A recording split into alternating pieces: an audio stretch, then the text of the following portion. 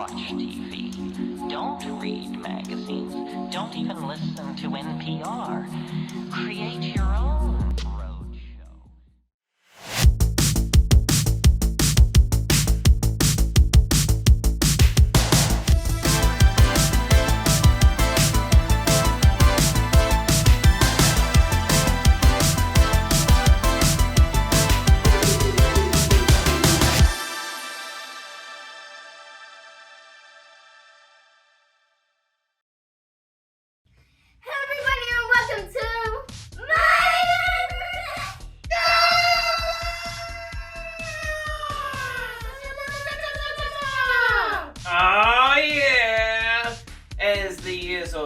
So eloquently put it, it is my womb escape anniversary. Well, yesterday was. So we are back in full force. Only today we have a wonderful episode. My favorite episode, which is the USA Cartoon Express Max. It is a feature Max week, and it just so happens to be my birthday, so instead of just doing a whole birthday lineup, I just went with the USA Cartoon Express Max that I had put together. Of course, this is actually two USA Cartoon Expresses that were mashed together because I actually had a Cartoon Express 1 and a Cartoon Express 2, because there was a lot of cartoons that were on USA Cartoon Express, and of course, we're gonna have a marvelous closer for this afternoon. So you have to stay with us, and I'm sure that you are noticing yet again that we are starting a bit early. So just hang out with us for a little bit extra time. Start a little bit early, end a little bit late. Make sure you got yourself enough of that favorite part of your balanced breakfast that we haven't even told you to get yet. So, Yizzo, what do we need to tell them to get that I just told them to get anyways? Ha, ha, Go get yourself a heaping bowl of your favorite part of the balanced breakfast. Yes! And birthday cake, like Yizzo said. Go get yourself your own birthday cake today. It's okay. I give you permission. We are going to get right into it. Right now, on Saturday MAXOUT!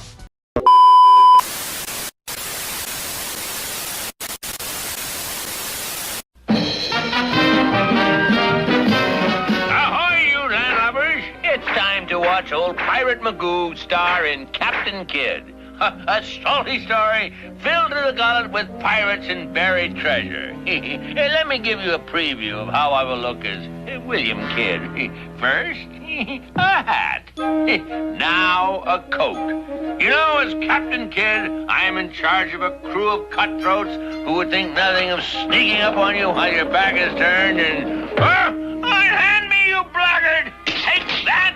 And that! Oh, you just can't trust those sneaky pirates.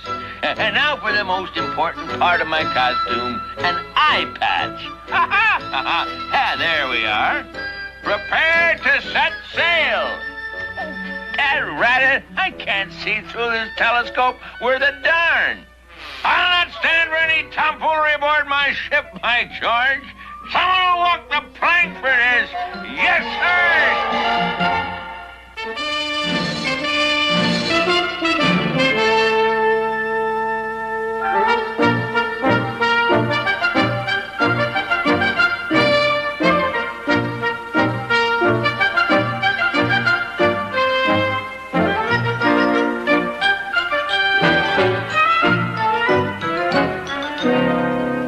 Much rum makes you a bigger liar than when you're sober, Billy Wells. Lawyer, is it? I leave it to Tom Jarvis there. Tell him, Tom. You knew Captain Kidd better than any man alive. No man ever knew William Kidd. No will neither. I were with William Kidd the better part of 10 years. Kidd's crew respected him. There was only one man aboard the ship who really hated Kidd. Him they called Red Dog because of his red hair and his growling, snarly way of talking like it's not. Aye, bring her into the wind, helmsman. Into the wind, aye. And the Vengeance is a trim-bottom brigantine, and steers so. She's not around washtub to wallow in the troughs of the waves. There was an enemy for Captain Kidd for sure. Not that he needed new ones. Sail where? Away! A point off the starboard bow, Captain. Yeah. Yon merchantman looks fat and full of gold. Captain Kidd! What now? What now, Jarvis? Yon ship is flying the Dutch flag. Aye, so she be. So she be. And we be at peace with the Dutch. More's the pity, eh? We only got a letter of marque to seize French ships, Cap. Yeah, good King William might find his coffers richer were he go to war with the Dutch and Spanish, as well as the accursed French, eh? Search out and destroy all French shipping. It says the blasted letter. What shipping? How long since our last prize, Mr. Mate? Some time, Captain. 6 weeks, Mr. Mate. 6 empty prizeless weeks. Thinking I'm taking a sea voyage for my health or for yours? Gold, Mr. Lump of a First Mate. G-O-L-D, gold. Clear for action, Mr. Henry. But, 'tis piracy. The word is expediency, you slob. She's Dutch, Captain. And should bring 5,000 pounds by the look of her, huh? Beat to quarters, Mr. Henry. Aye, aye, sir. Battle stations, you miserable monkeys!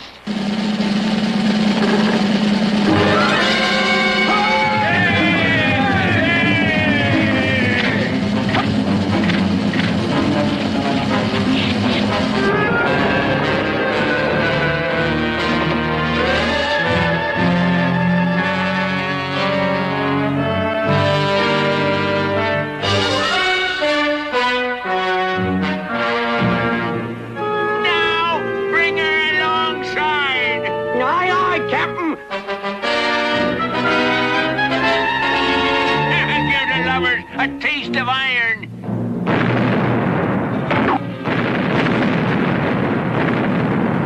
Get ready to board, you monkeys. Get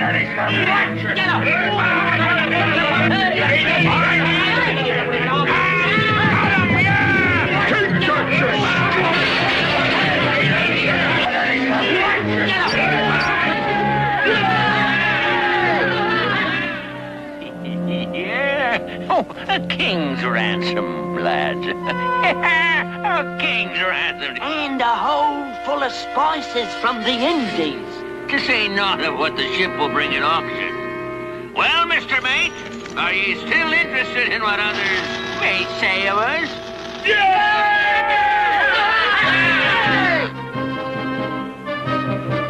Whether that were the actual beginning like of the captain's piracy, I do not know. But to see the way the gentry kowtowed to William Kidd in New York, to see the respect they held him and his money in, it were hard to believe this same man was a pirate. A pleasure to serve you, Captain. Yes, and how much did the Dutch merchantman bring, Joliffe? Hush, sir. If it were to get out that I dealt in contraband, And who would hear? Only all the others, who are only too happy to have me do their dirty work for them, huh?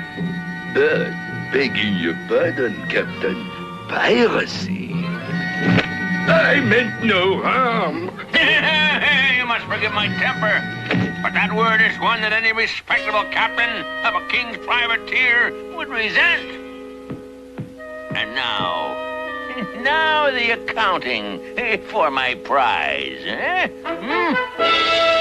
Did you ever help him bury treasure, Tom? Nay, every time we returned from a sea voyage, the captain disappeared. And part of the prize money and part of the jewels disappeared with him. But where he might have buried his fortune, even if he buried it, I do not know.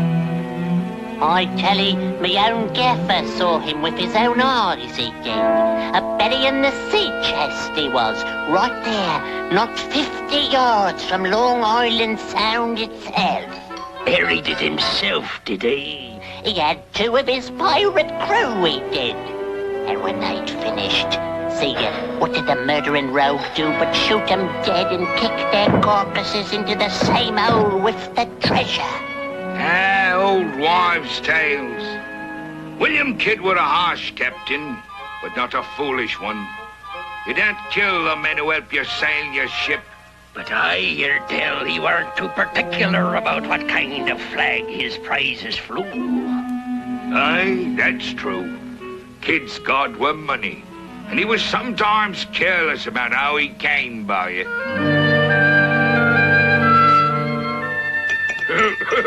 I told Hughes here it was a sound business move the day we decided to back you in your ventures, Captain. So he did. And until recently, I agreed most heartily. I had thought this to be a business meeting. It is, kid, it is. The only question is, whose business? Whatever's on your minds, spit it out. Oh, how direct you sailing men are. Very well. We have heard rumors of a considerable amount of prize money paid you by... So where is our percentage, kid? Are we or are we not partners? Aye. In all ventures dealing with my letter of marque from His Majesty, you are indeed my grasping, greedy partners. But my latest business dealing was a thing apart, gentlemen. I do not know what you have heard, nor do I intend to discuss it further. But rest assured, if it was business, it was none of yours. And many thanks for the overbrewed coffee. Oh, an arrogant scoundrel. I never liked him. What matter? He has been useful. A dishonest partner is a liability. If what we hear is more than rumor, Kidd sacked a neutral vessel. That is piracy. Piracy is punishable by hanging, is it not? But the proof... I've heard from one of the crew that there is a man sailing with Kidd named Red Dog who has little or no love for its captain. He might be persuaded to turn informer for the sake of his king. Oh. And 30 pieces of silver. Precisely.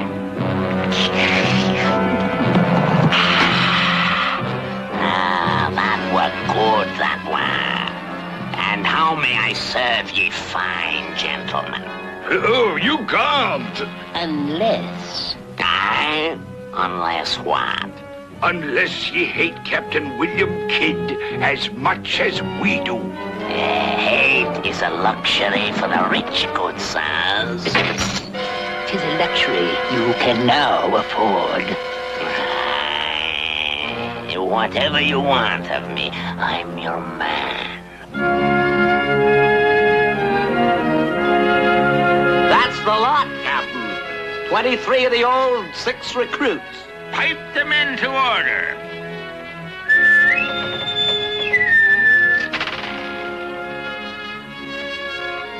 We sail on tomorrow's tide.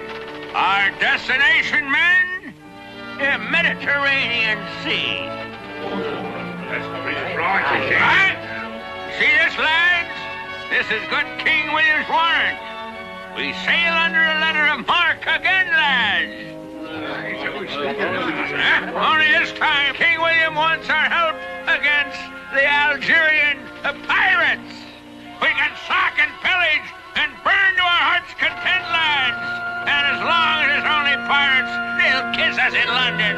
And how's that for a jest to warm your innards? Yeah. All right. Clear the decks, Mr. Henry. We sail tomorrow to make our fortunes. Enjoy yourself while you may, Captain Pirate. This'll be your last voyage. After these messages, we'll be right back. Bringing kids Here's our Power Pack new series. But Shredder wants it. We must take that power. Yeah, let me have it. Let's give it to her. Oh, no, the Ninja Nest. Chow down, dudes.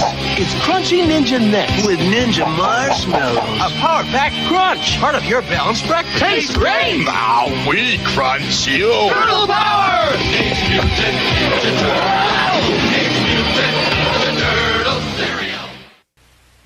And so Captain Kidd's voyage to the Mediterranean got underway.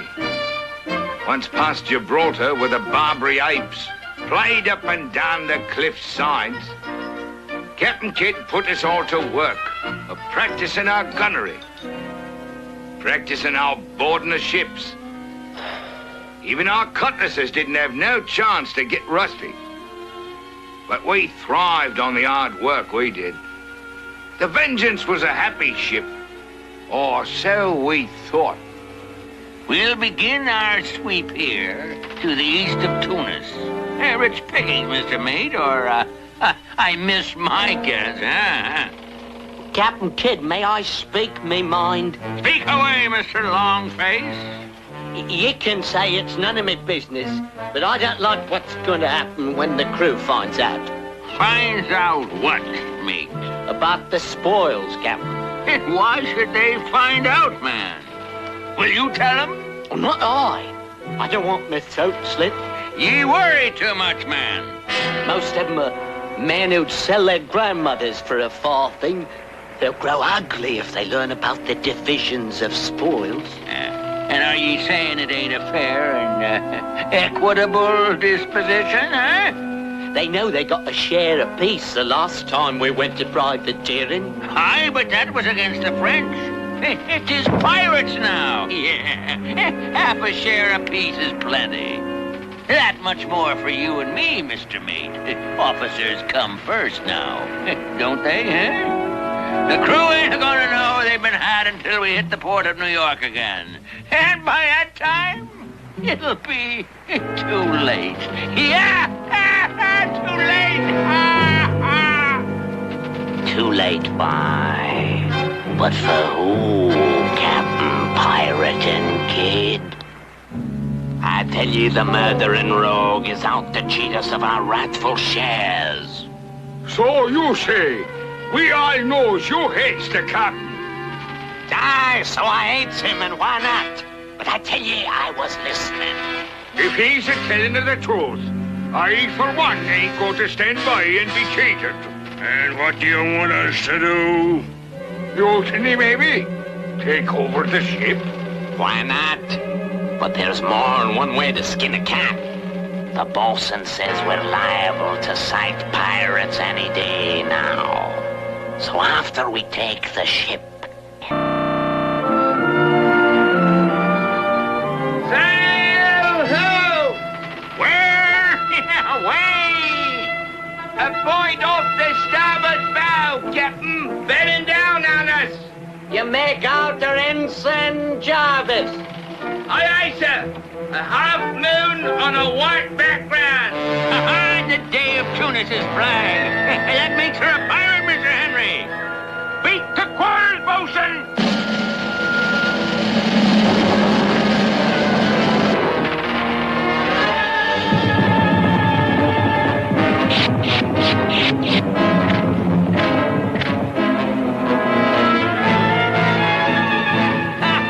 She'll go over 100 tons, Mr. Mate. And if she's been out any time at all, she'll have gold aboard her.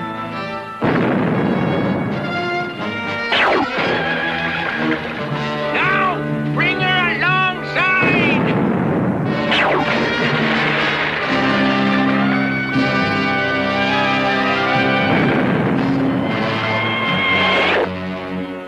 Hey, madam!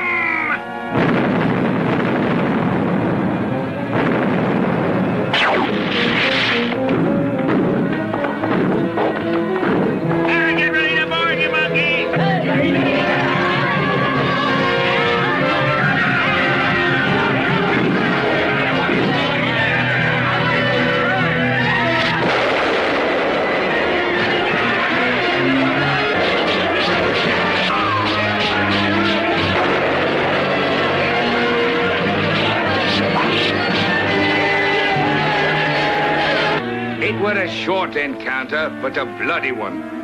That we come through with but 2 dead and 1 wounded. Are you not with us, Tom Jarvis? Nay, I have thought it over. I signed on for the full voyage. So you're Kid's man, eh? I be no one's man save me own. Nay, leave him be. 1 sound before morning and by heaven we'll come back to slit your throat. Red Dog had thought out his plan well. The handful of desperate men stole that pirate ship out from under his nose. Come morning, Kid was beside himself with rage. And don't think those thieving swabs are gonna get away with this. I'll find them, mind you, if we have to sail to every port twixt here and Constantinople. Brave words, but we all knew they was empty. The Mediterranean was big enough to hide a dozen ships like the one they took. He'd never find them now.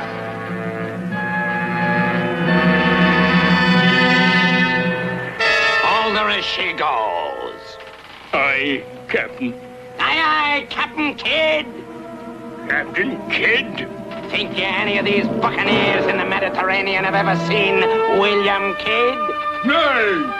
So that if a man call himself Kidd, should tales of a piratical act skip back to England or the colonies, why, 'twill be Captain William Ruddy Kidd who'll get the blame. You lad, paint out the pirate name and paint on vengeance. Aye, aye. Aye, we'll sink a merchantman or a Spaniard. And we'll tell him William Kidd done it.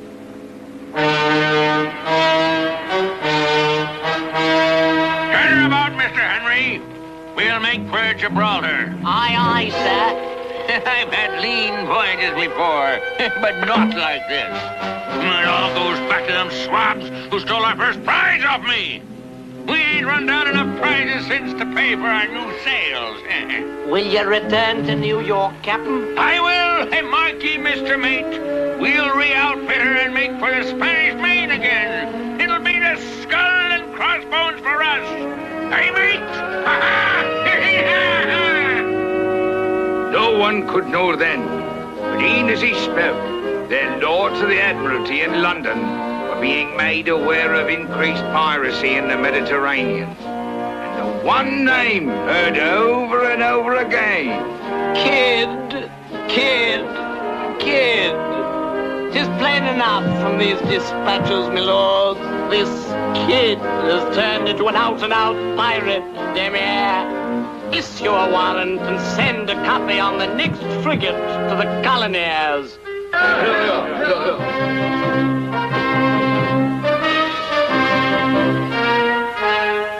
Captain William Kidd? None other. I have a warrant for your arrest. For what?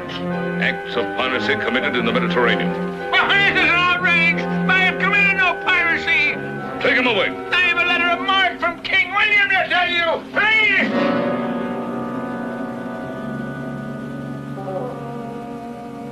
And the governor had William Kidd committed to the first prison ship to sail for England. There to face trial before the House of Lords for piracy on the high seas.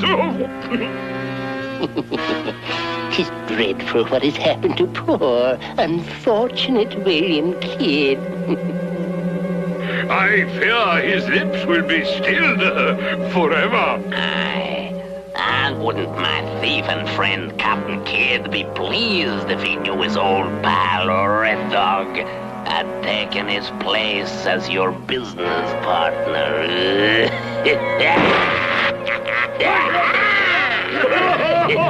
He was hanged on Execution Dock in 1701, like the common rascally pirate they pronounced him.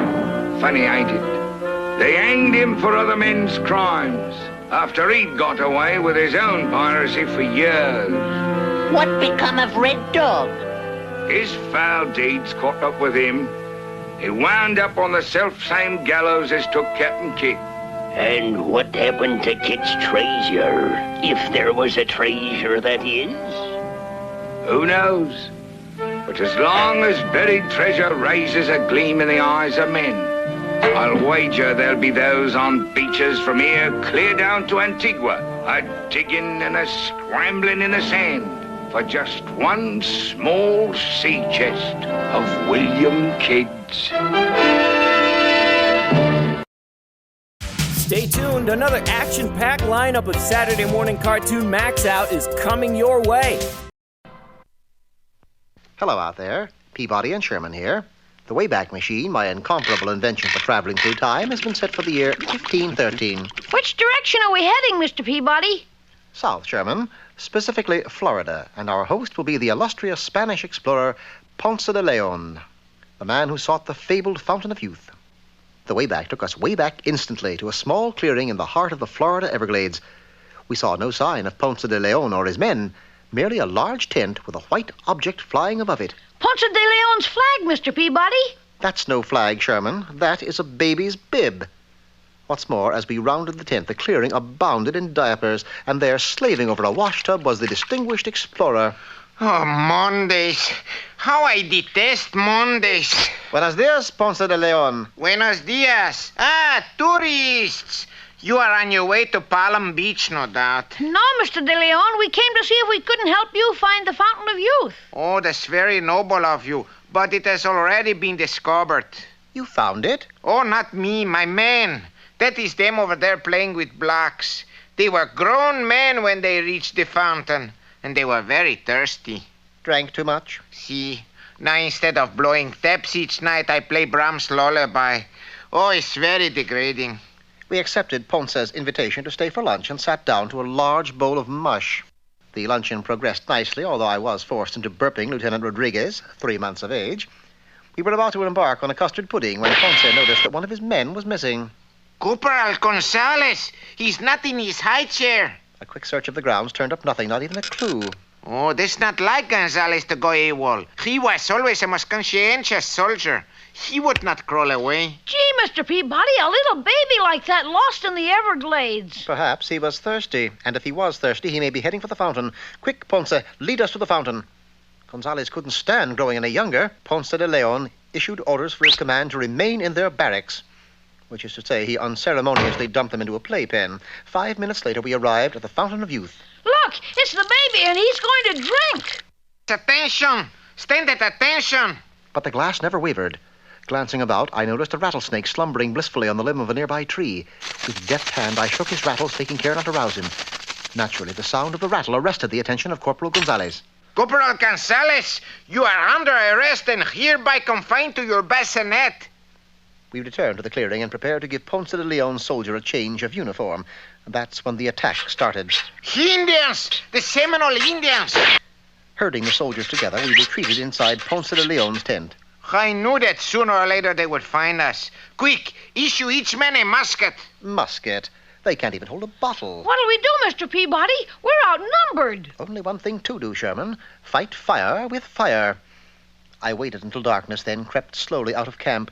Then suddenly, I was in the midst of the Seminoles. Why we not attack 'em in darkness? Why must Indian always wait till dawn? We take 'em pictures of battle. No got flash bulb for night fighting. Assured the Seminoles wouldn't attack till daylight, I continued on. Then early the following morning, I rejoined Sherman and Ponce. Senor Peabody, quick! I think the Indians are about to attack. But instead of attacking, the Seminole chief came into the clearing all alone. A white flag! They've surrendered! Again, you're wrong, Sherman. That white flag is a diaper. You see, last night I went to the Fountain of Youth, took a generous supply of the water, and crept into the Seminole camp. While the Indians were sleeping, I spiked their water supply. But if that is true, then the Indians are... Babies? Yes. And at that very moment, 4 of the most ferocious braves crawled out of the brush. White man, I come in peace. I have talcum to trade for diapers. And so the battle never came off. In fact, Ponce and the Seminole chief became such good friends, they erected the Fountain of Youth Nursery School. Well, all's well that ends well, Mr. Peabody. Precisely, Sherman. By the way, what is that you have in your hand? This? Oh, just an old rusty key I found in the dirt. Well, congratulations, my boy. You are now a landowner. Landowner, Mr. Peabody? Of course, Sherman. You now own one of the Florida Keys. My car skidded into a government laboratory where a top-secret experiment was underway. I swerved into the path of Dr. Chase's molecular transfer ray, causing me and my car to become one.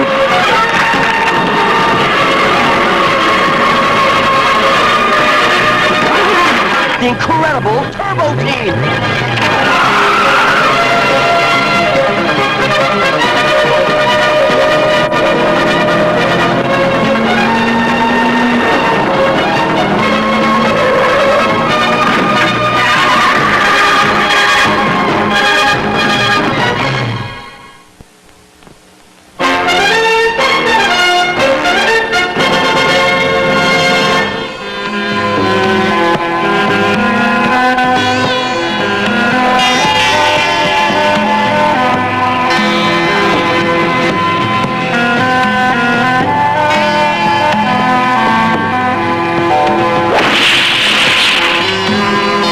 Found something. Hold up the lantern, Kerala. There it is. Beware the curse of the twisted claw.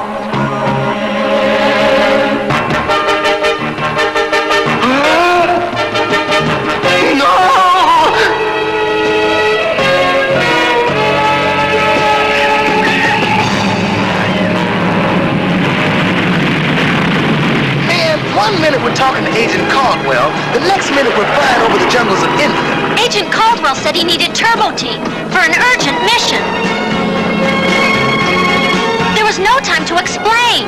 This should give us the answers. The man circled in the first photograph is Professor Ranjpur, renowned archaeologist, who vanished after discovering a legendary glove called the Twisted Claw. You will notice two of the claw's smaller talons are missing. One of them is in the envelope. The other talon belongs to Raj, Professor Ranjpur's son. We have reason to believe that when the Twisted Claw has all its talons attached, it becomes a key to an ancient weapon of great power.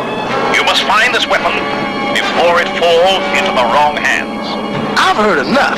One more thing.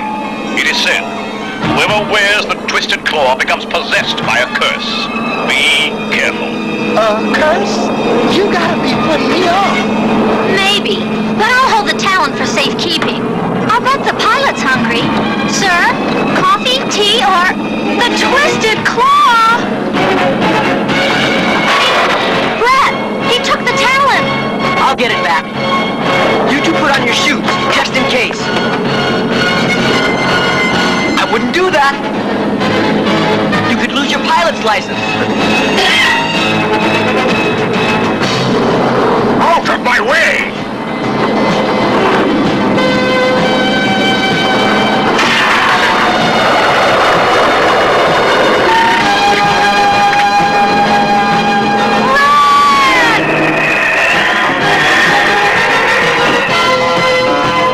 Everything's cool.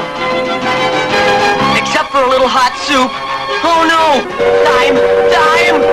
He's changing to Turbo Team. We've got to help him. One problem, Patty. We forgot the ice.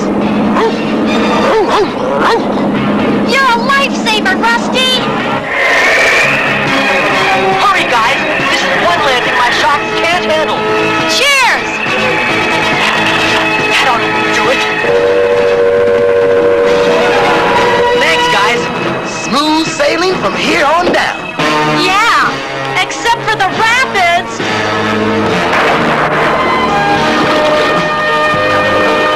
It may not be first class, but it beats walking. But Raj, are you sure your father is possessed by the Twisted Claw? I wish it were not so, my friends, but Kerala will tell you. What Raj says, I saw with my own eyes. To free my father from the curse, we must remove the claw. That is true. But now that you forgive us, we must excuse ourselves.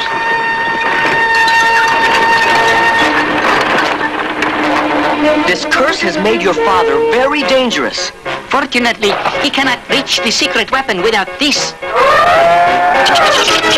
Help! Let go of me! Come on, we've got to rescue Raj. Yeah, before we need rescuing. We better hitch ourselves a ride. Mind if we join you? Yeah! We're coming, Raj. Yeah!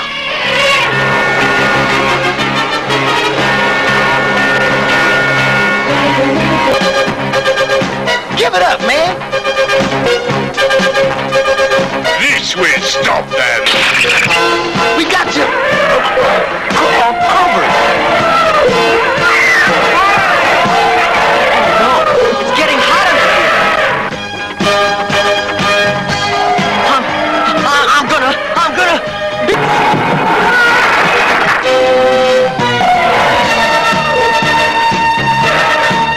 A bunch of kids won't stand in our way.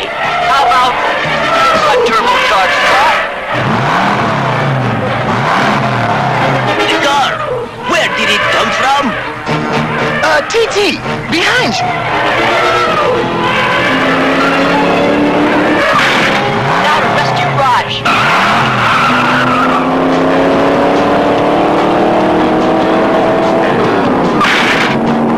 Welcome back to the pack, Jack.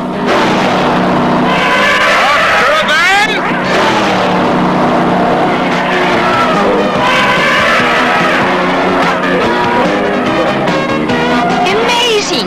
No one's driving. Cast the ropes!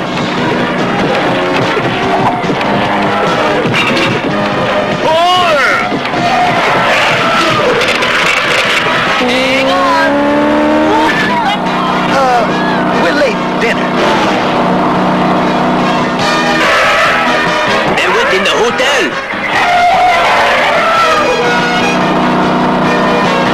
We're safe. So much for that theory. There's the boy. I'll handle them. Get Raj outside. Get them! You'll have to get past me first.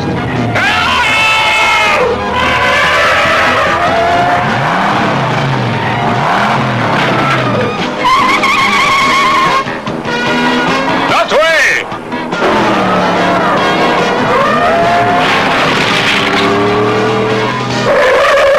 Uh-oh, here we go again. Only one way to go. Up and over the wall.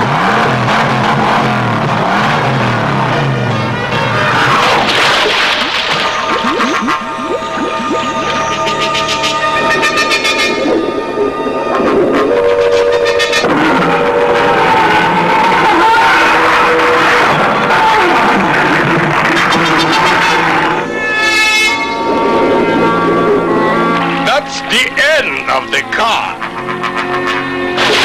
Oh, my stomach. I've got to work on that dive. We're cool. They blew the scene. My father will not stop until he has the other talon. He's not himself. We must get the claw from him. But how? What we need is a trap. Something exotic. With a talon as bait. Right! Raj, spread the word that the talon has fallen into the hands of Pataji, the greatest dancer in all of India. But you don't know anyone named Pataji, do you?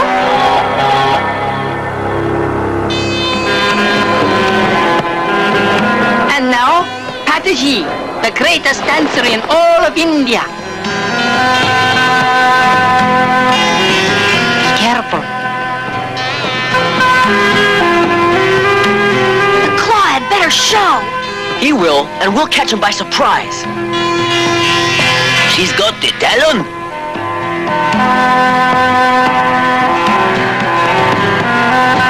He's coming. Get ready. You're on, Rusty. What?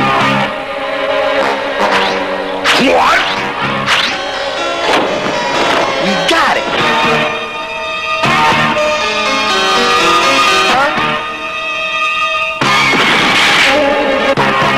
Help! On my way, Patty.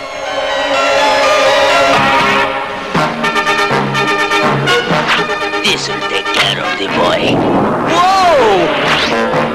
Excuse me!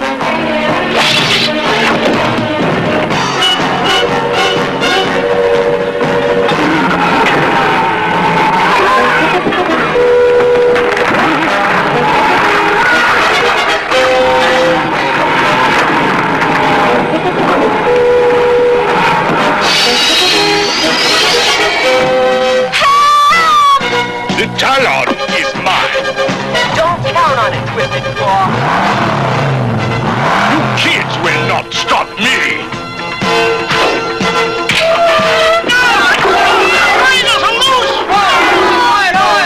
And neither will your car. Oh, no! At last! Get the monkey! TT! No! I can't! If I move, the whole place will cave in! After these messages, we'll be right back. Now there are more great styles in the Fast Ones collection, like Gravel Grinder, each sold separately, all with one-of-a-kind Fast Ones plates. You can send 5 proofs of purchase from Fast Ones cars from any 5 states to get this gleaming Fast Ones racer free. Plus customizing plates available only through this offer. Details on specially marked packages expires December 31st, 1982. Gravel Grinder. Other Fast Ones racers sold separately. New from Kenner. Yeah. That's the penny racers. Each sold separately. You can put a penny in it. Pennies not included. Pull it back the motor wreck. You can pop a wheelie with it. You can put a penny in it. Yeah! Pop a wheelie with it. That's penny racers. Move! You can pop a wheelie with it? That's penny racers. That's penny racers. Penny Racers, each sold separately. By Takara. My friends and I love our Radio Shack radio-controlled cars. Watch out! Here comes Buster! My 4x4 off-roader's big tires handle lots of bumps to get me out of here quick. And look at my turbo racer, run for cover! Doing my high-speed turbo Lamborghini corners, I'm out of sight in no time. Oh, he always finds us. Buster loves to chase cars. Radio Shack's radio-controlled turbo Lamborghini 4x4 off-roader and turbo racer. Batteries not included. Radio-controlled toys each sold separately. Only at Radio Shack.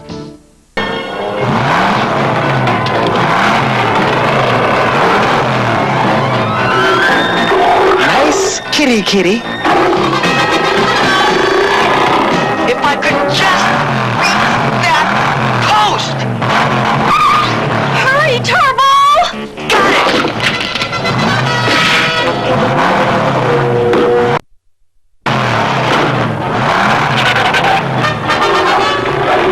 And now for the greatest show on wheels.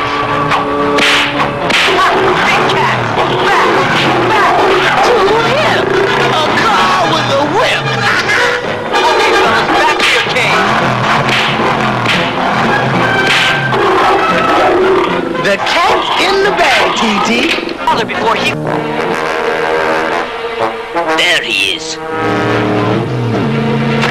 Look! With those two. I got it! You had it. Oh! Toss me the Talon!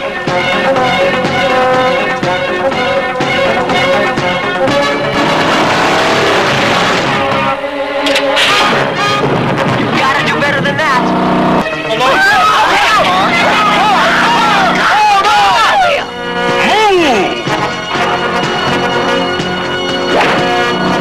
That's hitting below the tires. Ouch! Looks like I need a new set of wheels.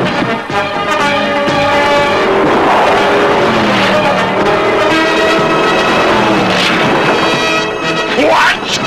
Can't get rid of me that easily.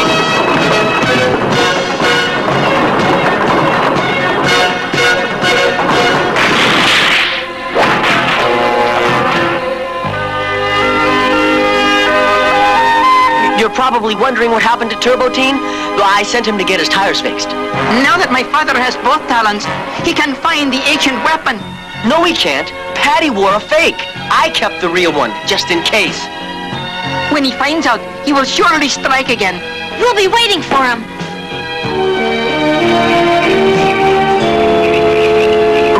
Rusty. The twisted claw could strike any minute. So keep your ears open, your eyes peeled, and your mind.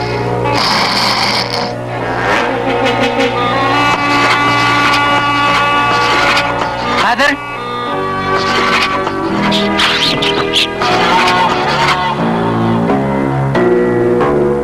Son, bring Talon to Lake Batar. Only way to break curse. Father. What can I do? I've got to try and help him.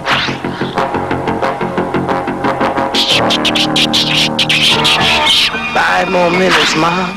Raj! He's gone!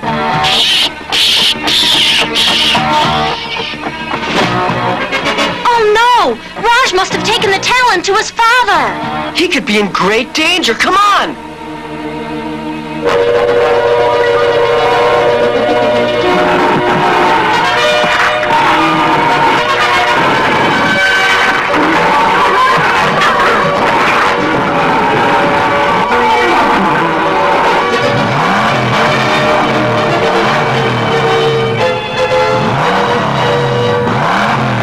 Over here, son. Father, help me! Take him aboard! Hurry, Turbo! It's you follow across water.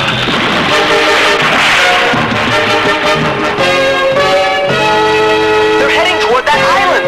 That must be where the weapon is hidden. How can we get there? Paddle. We've got to find the twisted claw. I hope we're not too late. At last, the secret entrance. The ancient weapon is within my grasp. The car! He's found the secret entrance. And it's gonna stay a secret if we don't step on it. They'll wish they never made it in. I know every track in the patch.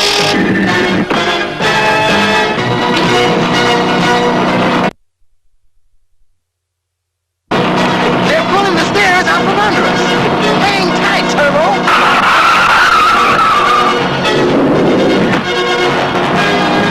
This corridor leads to the chamber that holds the ancient weapon. The car will never escape. The pillars of doom. This place looks safe enough. Of course, looks can be deceiving. Turbo, look! A way out! We made it! I wouldn't call this making. What could be worse than this? That! Do something, TT, before you become a turbocharged porcupine. I've had enough! Nice shot, Turbo!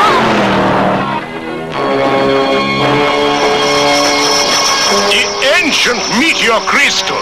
It really does exist. With its power, it will be worth a fortune. Unfortunately, it's not for sale. This time you're finished. We better beat the retreat. Right!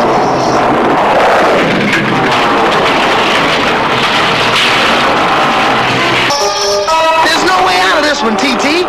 Alex, have I failed you yet? I'll never doubt you again. To be another way out of here.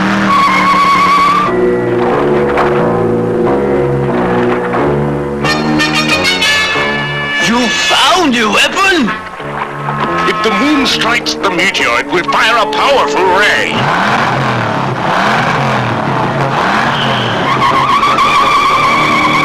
How can it be possible? Get him, Turbotine! The twisted claw is not my father! Let him deal with thee!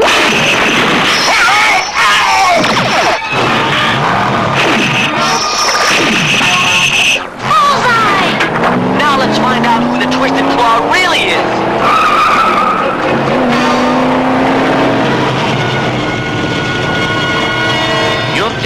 the weapon. There's no reason to fight any longer. Smart move, Mr. Suet. His hand then overpowered me in the darkness. By the time Kerala came back with another lamp, Sumant had hidden me away, then claimed I was possessed by the twisted claw. I knew that curse was a lot of jive. Ah! It's the twisted claw!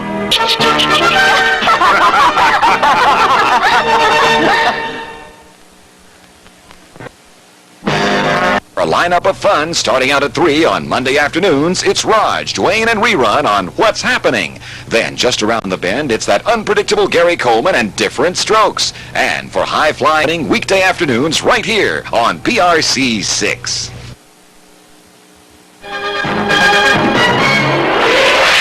Don't move. Another action-packed lineup from Saturday morning cartoon MAXOUT is coming your way.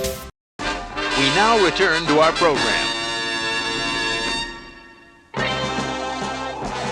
Near a neutron galaxy far, far away, Uglor the Invincible is about to unleash his ultimate plan of conquest. Only once every million years does a neutron galaxy appear in the universe.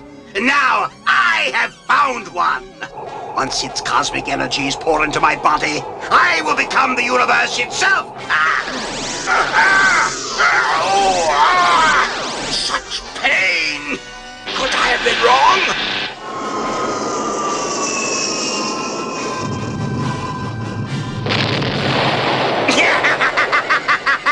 It worked! Now at last! Now the universe is mine!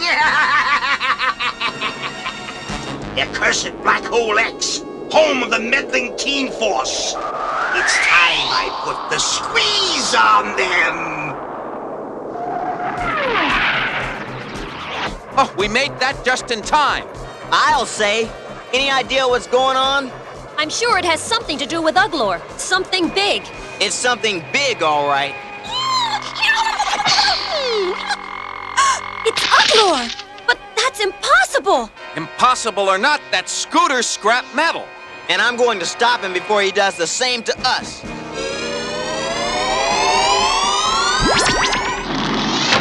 This'll knock him out of the universe. I am the universe! For you, my dear! Oh! Uglor's never been so powerful. What are we gonna do? There's nothing you can do, teen twerps. I'm in control now. At that same moment on Quasar, home of the Herculoids, Dorno is returning from a journey when...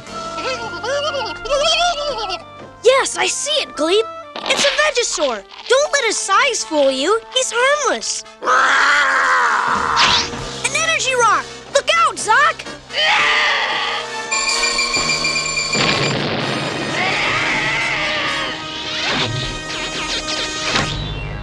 Good thinking, Gleep. I owe you one.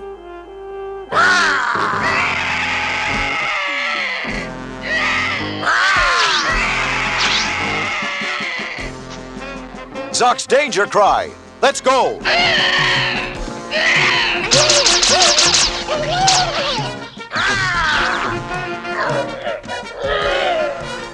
Tundro, Igu, use Plan 9.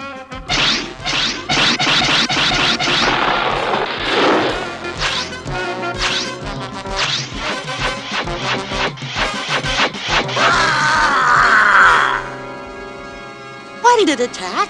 Because I am controlling it like a puppet. Uglor, you fiend. I, a fiend? Uglor's gone. The danger's past for now. Herculoids! Look! Electra of the Teen Force! No! A telepathic projection! We need your help, Herculoids! Somehow, Uglor is becoming all-powerful! Soon there won't be anything he can't do! And we have but one hope, and it is here on Quasar, the Cosmic Cone. So what is this Cosmic Cone anyway, Electra? No time to explain now, kid! Ugh!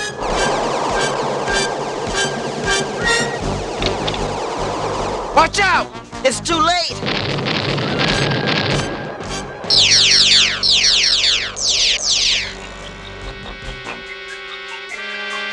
Where are we? Wherever it is, I'll bet my track shoes it's Ugglor's doing. Congratulations! You win a Cupid doll! No, 2 Cupid dolls!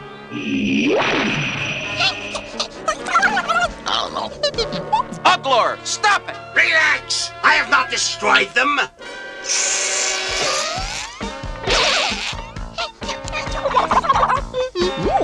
I'm having too much fun to destroy anyone! Yet! We've got to get out of here! But how? He's all around us. But maybe not under us.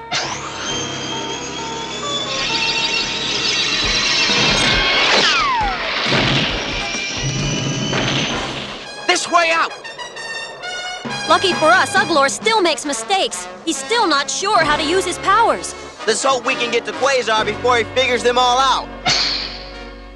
Father, where is the cosmic cone of which you speak? The abandoned city of the ancients. We are nearly there. Strange, Ugglor hasn't tried anything for hours. Maybe the big ape has given up. Ah! Father! Father!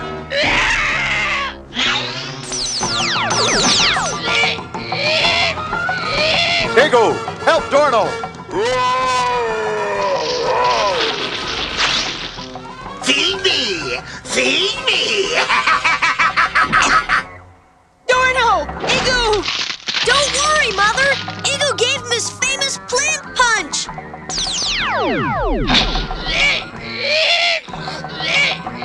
Stand back, Dorno! Quick, Tundro! Help me clear a path! Good work! Now let's hurry! There's no telling what Ugglor will do next! Hang on! Quasar's close now! I get the sudden feeling that Ugglor's a lot closer. You're right! Look! He's throwing us a cosmic storm!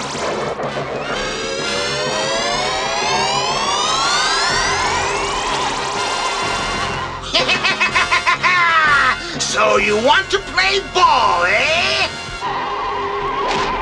Oh, my aching back! I'm not letting Ugglor kick me around anymore! Maybe we won't have to. There's Quasar! No, there's Quasar! 2 Quasars? Ugglor's trying to confuse us. My powers tell me neither of them are real. There's the real Quasar. Ugglor has created the illusion that it's a dead world. Then let's move before Ugglor grows strong enough to make it really happen. There it is! The abandoned city of the ancients. But where's the teen force? We cannot wait for them any longer. We must go. You won't go alone, Herculoids. The teen force! You made it! Just barely, Dorno. If we fail, the universe falls.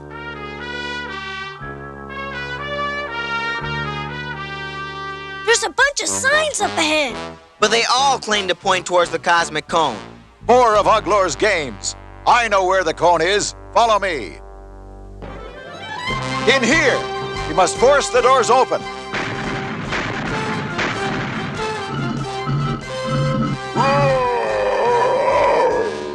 That's going to defeat Ugglor? Sometimes very big things come in very small packages. How does it work? We make it work. Now, for the moment of truth. Oh, too late! I am tired of toying with you. I have won, and you have lost. Whoa! Everyone, concentrate.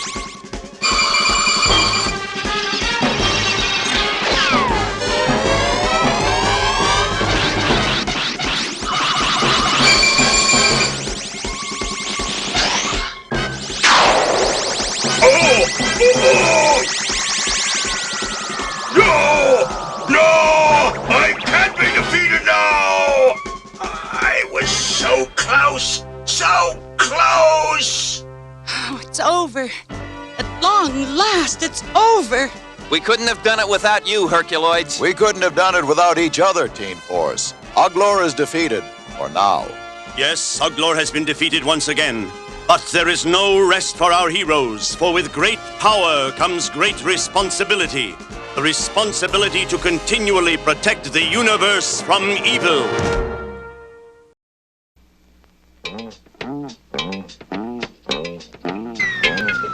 Hey, hey, hey!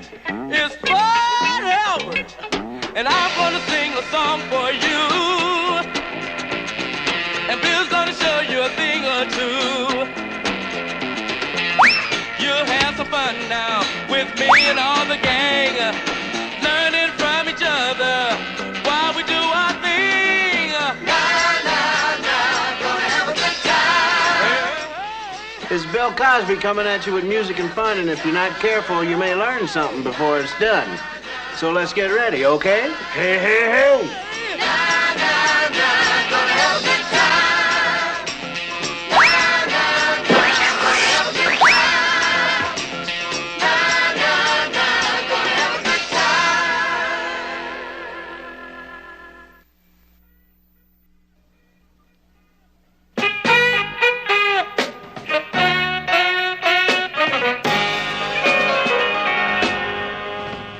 You know, the sports page is full of stories about sports heroes.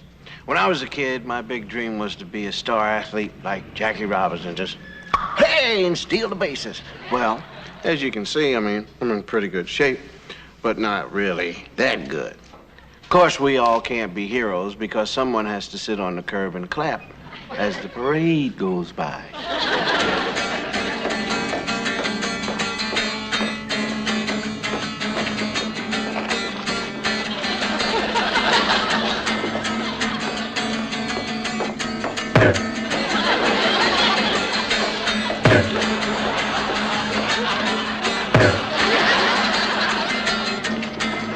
Hey, that scrap iron sure plays a lot of heavy sitar.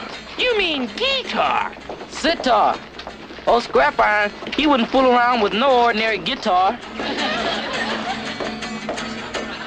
Man, isn't that the living end? I wish it was. I think it sounds crummy. Man, you asking for stitches. Scrap iron hear you, and you had it.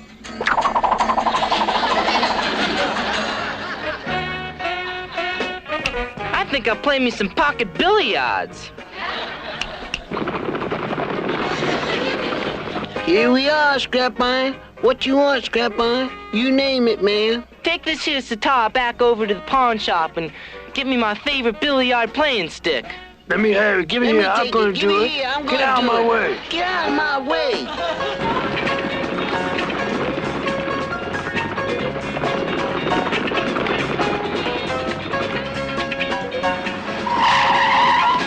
Watch where you're going, kid. Hey, Scrap Iron, show these dudes how you can turn yourself with one hand, man.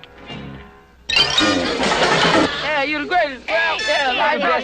Yeah, light up. You're really the greatest. Yeah, right on.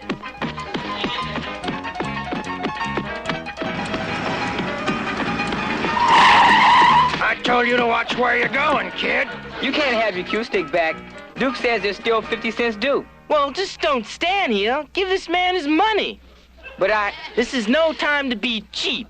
Hey, maybe you be heard what be scrapping iron be saying. Go on, but give it Duke but him his money, but.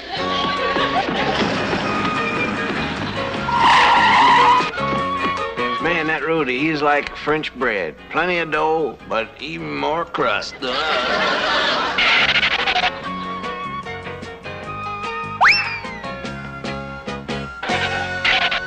About time.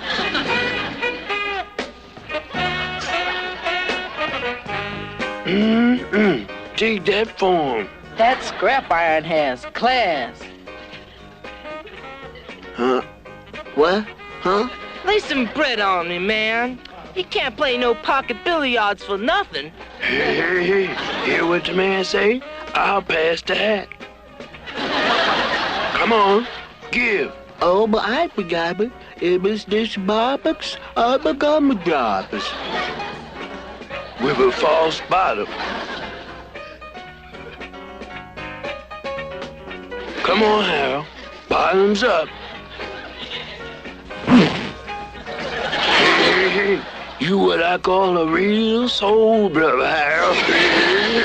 What's holding up the table fees? Hustle.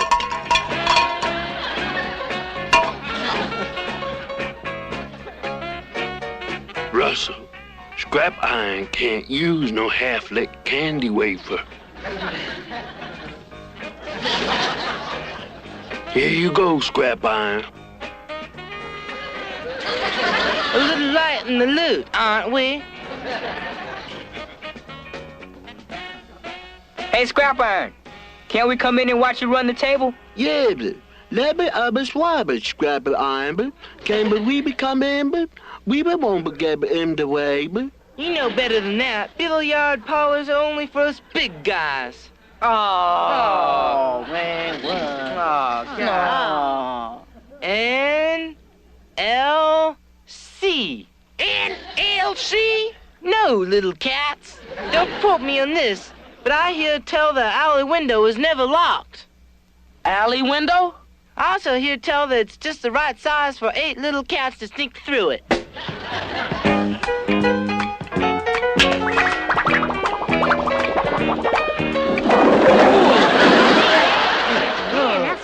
was bad. Look at this dude. Wow. Yeah, man. What a beautiful bouncing billiard blast. Ooh. Did you see that? Yeah. Hey, what a play. What are you kids doing in my pool hall? Well, Scrap Iron, he said, we could. Scrap Iron? He let you in? Talk about falsifying. I never saw those little cats before in my life.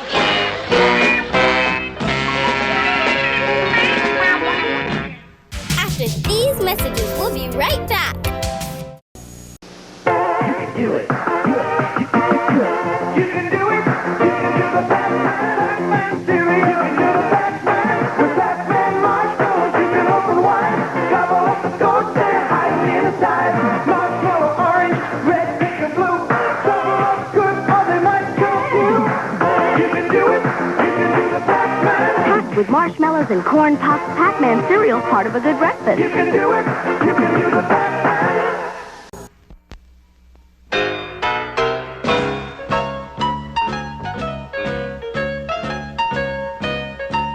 Scrap Iron showed his metal at the billiard parlor, and his metal was kind of corroded. If you don't know what I'm talking about, ask your teacher. But of course, Scrap Iron did have his reasons for leaving the kids in a bind. Fat Albert and the gang are now demanding a full explanation.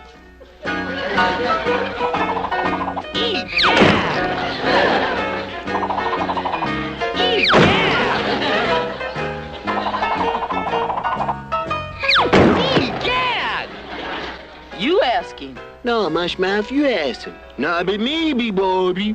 But Bucky better do it, but... Me? Why me? What's the matter with you guys? Hey, how come you told that billiard parlor man you never saw us before?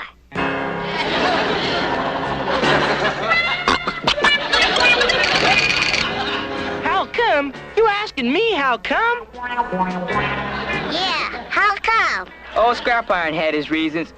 Didn't you, Scrap Iron? I had my reasons. He had his reasons. Yeah, Scrap Iron.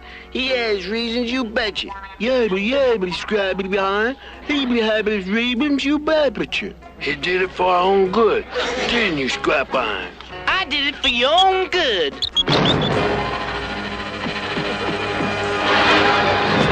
Scrap Iron wanted to keep us from getting into trouble. Trouble? What kind of trouble? What kind of trouble? Billiard parlor trouble, that's what. Billiard parlor trouble, that's what. Scrap Iron, those little kids ain't supposed to hang around no billiard parlor. Uh-huh. Yeah, no telling what kind of mess we could have got ourselves into. Uh-huh.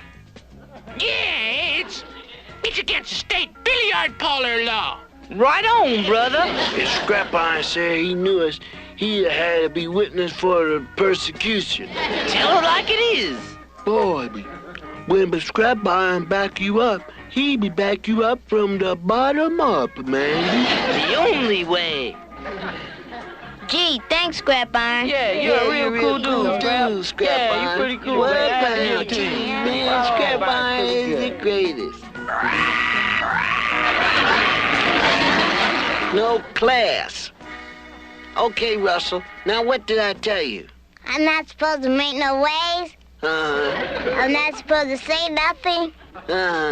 I'm not supposed to make no faces. I'm not supposed to make no raspberry noises. I'm not supposed to do nothing to upset that big phony Scrap Iron. No. Hey, elbows away. Bobby, Scrap Iron, but sure be gonna like this, but... I can see my face in reflection just like a mirror. That ain't your face. That's the trademark. Attention.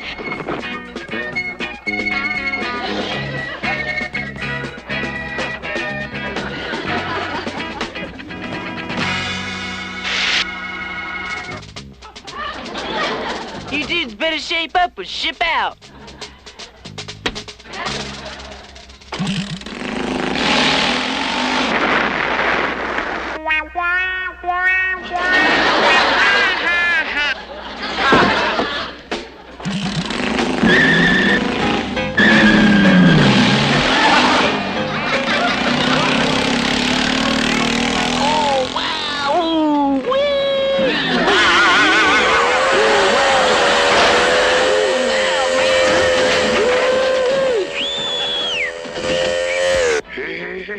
That Scrap Iron is king of the wheels.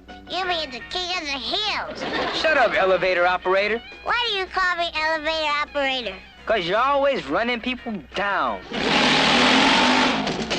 Hey, give me a ride, Scrap Iron. How about me? Me first. No, me, man. Come on, man. Get on, Fishy. You know he said I could go first.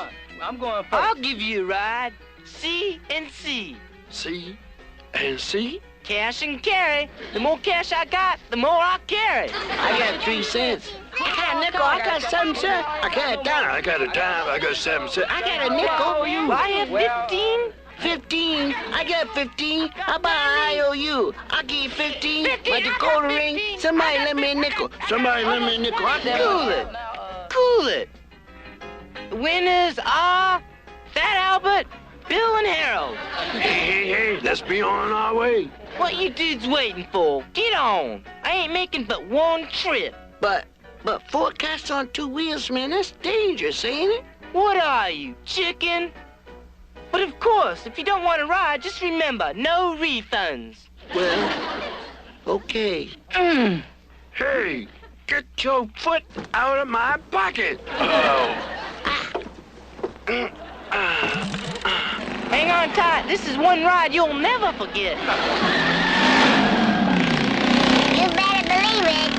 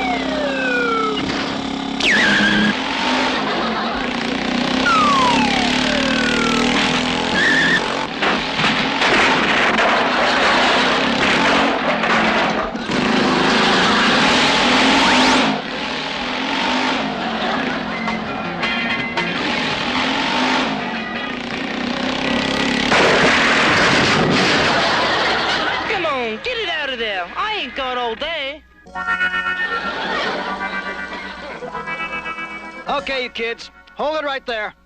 Good thing you got here, officer. These kids almost got away. What? Those 3 dudes ran off with my bike. After these messages, we'll be right back.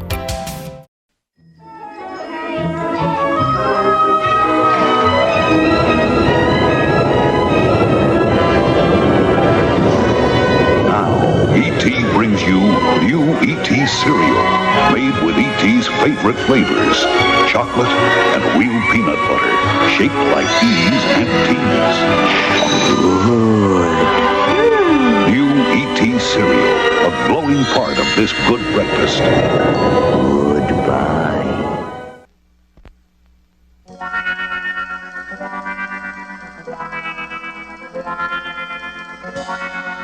You say these kids ran off with your bike? That's what I said. But, officer, we didn't. We did not. We're clean. Ain't it pitiful to see these little dudes trying to lie their way out of this mess? Hey, Scrap Iron, what you trying to pull? Why are you trying to put the blame on us? Tell a policeman what really happened, man. We had to pay him to give us a ride. We never took his old bike. He's trying to put the blame on us. Hold it, hold it. Now you say this is your bike. Check. And these kids took it. Check. You want to press charges? Double check. Okay, now. I'll do a little check of my own here. Where's your license plate? Huh? License. Oh, those dudes must have knocked it off when they rode off. Yeah, that's what happened. Where's your registration? Registration? I'm too young to vote. I mean your vehicle registration. Vehicle, it must have blew out of my pocket when I was chasing them. Yeah, that's it. But I don't believe what's happening. All right. Let me see your operator's license. Oh, yeah, got that right here. Here you go. This is just a learner's permit, and it expired 6 months ago. I know, my new license is coming, but my mailman's been out sick.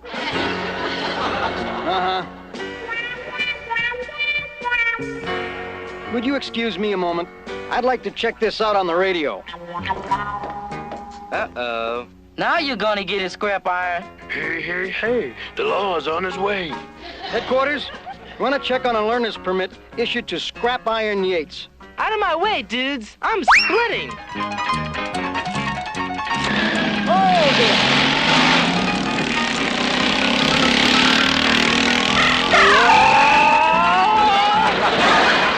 Man, this time Scrap Iron sure put his foot in it. Yeah, up to the neck.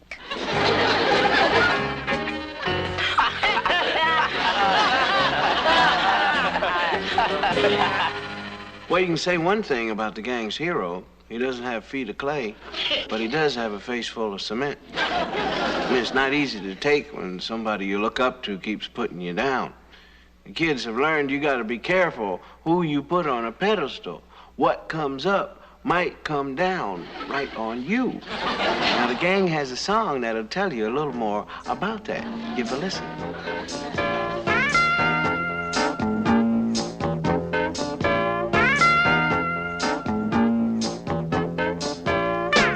Follow him all over town, and you don't know where you're bound. Behind your back, he puts you down, 'cause he's got you on a merry-go-round. Can't you see you're going nowhere? Oh, don't you know he's not a hero?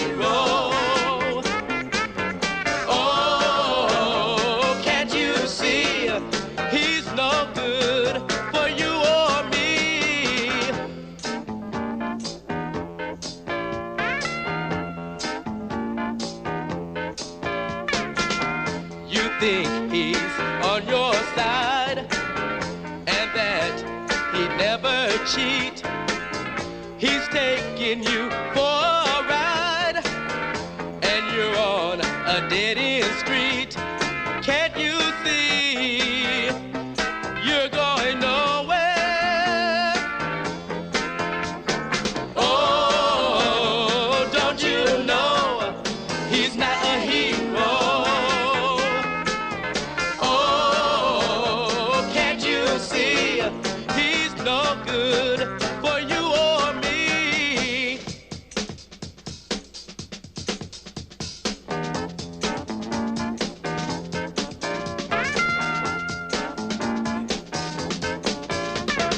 Oh,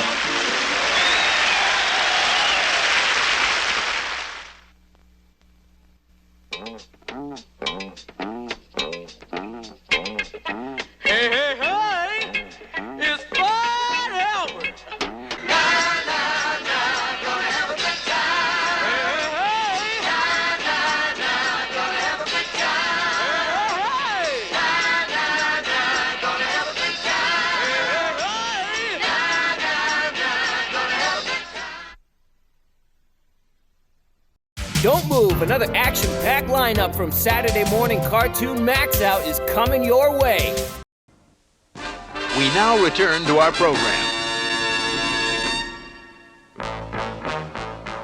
In the harsh desert of Quasar, the desert dwellers' search for food and water is never-ending.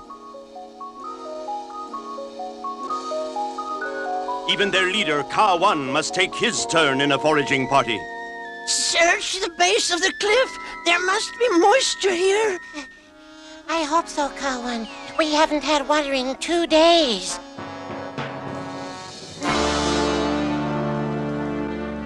Ka-1, over here.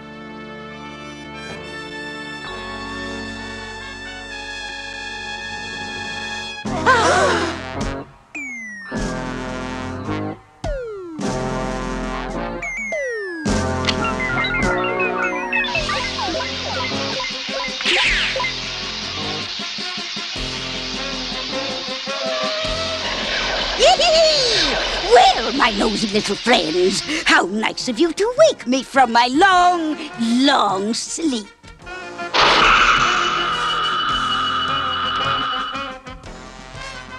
Oh, it's good to see I haven't lost my touch. Now, my little soldiers, start marching. We have much work to do, much work, before this planet is ours.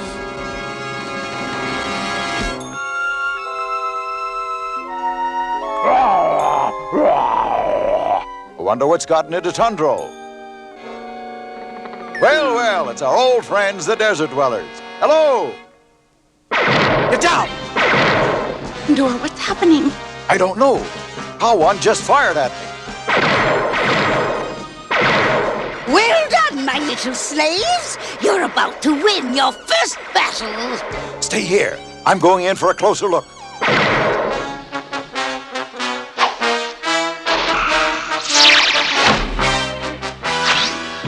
Never have I fought such an enemy. Let this be a lesson, Jungle Man.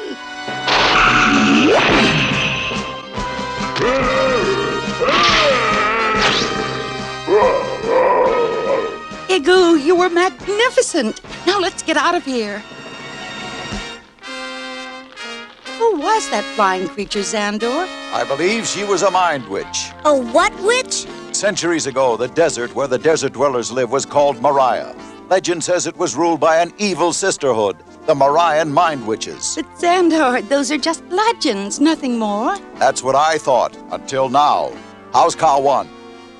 Xandor, where am I? The cave? Easy, my friend. You'd better start from the beginning. And I'll use the signal crystals to summon Space Ghost. A short time later, a familiar ship blasts off from the ghost planet. That signal from the Herculoids was garbled, but I'm certain it said something about witches. Witches? You think maybe the Herculoids have a little touch of jungle fever? Shame on you, Jace. But I admit, I won't believe in witches until I see one. I have a feeling that may be sooner than you think.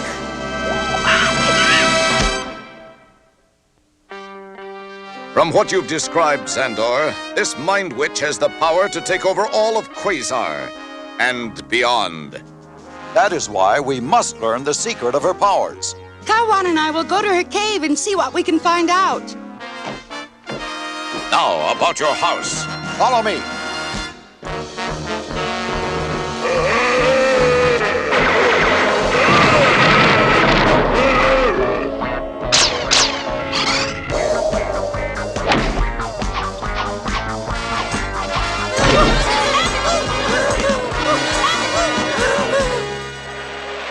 Careful, Tundro. They're still our friends.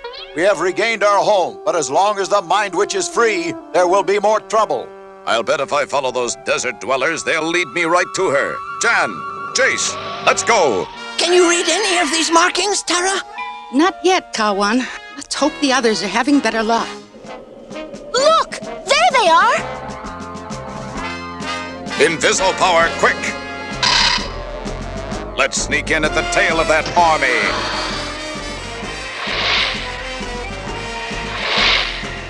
You miserable little sand slugs! You failed me!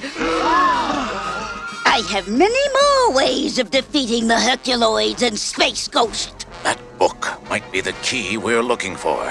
I'm going to try to get it. Space Ghost, no! I will have revenge on Space Ghost and his friends. Flip, here. Now take it and run. No! Give me that book, you fools! Cool it, Mind Witch. Her power is too great. Get out while you can.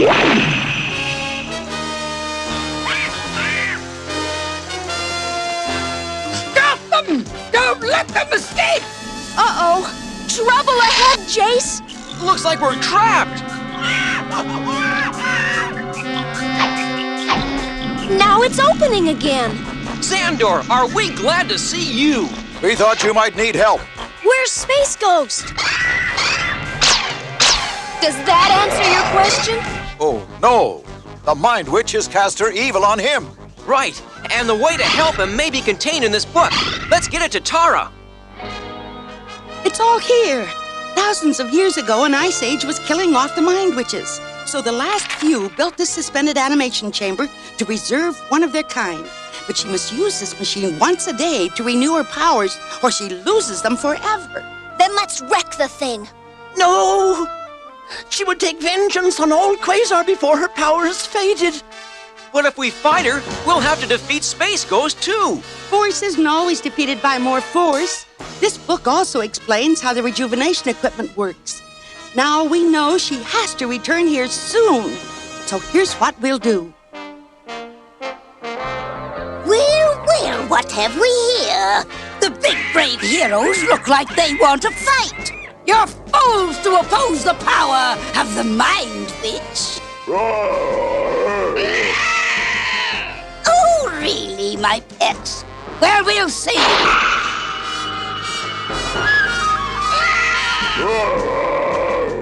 Good boys. Now let's end this battle quickly. I'm growing tired.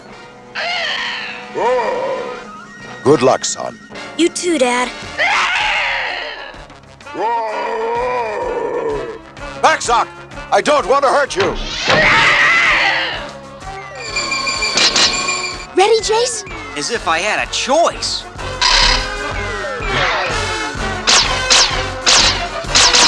Stop, MAGOO, please! My powers grow weak. Stand guard, my friends, while I renew my strength. How can we stop her without hurting Space Ghost? We just have to hope that Tara's plan works. Must hurry. I'm getting weaker.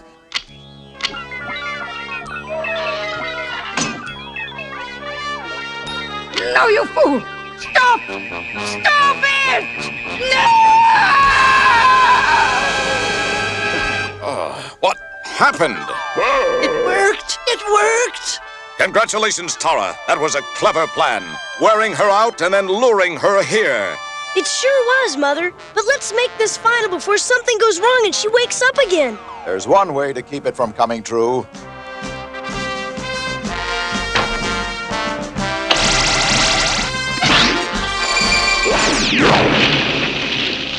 Thus, the legend of the Morian Mind Witch is laid to rest once again, this time permanently, thanks to the mighty Herculoids and Space Ghost!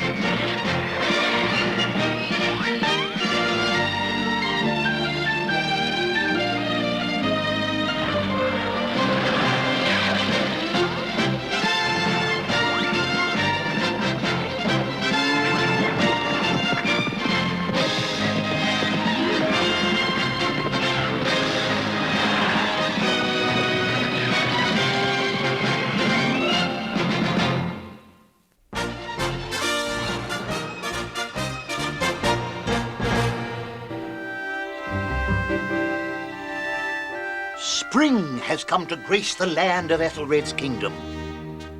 From far and near, the king's subjects gather together in celebration of the most wonderful season of all.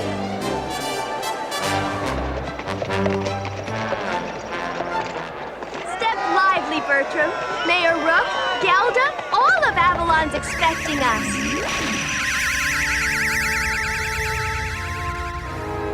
Bring me the mayor's daughter, Gelda. Turning these peasants to stone will make her talk.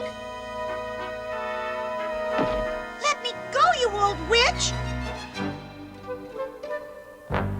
The only place you're going, dearie, is to the Pool of Youth.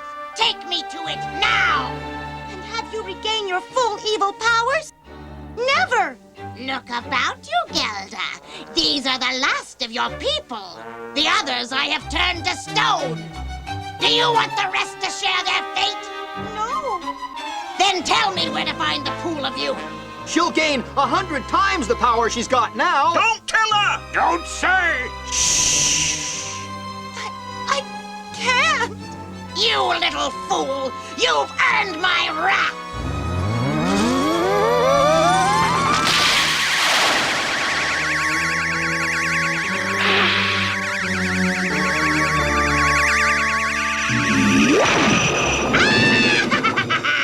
They make fine statues.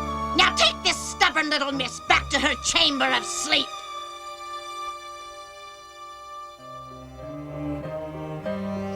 Looks like spring's hit everywhere, except the road to Avalon. What's that? Dirk, could you help me move it?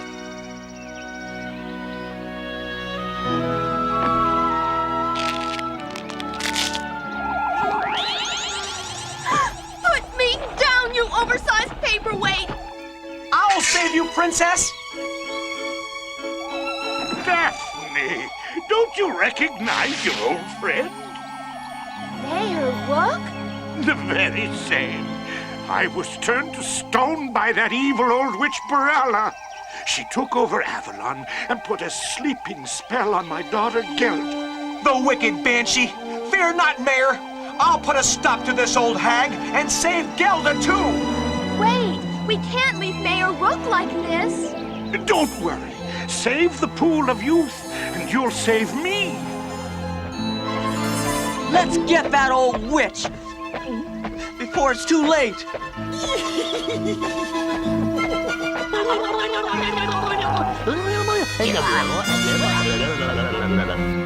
Sir Dirk, look.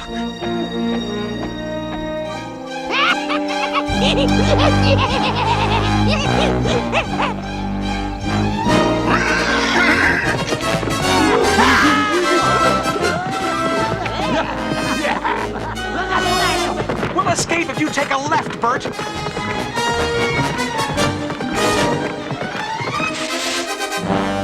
Then again... quick, everybody! Climb up the cliff!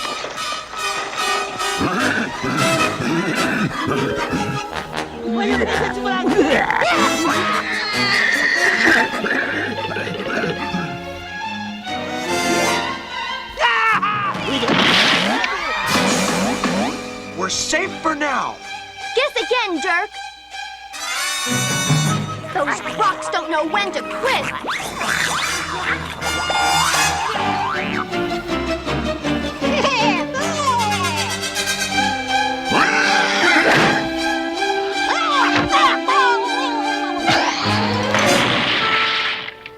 I guess those fiends were Barella's handiwork.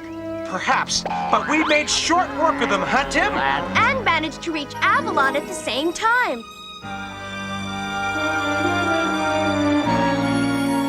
We're too late. The town, it's ruined. And Barella's turned everyone to stone. Barella? You were expecting maybe the Tooth Fairy? Release these people from your spell, witch. You'd better get used to my statue's night. All of you will be joining them.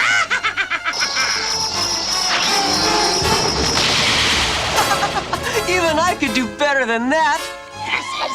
Brewing wolves weakened my magic. But we'll meet again, pests, once I find the pool of youth. Aw, forget that old windbag. Let's look for Gelda.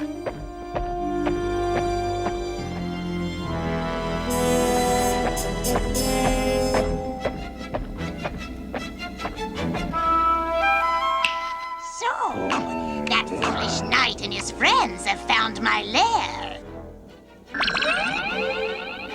Let them rescue Gelda.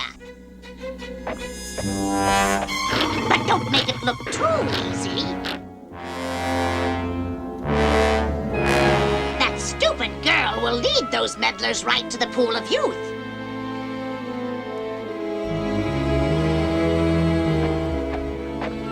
Do you see anything ahead, Dirk? Sounds like some kind of party. Maybe that old hag is celebrating her 2000th birthday. There's nobody here. No, there's somebody here.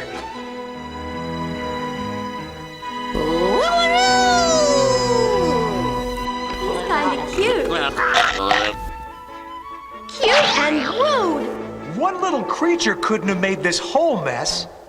How about 100?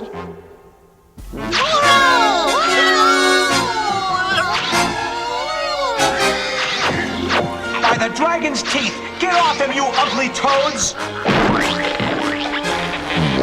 Willow Rose. Oh no! Those goblins are getting bigger! You head for the door. I'll take care of the blue twerps.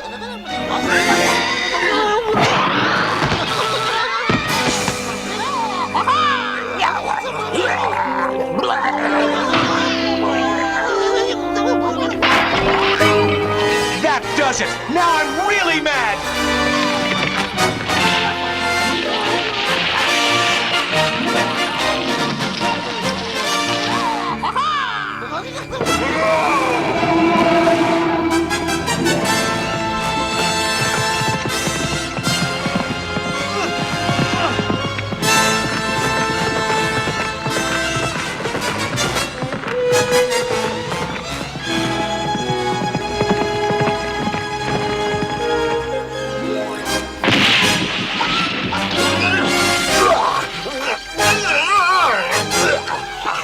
Good work, Dirk. I'm proud of you.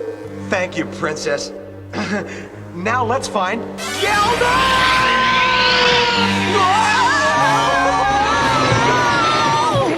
Something tells me this isn't a pleasure boat. I wish you hadn't said that, Tim. Hold on tight. I'm gonna try and steer this thing. You'd better get this crate landed fast. A waterfall! Quick, Daphne, give me your sash.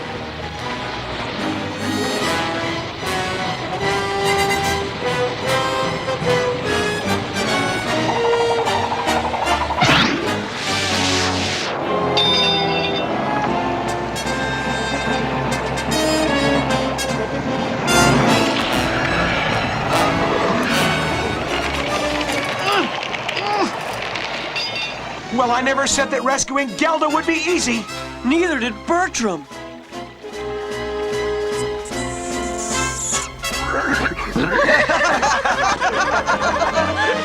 I wonder what kind of fun's in store for us here. There's another light up ahead. Let's head toward it. Maybe we'll find Gelda. Gelda's that way, I'm sure.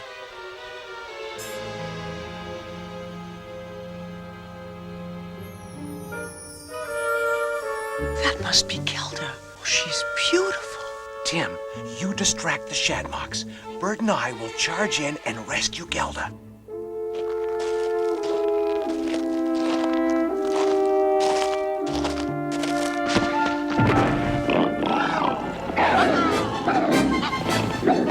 There goes our sneak attack.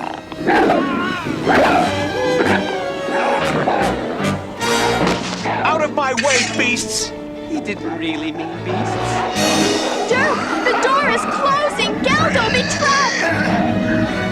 There are too many Shadmoks, and the vault door's nearly closed. Should Dirk fight the fierce Shadmoks, or should he try to save Gelda before the iron door closes, locking her in forever? Is there enough time for Dirk to do both? What would you do? After these messages, we'll be right back. Are you hungry? Hungry as a gremlin? Here's gremlin cereal. Gremlins, gremlins, bite after bite. What a tasty way to satisfy a gremlin appetite. Gremlins is a deliciously sweet, crunchy cereal that satisfies the hungry little gremlin that's in all of us. Gremlins, gremlins, bite after bite. What a tasty way to satisfy a gremlin appetite. Gremlin cereal is part of this complete breakfast. Gremlin, yum yum.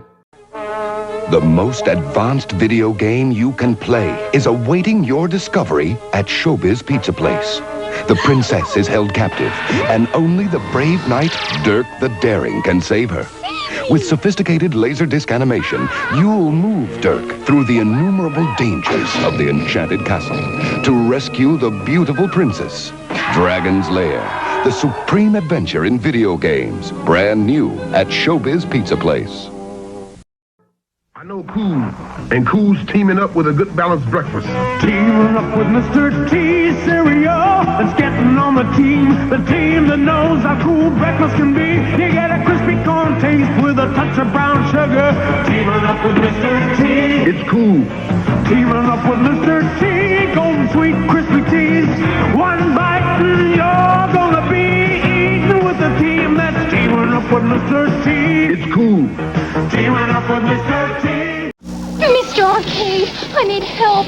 My husband won't come home. Pac-Man, I can help. Get him, Pac-Man! Stand back.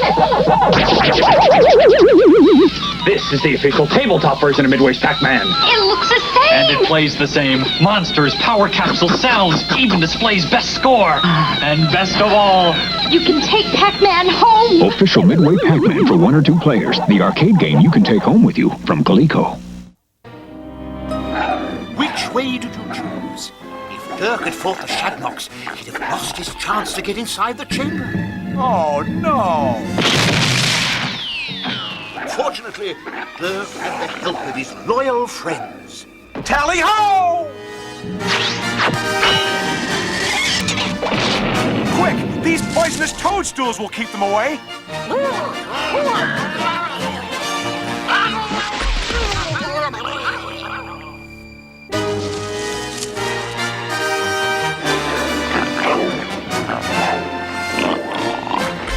We got him!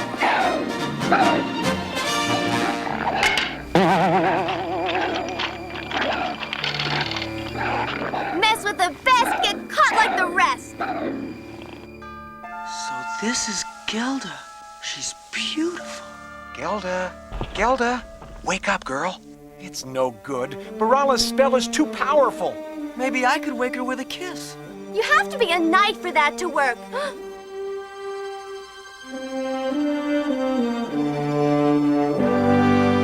But I... Kiss the girl.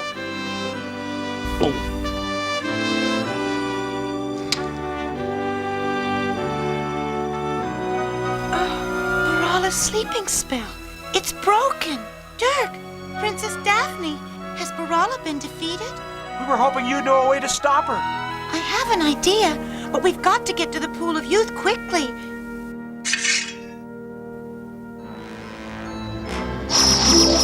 Giddy up! Follow my Shadmoks!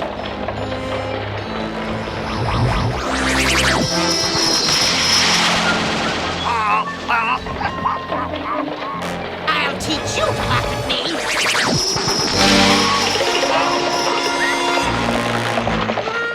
Gelda, what do we do once we get to the Pool of Youth? You've got to delay Barala while I visit the Sandman. This is no time for a nap, Gelda. No, Dirk. The Sandman's a magical creature who lives by Lake Rama. He's made out of magic sand that can counteract the powers of the Pool of Youth in case Barala gets there first. I'll go ask for the Sandman's help while you guard the pool, Sir Dirk. Wait, Gelda. Don't go by yourself. I'll come along and protect you.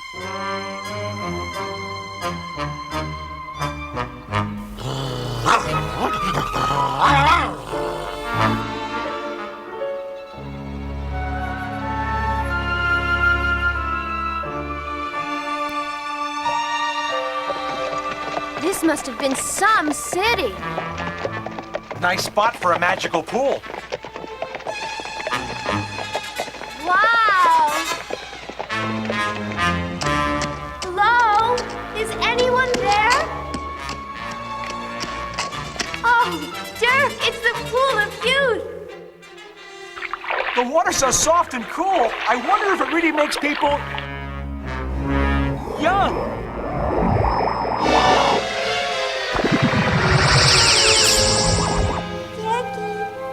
I'm a princess. What are you? A knight in shining armor. You are not. I can prove it. See? I can fight the biggest dragon ever. I'm a pretty princess. That's what I am. I'm beautiful.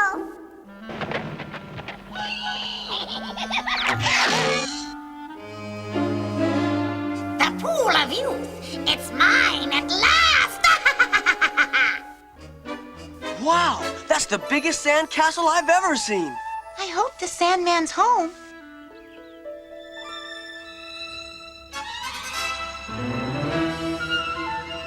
We've come for your help against Birala. Your magic sand might keep Birala from using the Pool of Youth.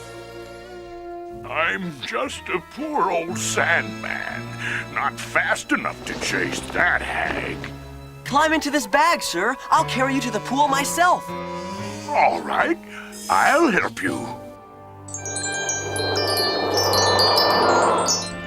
Thank you, Sandman. Thanks, sir. Commander, get rid of those pests.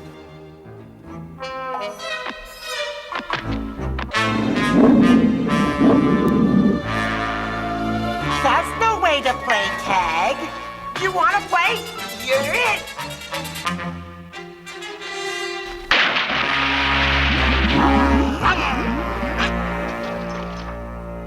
Pretty puppy, come play with Princess. Princess Daphne. Doggy needs a bath. Toads and tarantulas. It really works. Out of my way, you brats. The Pool of Youth. It's mine.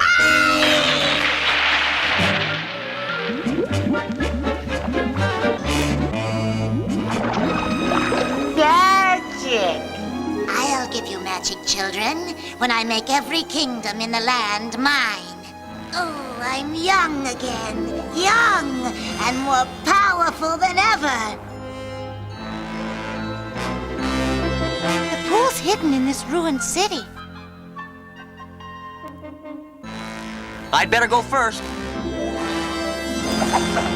Uh-oh. Something's wrong. Oh, no! Master Dirk! Princess Daphne! Bertram! They've been enchanted by the pool! It's a good thing we brought the Sandman. It was getting stuffy in there.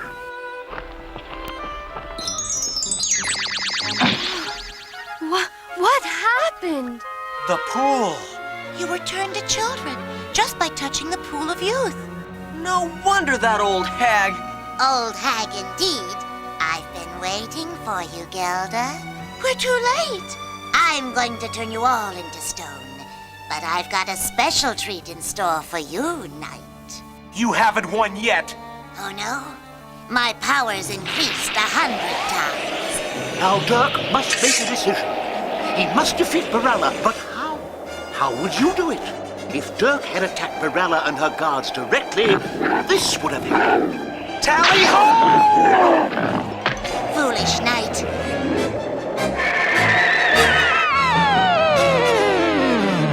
Fortunately, Dirk stayed put and used brains, Daphne's mirror instead of brawn. Youth hasn't done much for your looks, hag. I'll give you a lesson in manners you'll never forget.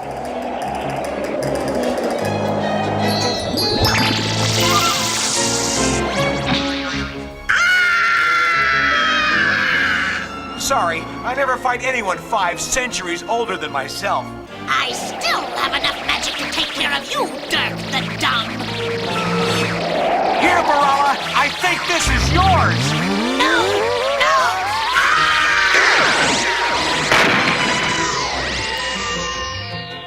Well, Barala finally got what she wanted. How so?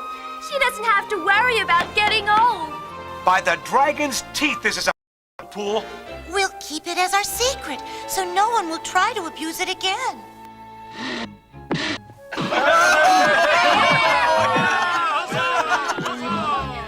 How can I ever thank you? You've saved my village and given me back my daughter. All in a day's work for a night. Tim's got a special surprise for the town, Father. A present for the town of Avalon, in memory of its villagers' brave struggle.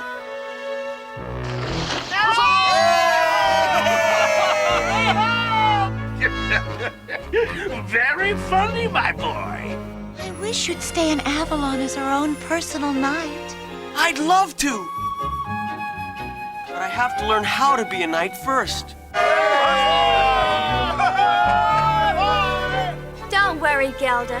We'll bring Tim back for a visit next spring. I'll be waiting. Springtime is a time of youth, even for an old witch. But thanks to Dirk, Birala will never worry about growing old again.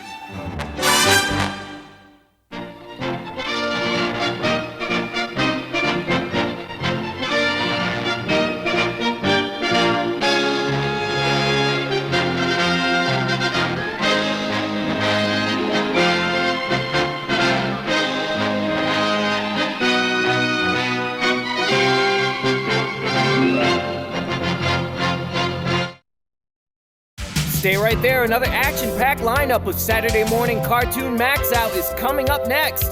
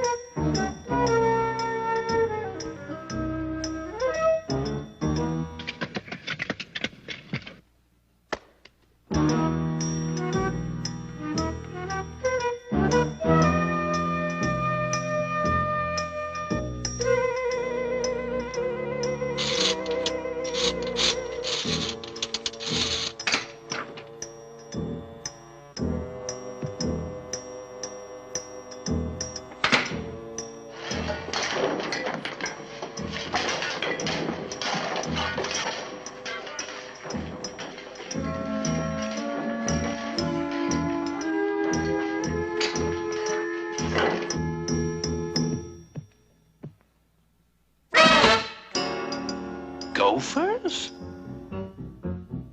Look, Devereaux, I've got it. Feast your eyes on this beauty. I shall call it the Star of Kilimanjaro. Oops. Dash it all, man, you're a buttered-fingered oaf, Hoskins. Quite right, but I wish you would watch where you're throwing your bubble gum. Say, Devereaux, suppose the Panther gets wise to us. If he comes around here, he'll get what for he will.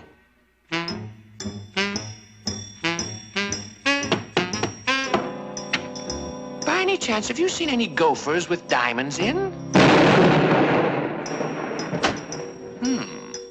They just could be trying to hide something. Did you see the look on his face when I let him have it? Quite clever of you, Devereaux. You're quite a jokester, eh, what? So, he hasn't had enough. I'll give it to him again. Now, see here, Devereaux, if you think I'm letting you have all the blithering fun, you're up a stick. All right, then you're acting like a spoiled child. I'll open the door quick-like, and then you let 'em have it. 1, 2, 3, fire! Close the gate, Devereaux!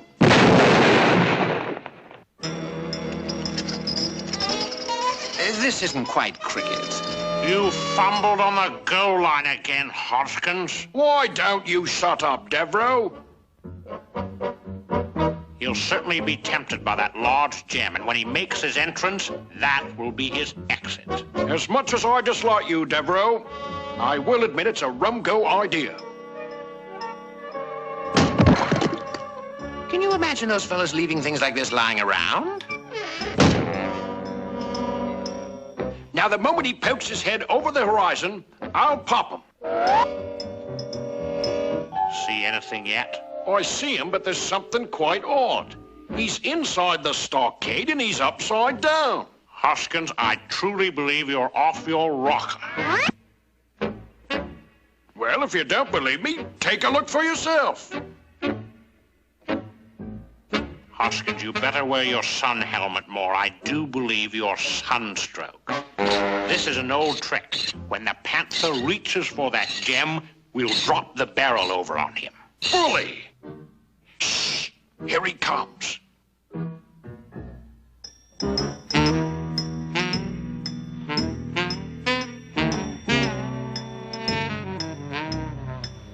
My, what a beauty!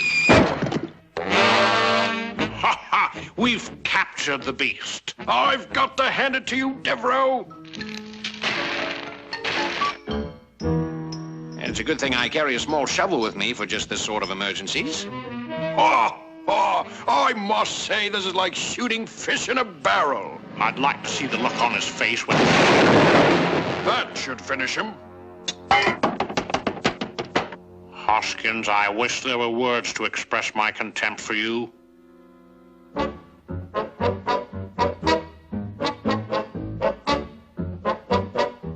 Now, we can spot him from any direction. I'd like to see him try it this time.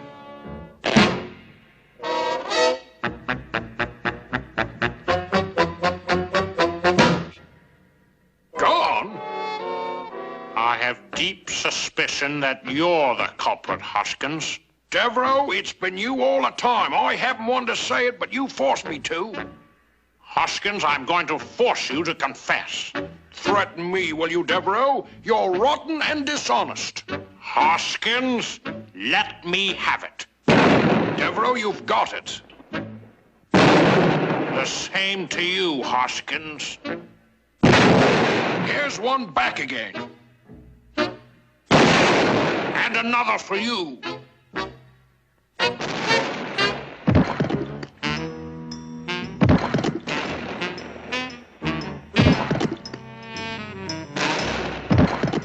They say a rolling stone gathers no moss. And we wouldn't want a beautiful stone like this to gather moss, would we?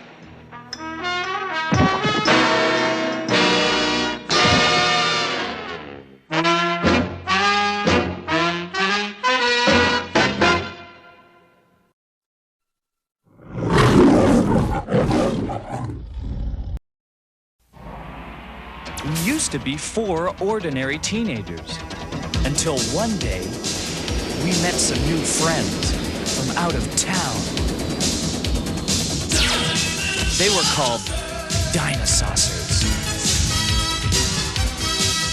My friends and I became the secret scouts, allies to these DINOSAUCERS from outer space, and joined in their battles against Genghis Rex and the evil Tyrannos. The DINOSAUCERS are leaving, Bossasaur! Well, follow them!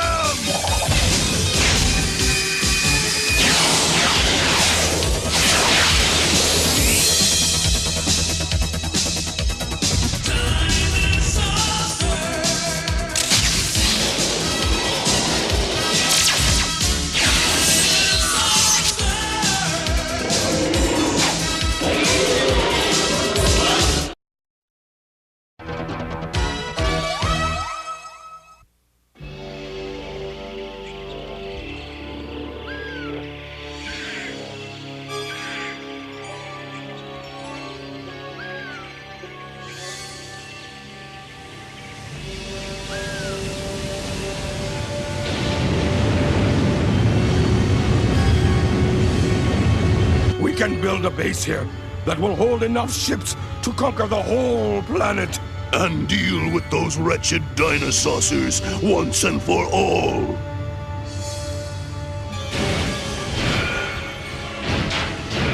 The mothership's engines are failing! What's doing it? It's coming from the ore in those mountains! There seems to be some powerful force emanating from them. Maybe it's something that we could use for a new weapon against the DINOSAUCERS. Inform our Earth base at Tar Pits 2 that we're landing here to investigate. What have we here? Looks like old Genghis Rex is busy. Some are doing his thing, which means being bad. Let's see if we can't get a fix on where he's at.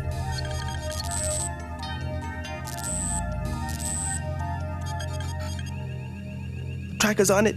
Now to call the DINOSAUCERS.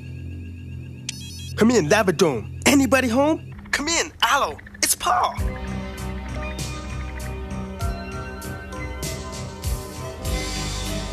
Allo here, Paul. What's going on? We got Tyranno trouble. Rex and his boys are down in South America and up to no good. Keep an eye on him. And call any of the other secret scouts who are available. We'll meet you at your headquarters. You got it. Demetro, Bronto Thunder, prepare the Dinocraft for launch.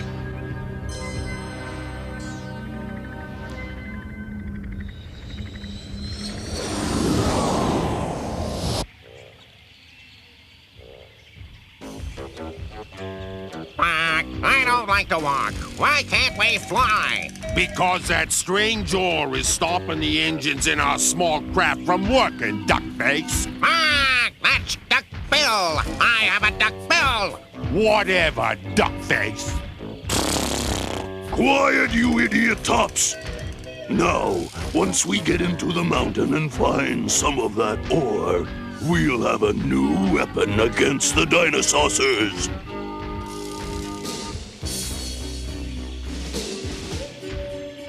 And here is the way into the heart of the mountain. This place gives me the creeps. Oh, quit whining, you whippersaw.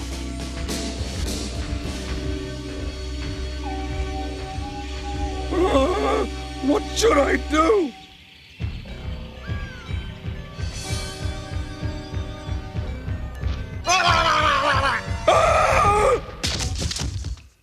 You think it's real funny, huh, Quackpot?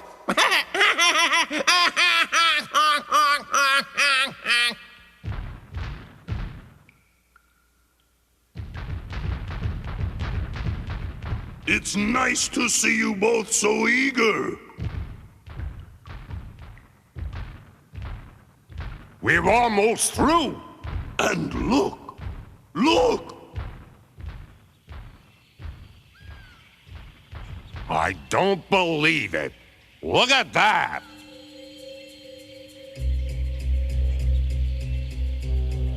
Dinosaurs. The old kind. Dinosaurs? On Earth? But all the dinosaurs on this planet died. Obviously not all of them, Egg Brain. This valley must have protected them somehow. This is perfect. These creatures will be our slaves. We'll make them help us gather ore and build our new base here. And after that, they'll be the front line in our war against the humans and the DINOSAUCERS.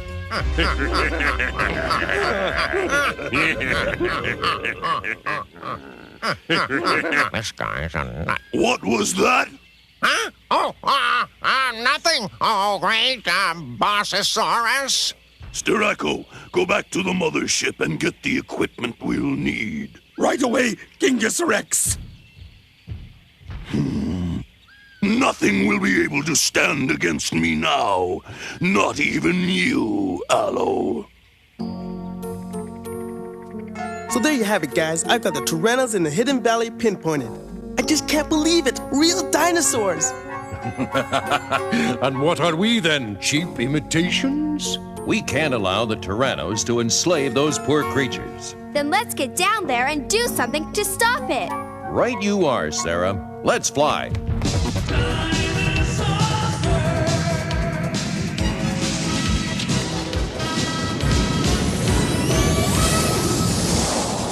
Make sure these things work, Sterako.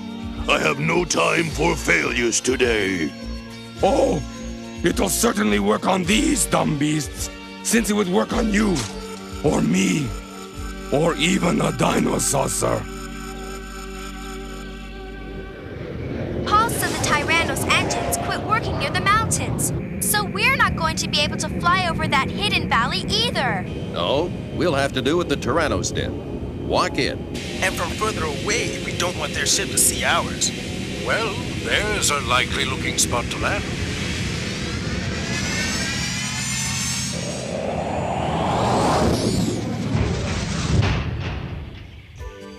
This rainforest looks impassable.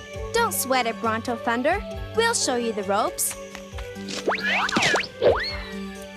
Like the lady said, my man, nothing to it. Just make like Tarzan.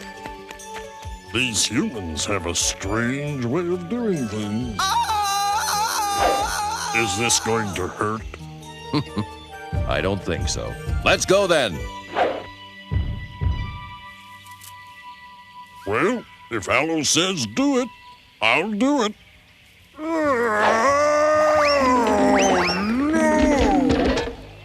Bronto Thunder, quit hanging around.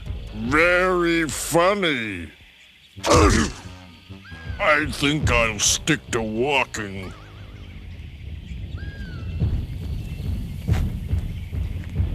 Hey, look at that! It's tar! That's probably one of the things that attracted the Tyrannos here.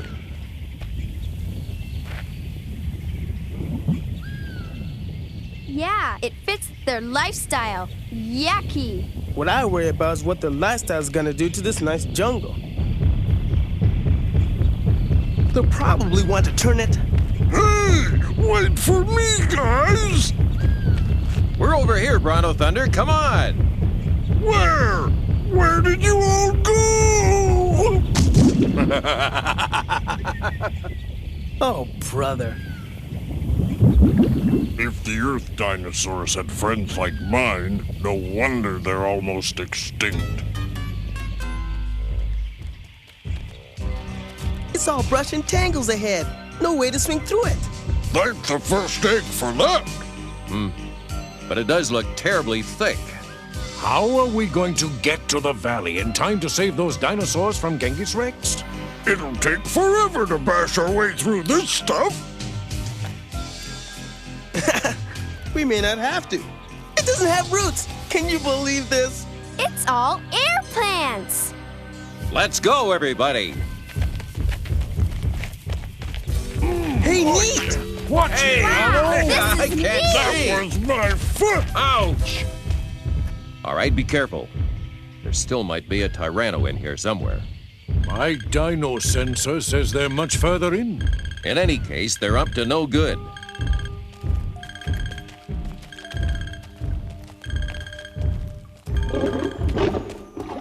What was that? It sounded like Bronto Thunder snoring. I don't snore. Never mind that. Come on.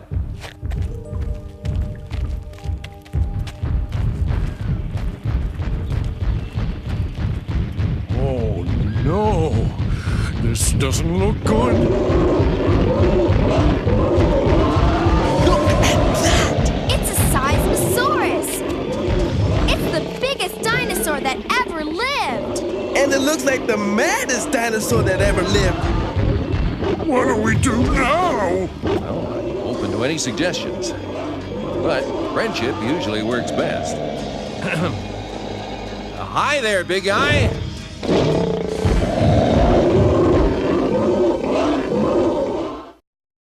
After these messages, we'll be right back.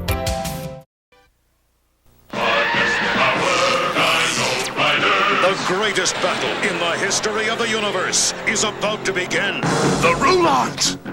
They're about to attack! Quickly, we'll have to trap them in the canyon. The Dimetrodons are harmless. Leave them be. The clever Dino Riders seal off the escape route. It's up to you, Commandos. Now! Leaping into the path of the Thundering Giants, the Commandos close off the front of the pass. Blast them to bits, Ant-Man. Put this this in your Easter basket, Crulos. Don't forget to ride home, Rulons. The Dino Riders put on the finishing touches. But Crulos escapes on Tyrannosaurus Rex. Look out! Sky!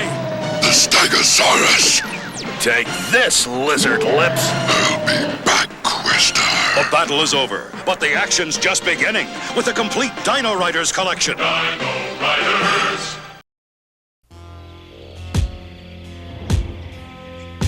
Don't be afraid, we're friends. You're not smart enough to know what I'm saying, are you? Or the danger you could be in.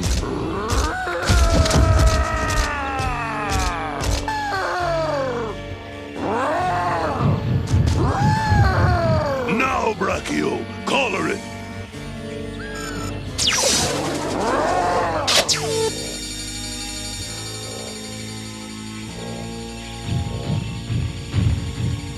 All right, get all the rest of them collared. Then take them through the cave and start them working on the tar pit site. Right! They're all just doing what Rex makes them. They can't help it. The Tyrannos have put collars of control on them. What are those? An old invention of the Tyrannos. They use them to control Saurians back on Reptilon who don't agree with them. The collar makes whatever wears it a mindless slave. We've got to stop this, and quickly. But how? Those collars have to be disabled. To do that, we need the control box. Rex is hardly going to just let you walk up and take it, though. Oh? But that's just what he's going to do.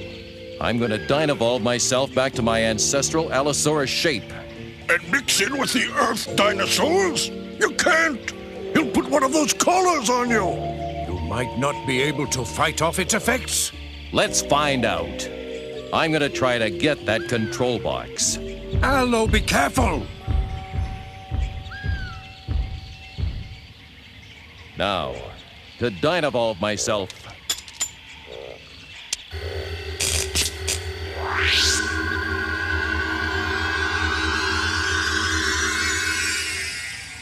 Stay close, all. Don't worry, Allo. We'll keep an eye on you. No, not on me. Get those poor dinosaurs free.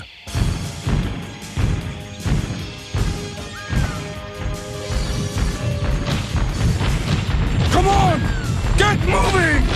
Collar the biggest ones first. That one!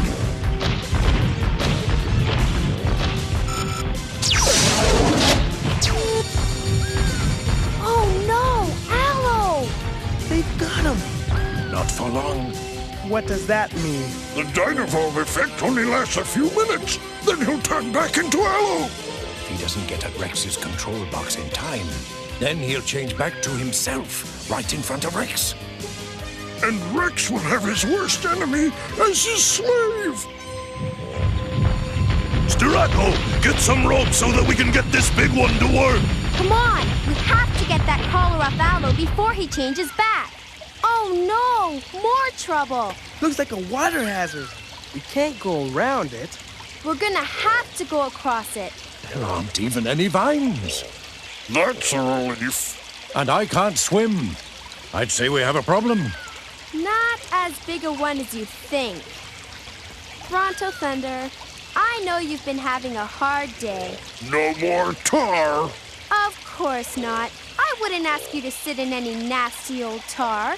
Oh well, in that case. Now here's what I want you to do. I don't think this is going to work. Oh, come on, big fella. It's for Allo. We'll never sneak up on the Tyrannos from behind if you don't come through. Oh, all right. But hurry up. This water is cold. Here goes. Oh, ouch. Careful. Hey. Hang on, BT. Here I go.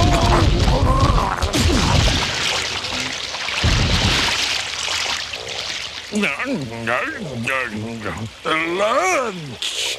Hey, cut it out. We can't stop to eat right now. It's not fair! The only good thing that happens to me all day, and I can't enjoy it. You can do that later. We have to get that collar of control off Allo. To the vines! This time, I'm gonna get it right! I did it! I did it! You sure did. But what do I do?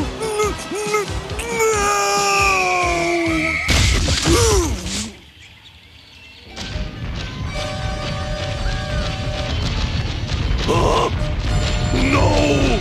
Stop!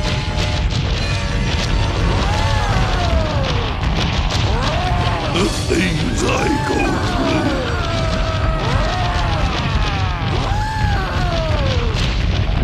Brachio! Staraco! Stop them! Get collars on these wild ones! They'll ruin everything! Get to work! You wouldn't think it was so funny if you had to put the collars on them. Aw, you're no fun. But I see someone who will be. Come on! We have to help Allo! They went that way. Come on! I don't think I'm going to get the hang of this. But if you hang around with me, you will. Quack, quack, quack, quack, quack, sprack, spracks. It's the Dinosaurcers. Quack. Where? Get them! Get them! Uh-oh. The jig's up. And we have other problems. Allo should have changed back by now. Uh-oh. I think it's the collar. We got to get it off him.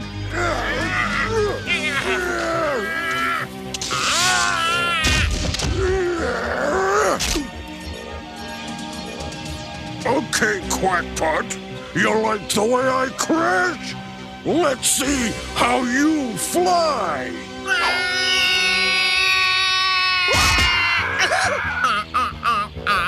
Nice place you've got here.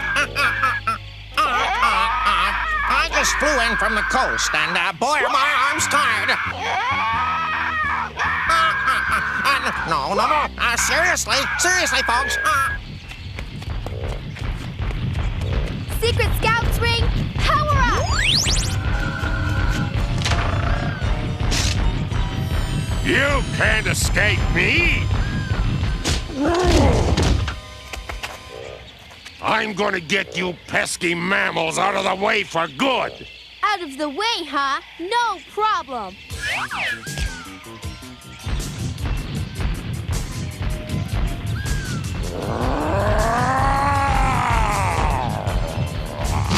I think he wants us out of here, Paul. That's funny. He keeps trying to catch me. He's not trying very hard, though. Oh, well. Come back here! Metro and Bronto Thunder would not have come with only those human hatchlings. There's one missing. One who'll be bigger and smarter looking than the Earth dinosaurs. One who can fight the control collar and win. Nothing can resist the collar. A Dinosaucer can fight it. You think so, do you, Allo? Then try your luck against my cousin here. It's more than twice your strength. Perhaps. But at the same time, I've got something this poor creature doesn't. I've got twice the brains.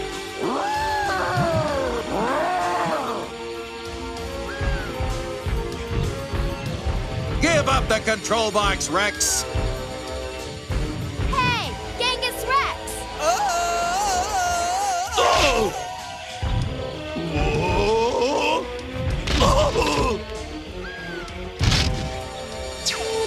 It's all over for you, Rex. I'm getting out of here! Yeah! I did it!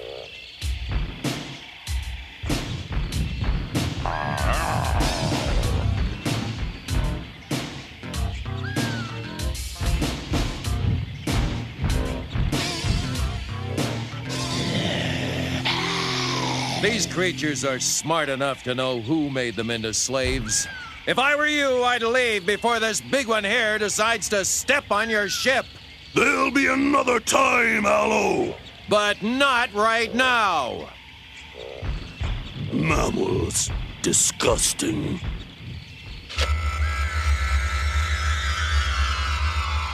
Ah, that's better. Now we've got to seal up this place so that no one will bother these dinosaurs again. Maybe they'll give us a hand. Or a claw. This last one should do it, Aloe. One good push from the other side will bring all the rocks down. No one will ever be able to use this entrance again. Then let's get moving. Hey, you think I could keep this baby Apatosaurus if I told my mom he followed me home? Sure, you shouldn't have any trouble housebreaking it. On second thought, maybe I'll pass.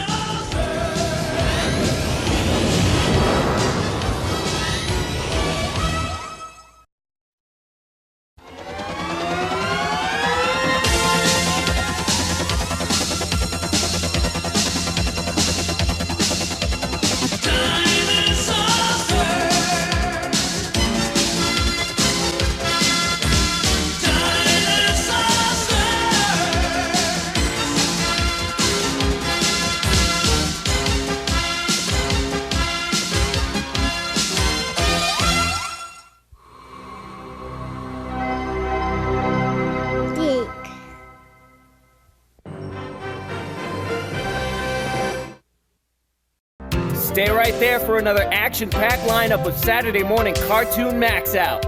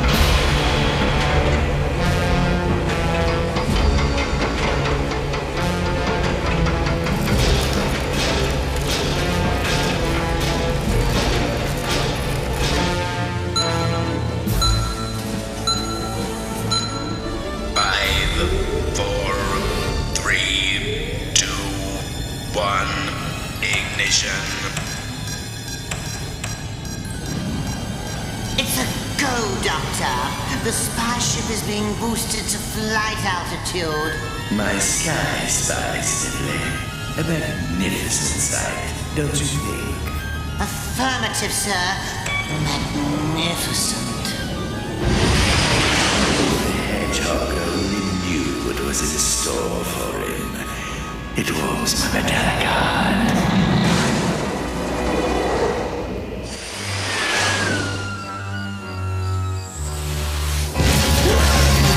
What was that? What the heck is that thing?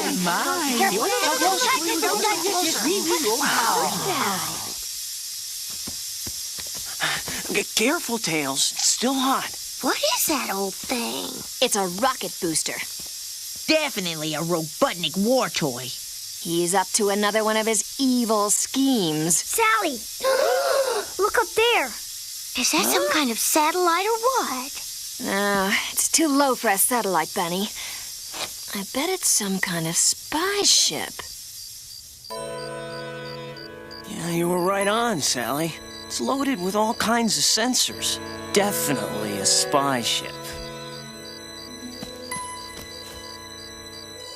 We're gonna have to trash it. But oh, it is way up there, and we are way down here. I can pick up its signals on my compu radio. Maybe we can do something with the old rocket booster.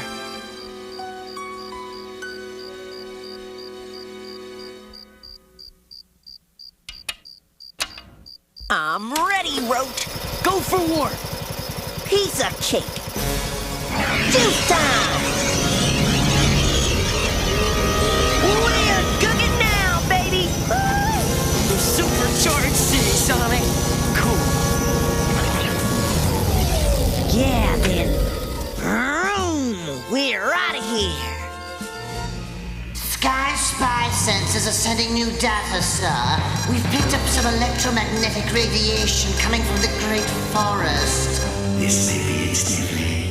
Launch a stealth bot. Yes, sir.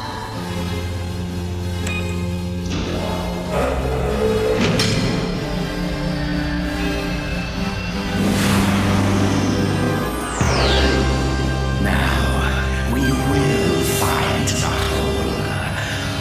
Oh, this is squad. As my robot Nick, we find not all as is This all one. that would fit. There. Edge off. What kind of tongue is speaking those funny things, eh? Nicole, apply voice descrambler. Descrambler online, Sally. It says, message from Sky Spy to Robotnik. Sensors probing for location of knothole. Sky Spy. Robotnik is spying on us. Here's some more. Sky Spy sensors now guiding Stealth Bot into the Great Forest. I have bad news. Robotnik's spy sensors are zeroing in on knothole. A Stealth Bot is on its way. You got any ideas?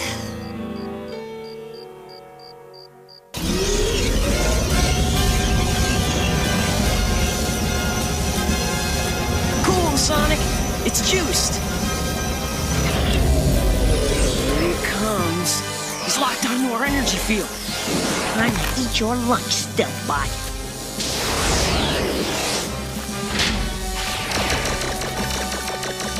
Let's juice him.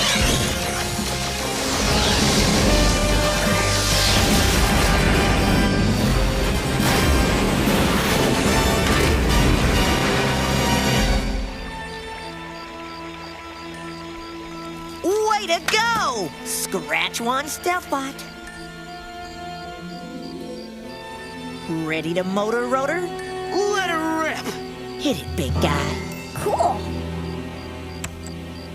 You guys ready to rock and roll? We're ready, Sugar! Go for it!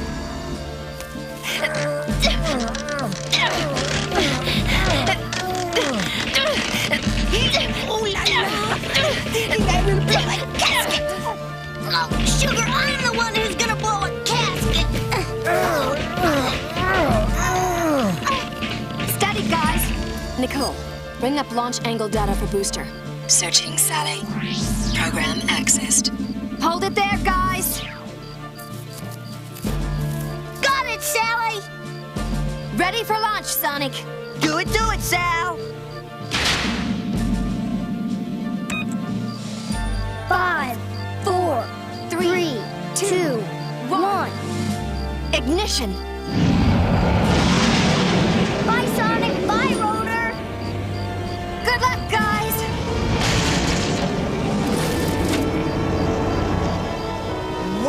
Way fast, Rotor!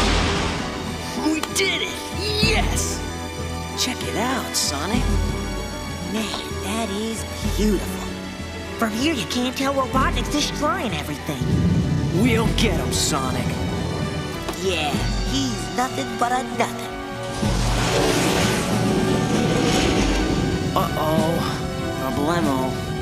Man, that junk keeps polluting the air big time. Ugh. What's up? We're already there. And there's no place to land!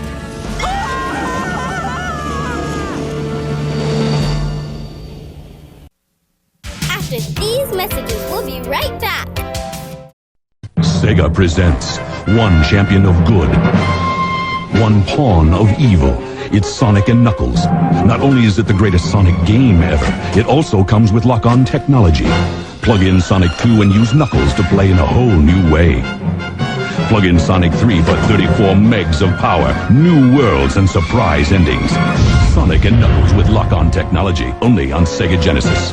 Sonic and Knuckles, other game cartridges, and Sega Genesis each sold separately.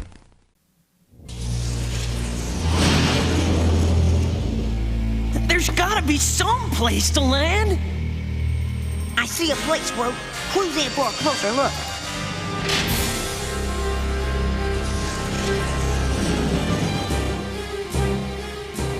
Drop into that slot.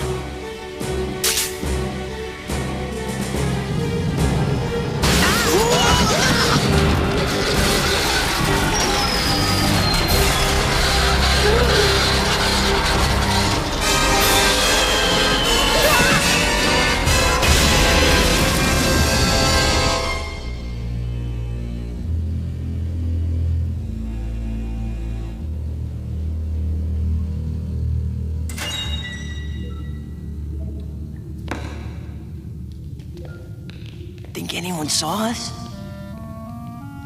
Like who? The joint looks deserted. No, we couldn't be that lucky. Yeah, somewhere we'll run into Bud Pots, guarantee. What do you say, Rope? You think the main sensors are in there? Won't know till we get inside. Well, let's... Man, and I thought the SWAT butts were under. Dr. Robotnik, a video transmission from Sky Spy. The hedgehog? How is that possible? It's a surveillance bot. Yeah? Yo, Robotnik, this beach ball of yours is going down, man. Hard and fast. Count on it. Ready? The hedgehog won't last the night. Snilly, alert Sky Spy of their presence. This is Sky Spy Control. Freedom fighters on board. Capture at will. Affirmative. Code 3 alert.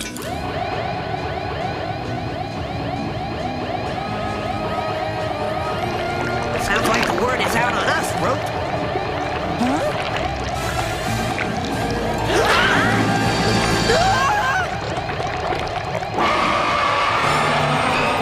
Hang in, Rope.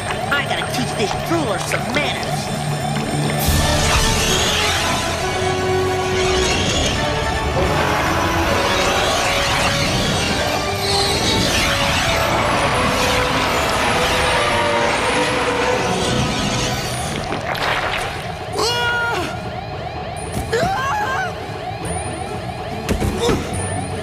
You okay, Rope? Me? Didn't scare me a bit. Like a rock. Way cool. Let's check out the town. Maybe we can find something there.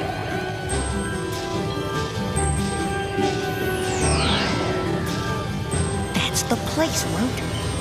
The place for what? To get some info on the sensor. Yeah, right. You're just gonna tool in there and ask. As Sal would say, I have a plan.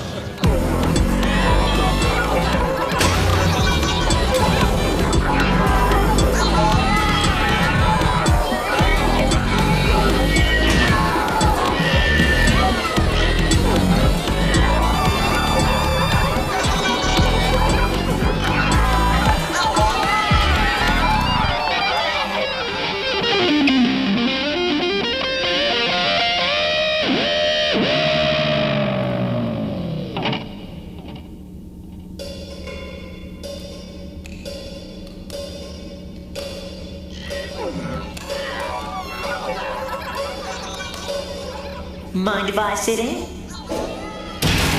Don't mind if I do.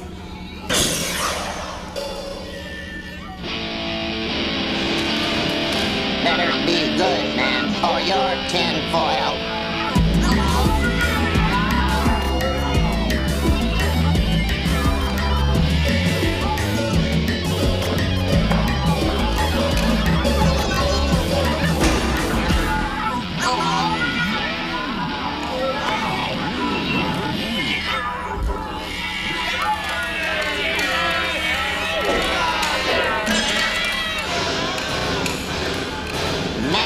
You are terrible, the worst. Yeah, well, you don't blow such a hot nose yourself. Gotta watch that first lunge, double dork.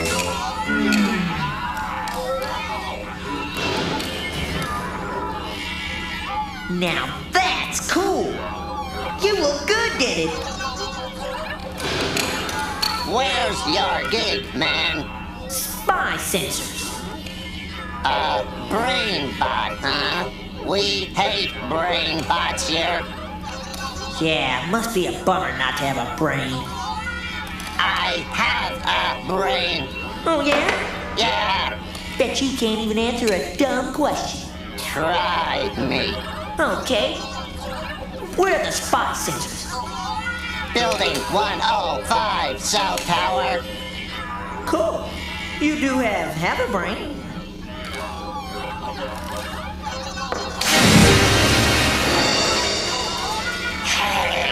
You're bogus, man. He's a freedom fighter. Get him. You got that right, Twin Peaks.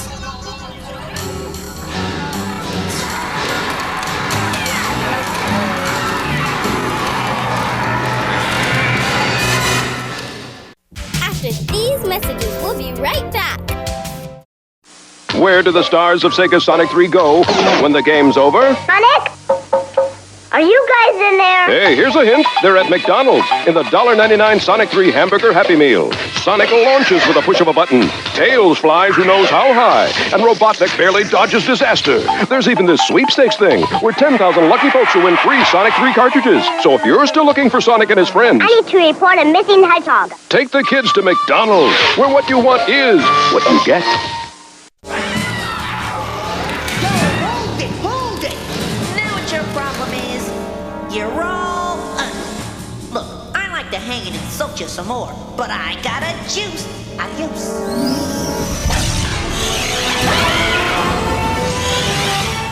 What'd you find out? Tell you on the way. We're gone.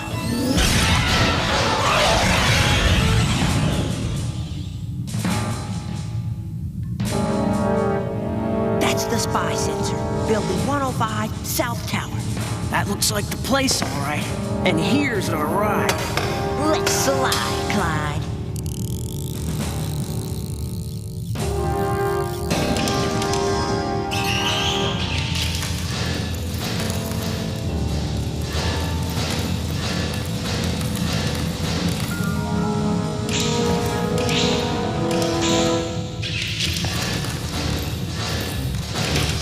Oops. Hi, what's up?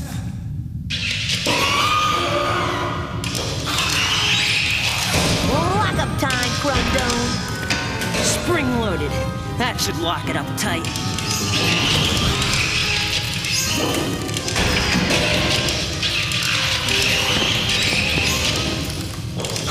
Need anything else? A pillow, soft drink?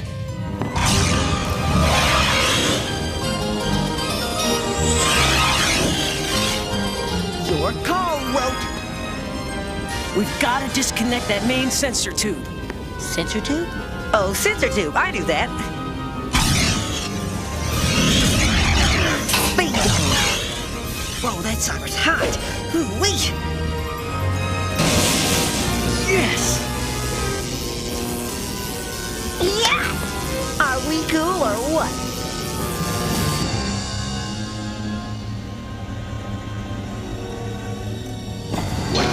Is this simile? I suspect it's the hedgehog, sir. The hedgehog.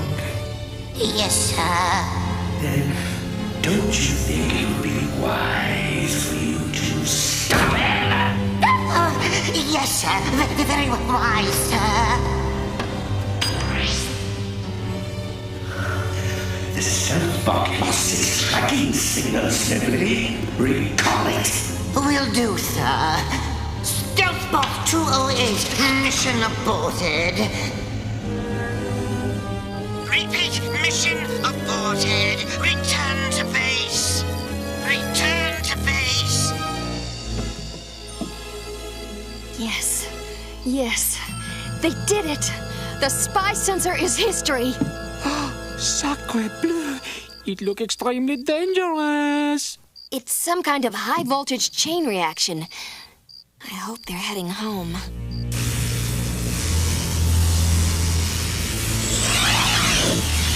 There's our ride home, Sonic. We'll just cruise back to Mobius in style.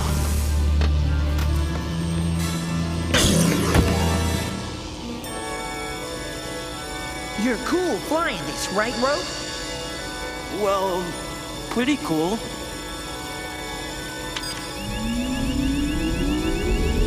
Let's juice.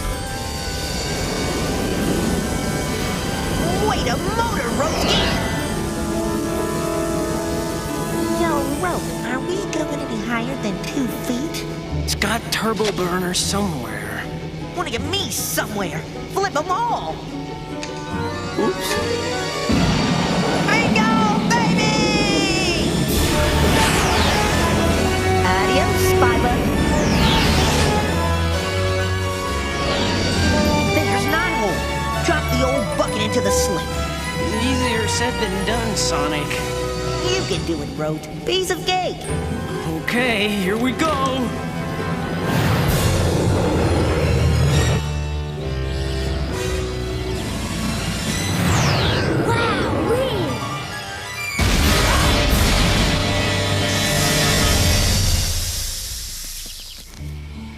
Ugly, but cool. Very ugly. Are you guys all right? Sure, no problemo, Sal. What's up? There's a new problemo. Sky Spy is looking a little shaky.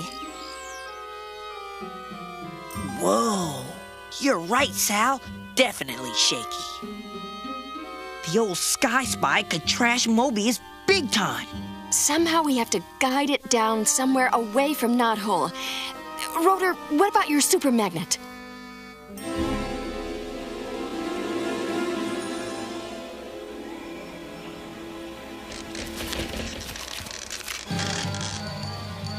The junk ball's about to cut loose, Rote. Get ready to juice it. Contact!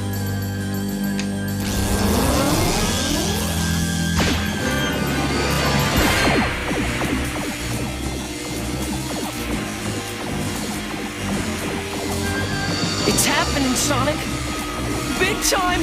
Let's haul some serious hogs!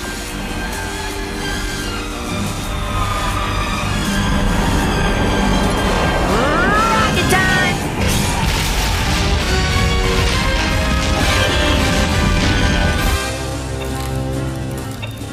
Listen closely, Sniffy. It could be crucial to your health. The hedgehog and this band of fools will be eliminated. Do I make myself clear? Yes, sir. Very clear, sir. By working together, we stopped Robotnik. One more time.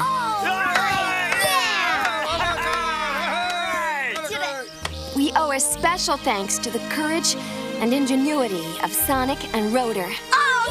Take that, you sneaky robot! Yes! Sonic Rotor! Sonic Rotor! Sonic Rotor! Sonic! Hey, Rotor! Where is Rotor? Sonic, check it out! My latest invention. A nifty quill styler. Made especially for hedgehogs. You could use it, Sonic. All that electricity trashed your do. Give it a shot. Hit it!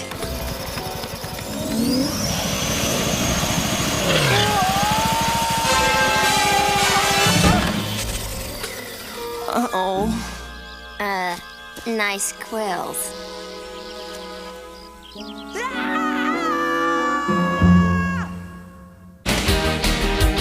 Look out when he storms through, Sonic the Hedgehog. Don't doubt what he can do, Sonic the Hedgehog. Sonic, he can really move. Sonic, he's got an attitude. Sonic, he's the fastest thing alive. He's the fastest thing alive. He's the fastest thing alive.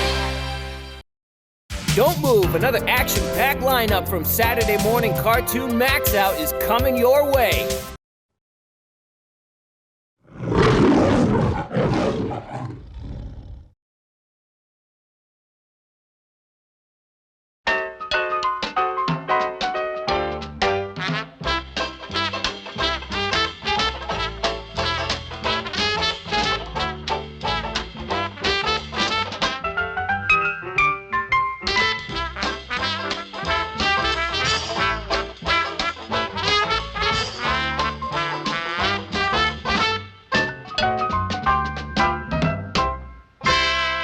We're the brothers of the Forest Lodge 202, and we swear this sacred oath each time we meet. If a brother is in trouble, be he big or be he small, a brother of the forest will hearken to his call. A brother of the Forest Lodge 202. Zimbala, zumbala, rah, rah, rah. Meeting adjourned. Gee, that was a swell meeting. Nice to get away from the wife and cubs for a while. Good seeing you, Al. So long, Hyman. Promised the old lady I'd be home early. See you at the next meeting, Charlie. Boy, I sure do love these lodge meetings. Yeah, I like them too. Say, you want to go bowling, little buddy? Nah, not tonight. I'm gonna go home and turn in. Well, good night, Shorty. Good night, Tiny. Tom, tom, tom, tom, tom, tom, tom, tom, tom. There. If I say so myself, I do set out a very appetizing picnic. Now all I got to do is wait for the food to arrive. Well, looky here. A picnic. I'm just gonna grab me a little snack before I turn in. That's funny. I had the same idea. Okay, Aunt, you got any last words? Yep, I got one. Zimbala zoobala. Hey, what kind of word was that? My little buddy's in trouble and I will hearken to his call. Why don't you pick on somebody your own size? With a mouth as small as mine, I got to pick on somebody his size, or I'll stop. Gee, thanks, Tiny. It's sure swell to have a lodge brother to protect me. Zimbala zoomala. You mean him too? Naturally. He's president of our local chapter. Thank you, Prez. Someday I got to remember to grease his grapevine. Sure nice of you to see me safely home, Tiny. Think nothing of it, little buddy. We're lodge brothers, ain't we? I'm counting on you to break up a beautiful friendship. Do your stuff, mouse. A mouse. Yeah. Shoot, I'm allergic to meat. Are you hurt, little buddy? No, Tiny, I'm just fine. That's good. Nobody asks me if I'm hurt. Are you hurt? Yeah, I'm hurt. Good. This is such a good fit, it's practically a convulsion. Here they come. Are you comfy, little buddy? I sure am, Tiny. Who that? I'll take over now. He ain't a member of our lodge. Hey, you!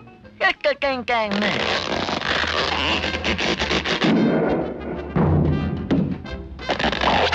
Thank you, brother member. If I had as many friends as that ant, I'd run for governor.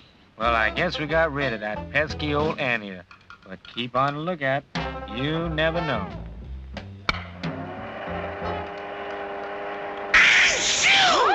Zimbala zoomala. I got you, you chubby little morsel. Fasten your seatbelt. We're taking off. When we reach 10,000 feet, we'll have lunch. Ah, at last, peace. I'll pull this plug, and we can also have quiet. You naughty ant! You turned off the fan! In that case, I better bail out. It's a good thing us ants carry parachutes. I'll be back as soon as I get this plugged in. Better hurry. Ground zero coming up. If I can get it in, I better land in that saltwater lake.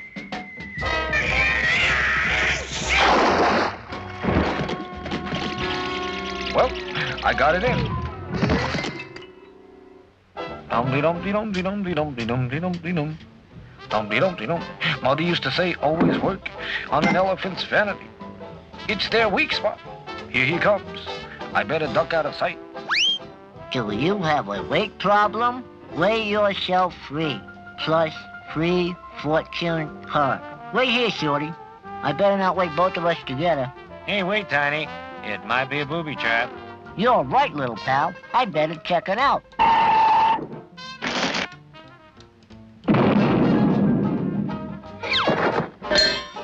Free fortune. You should have stayed in bed. Now it tells.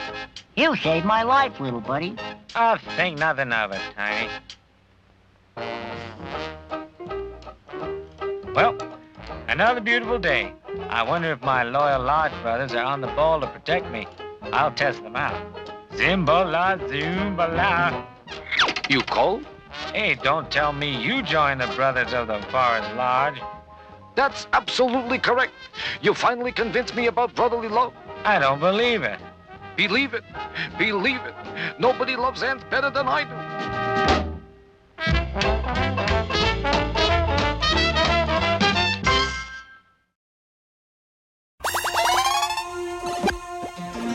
Welcome to Videoland. Mega high!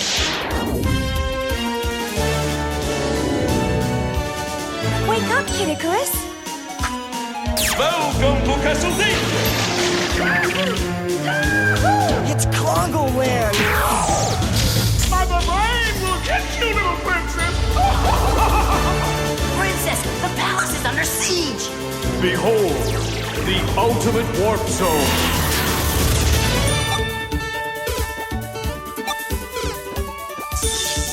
Kevin, I thought I told you to clean up your room. Whoa!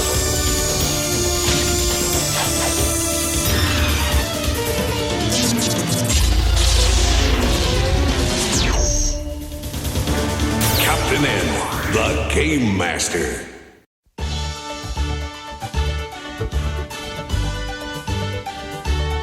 The art of good painting is all in the wrist. Thanks for the advice, Simon. But we're painting a wall, not a postage stamp. A good artist has patience. Maybe, but a good house painter has a roller. Thanks, dude. It's time for some rockin' and rollin'.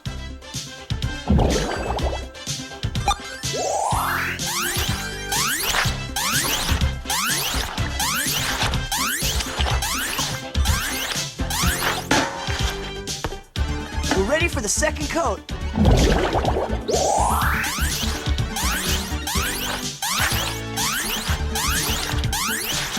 Oh, that was terrificus! It may be fast, but where's the joy of savoring each brushstroke and drop of paint?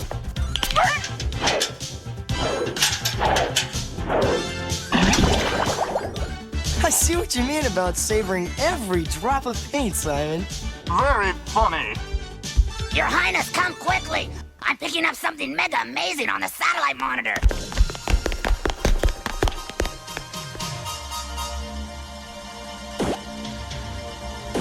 What's the big deal? It's just a warp world filled with beautiful flowers. Not just any flowers, Your Highness. Power flowers. Here, let me run the tape back for you.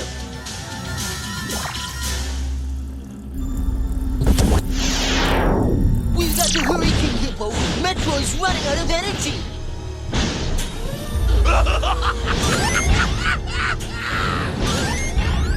And without these special power flowers, Mother Brain is powerless. Yeah, and this is the only warp zone in Videoland where these flowers grow.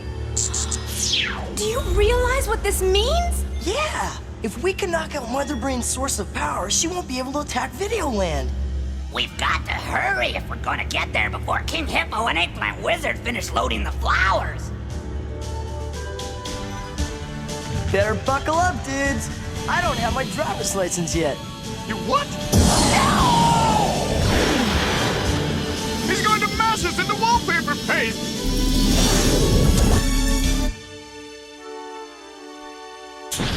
Almost full.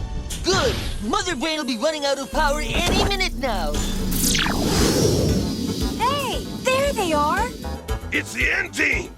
You know what to do. Right! Activating strawberry jammers! I'll take over now. The controls are... jammed. Now I'll get him with my peanut butter blasters, and they'll be peanut butter and jammed.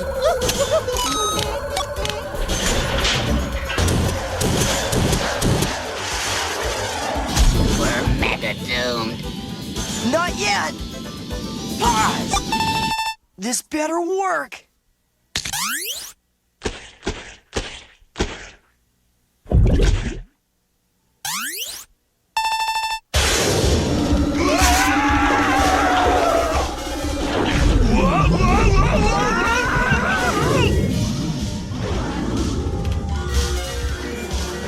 He did it! Way to go, Kavinicus! Oh! Watch where you're stepping! That's my nose! Hey, get your leg out of my belly button.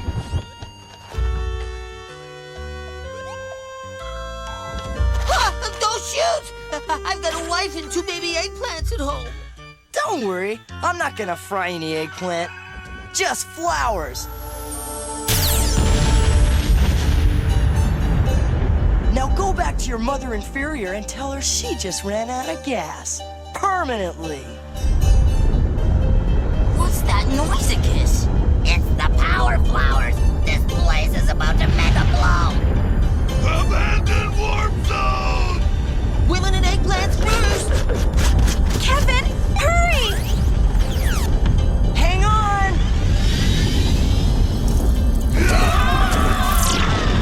No! My power flowers! You fools! You ruined everything! But I thought... Shut up before you get us in real trouble! It's too late, Mother Brain. Without your power flowers, you're through threatening Videoland. No! You don't understand! I must have power! I must! I must! I must! I must have power! Looks like Mother Brain's world is finally brain dead. We've done it! Videoland is free at last! No more mega monsters attacking in the night. No more battles to the Maximus! And best of all, no more waking up early. Oh, you did it, Kevin! You saved Videoland! Oh, you're the greatest game master in the universe! What was that? It looks like some kind of warp. I don't believe it! That's my neighborhood!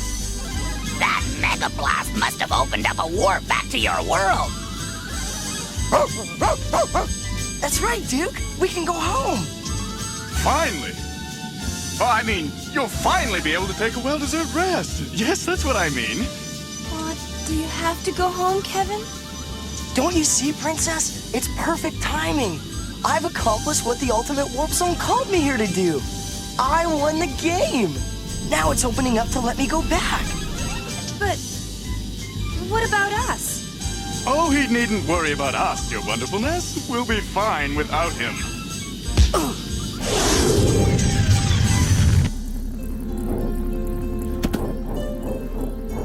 I'll mega miss you, Captain N. I'll miss you too, Mega Man. You were the best game master anyone could ask for, Kavinicus. Thanks, Kid Icarus. Goodbye, Simon. Thanks for all your help. Goodbye, Captain N. Good luck. Must have gotten some flower pollen in my eyes. I'll think of you every time I play my video games, Lana. Goodbye, Kevin. Hurry, Captain N. The warp is starting to close. Well, I guess I won't be needing these anymore.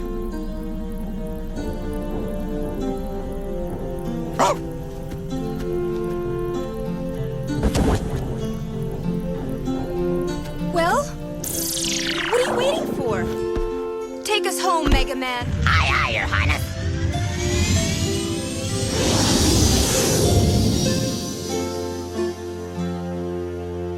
Later at the Palace of Power. Well, I guess this would be a good time for all of us to take a well-deserved rest. I could visit my family on Mount Icarus. And I could tell my people on Meadowland about our victory.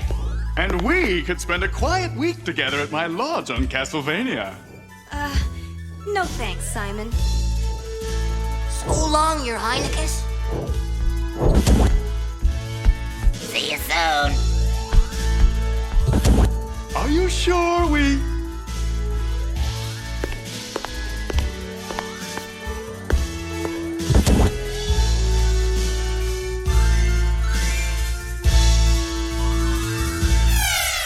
What am I gonna say to Mom and Dad about where I've been? Yeah, you're right, Duke. If I tell them the truth, they'll think I've come unwrapped. What is it, boy? A metal tree? Something weird is going on here. We didn't even change back to normal.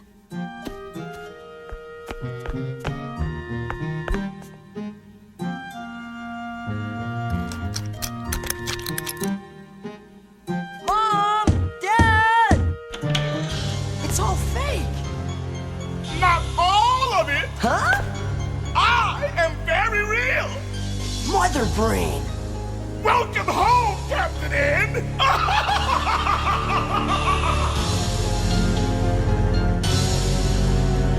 After these messages, we'll be right back.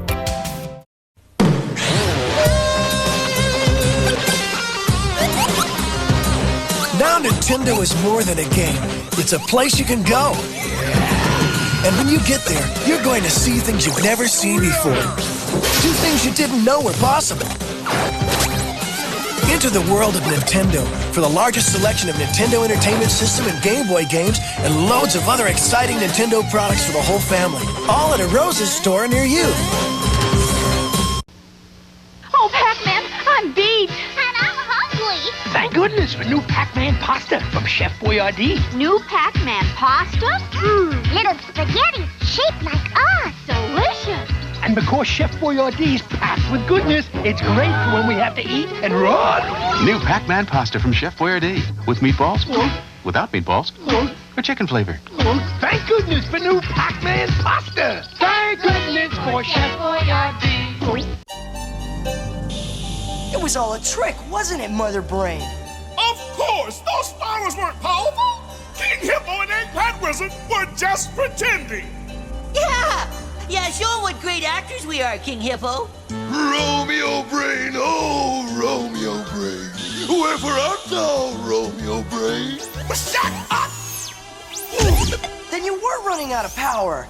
Are you kidding? I've got enough Zematite power crystals to conquer Videoland 10 times over. And with you out of the way, that will be very easy. Yeah, you're not so tough without your power pad and zapper. Silence! Captain Ian is in our home, and I always treat my guests with respect before I destroy them. Hey!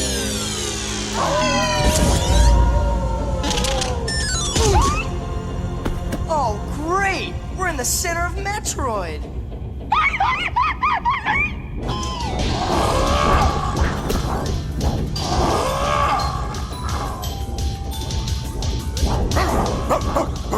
Well, I won't be needing my my zapper anymore. Way to go, Kev. Come on, Duke, let's beat it!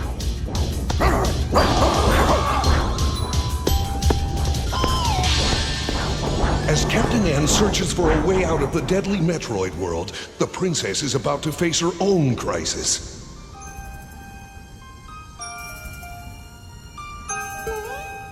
Oh, it sure is a beautiful night. I wish I could share it with Kevin. Ah! It's Metroid! But that's impossible! There's no more power! On the contrary, your naiveness, in a short while, I will have supreme power as ruler of Videoland! What have you done with Captain N? Why, I want him home, of course, to Metroid, sweet Metroid! At this very moment, my armies are launching sneak attacks all across Videoland! You'll never succeed, Mother Brain! Are you kidding? Without Captain N to help you, you haven't got a chance! Meanwhile, on Mount Icarus, the peace celebration is about to come to an unsuspected end. Hooray! Hooray! Hooray! Hooray! This peace celebration just isn't the same without Kevinicus to enjoy it with.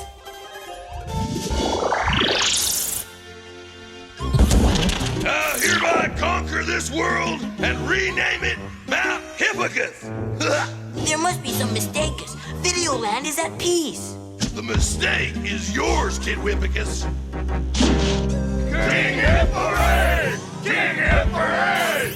King Hip Hooray! And on Megaland, another peaceful scene is about to be shattered.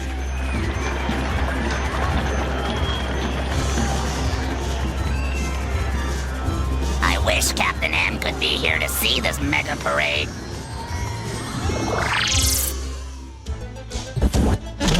Sorry to interrupt your party, mega jerks, but I've come to give my regards. Not to mention orders. Grab them!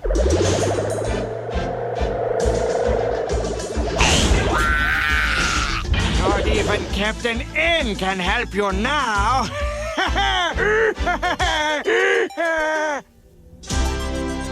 Even on the dreary world of Castlevania, Mother Brain's presence is about to be felt. Tell us how it happened once again, Mr. Belmont. It was nothing, really. I just single-handedly defeated Mother Brain and an army of 50,000 troops with both hands tied behind my back.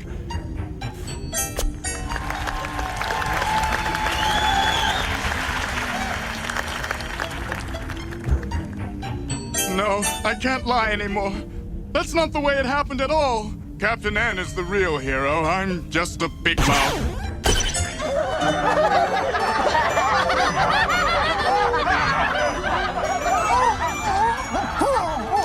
From now on, you're all prisoners of Mother Brain.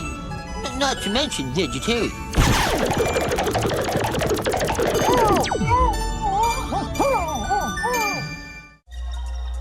Meanwhile, as Videoland succumbs to Mother Brain's invasion, Boy, what I wouldn't give for my zapper right now. I'd even be happy with a squirt gun. Huh? Dude, run!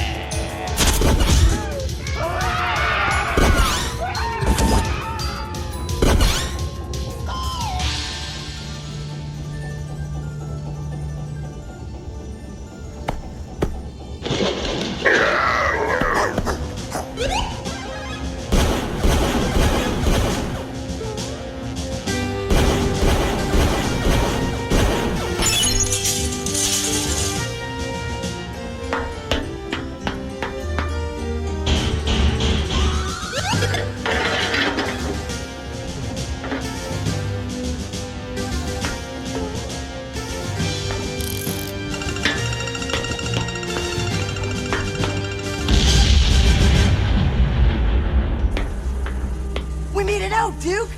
This is Mother Brain's lair!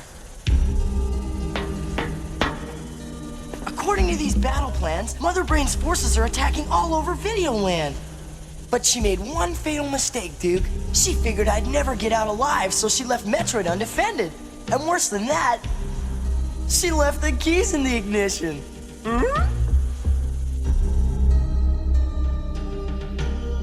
Back at the palace, Mother Brain has taken command of Videoland's seat of power.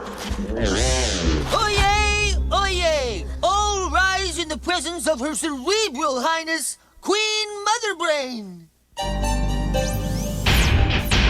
Bring the prisoners forward! As judge, jury, and executioner of Videoland, I charge you all with conspiracy to bring peace and freedom to everyone. How do you plead? Guilty, and proud of it. That goes for me, too, a kiss. I agree. Me too. Order in the court! I'll have an eggplant sandwich. Hold the pickles. Oh, okay. I'll hold the pickles. Will you shut up?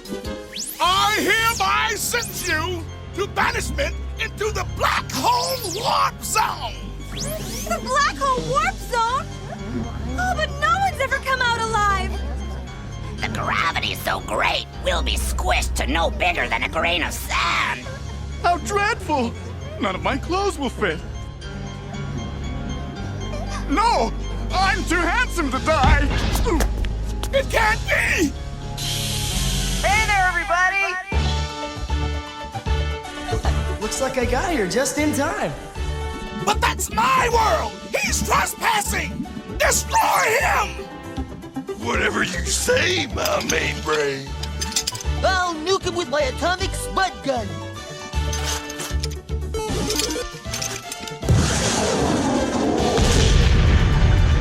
Whoa! Oh, stop that! You idiots! Metroid is my nerve control center. My brainwaves are tuned to it. Anything that happens to Metroid happens to me. Thanks for the tip, Mother Brain. Now release the N-Team and tell your armies to surrender.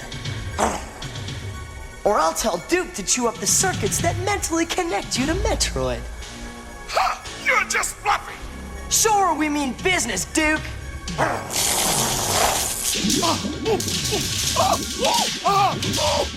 Hey, I never knew you were such a good dancer, Mother Brain. Knock it off, you worm-eating vegetable!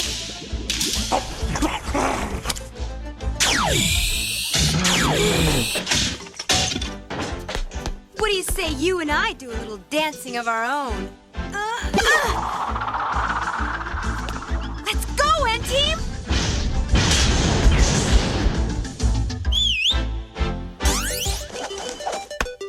Good boy!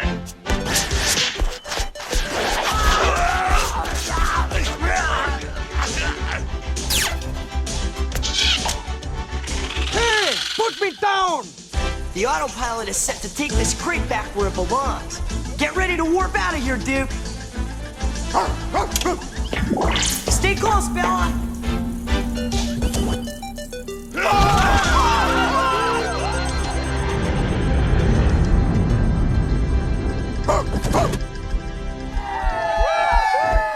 Religious! Captain N did it again! Okay, you're welcome. Put me down, please. I didn't think I was ever gonna see you again. Well, I'm sorry you weren't able to go home, Kevin. Yeah, well, in a way, I'm kind of glad I have a reason to stay in Videoland. So am I. Oh, I almost forgot something. Remember this? Boy, there's no denying it. Life just isn't as cool without my power pad and zapper.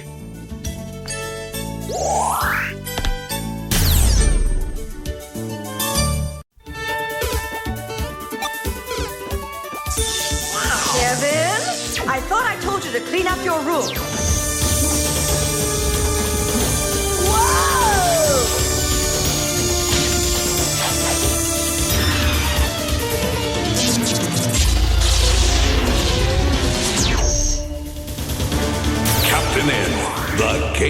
Master.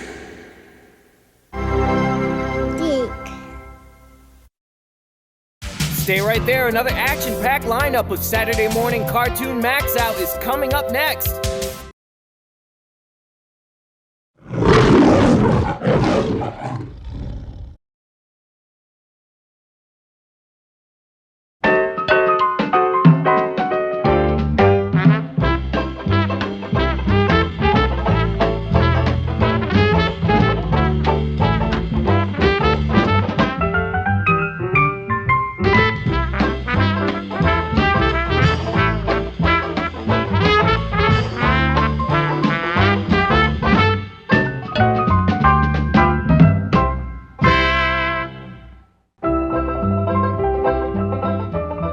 Oh boy, what a beautiful morning.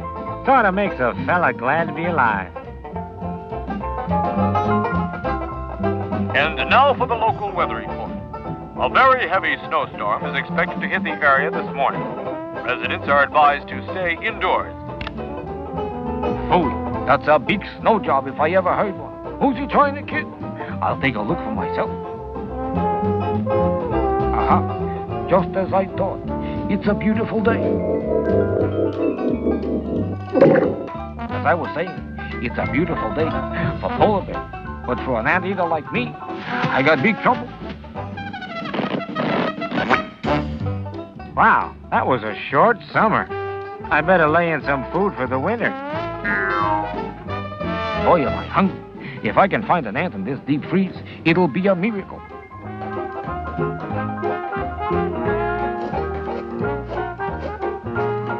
Aha, an anthill. All I gotta do is give a little inhale, and it's lunchtime. Have you ever had a banana up your nose? Believe me, it doesn't do a thing for your profile. Aha, there he is. Uh-oh, here comes trouble. I better drop this banana and split. It's no use, Ant. Your time has come. It's only fair to warn you, pal. I'll fight to the finish. It's all over, Ant. Don't fight it. Okay, put up your dukes. I'm ready for you.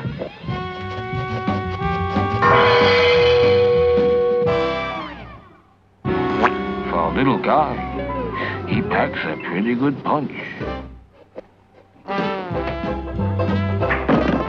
Aha! These tennis rackets should do the job. Uh-oh, here he comes again. I'll just wait, and when he comes out, I'll grab him.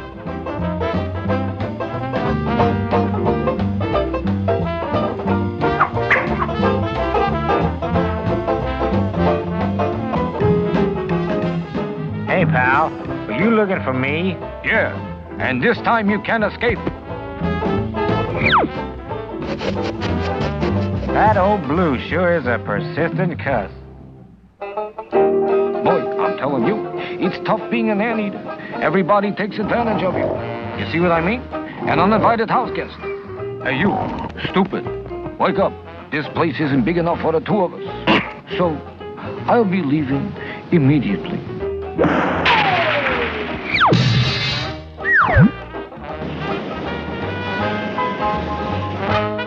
Here comes my breakfast.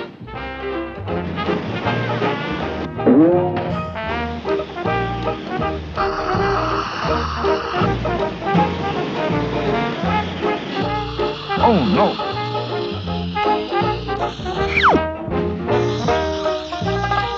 How do you like that? I didn't even get a scratch.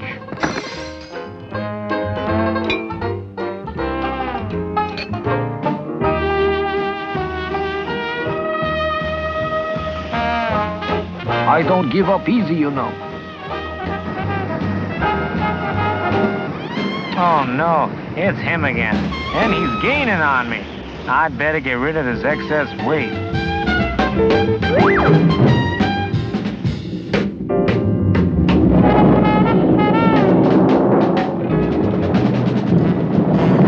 I'm about to put him on ice for good.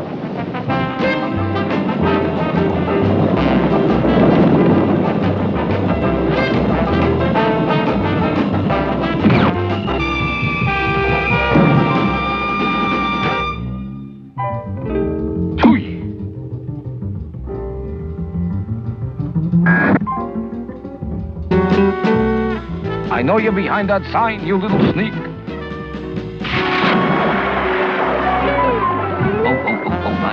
I'm freaky. Oh, boy, am I? I'm Coco. I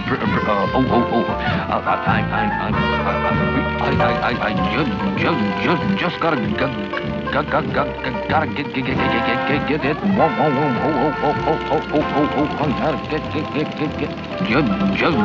Just gotta get it.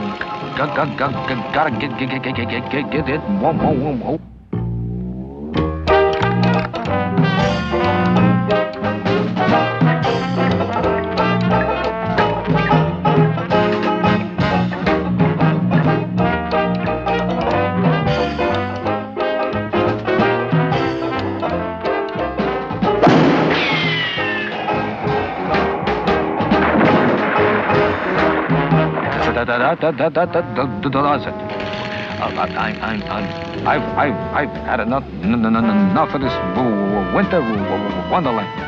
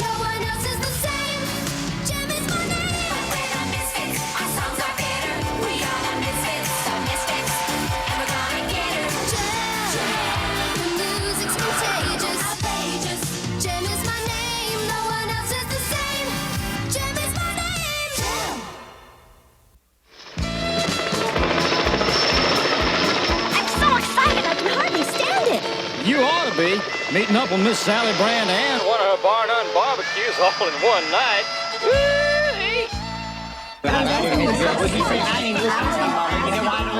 Thanks, folks. Now, here's our very own Miss Sally Brand. How y'all doing? Y'all getting enough to eat? That's good. I don't like nobody to be hungry.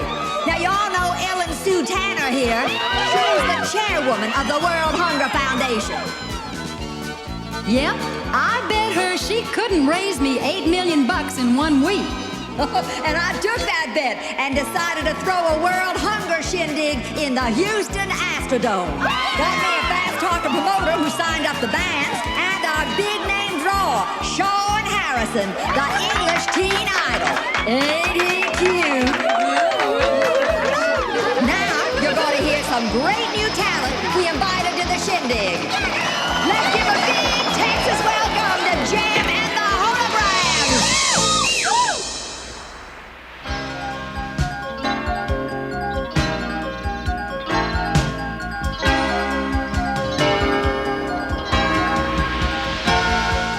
People say the world is in terrible shape. People say we can't escape or cut through all the red tape. But I say we can make a difference. We can turn it around. We can make a difference if we get it moving. Things will start improving. We can make a difference. Everyone agrees something's gotta be done.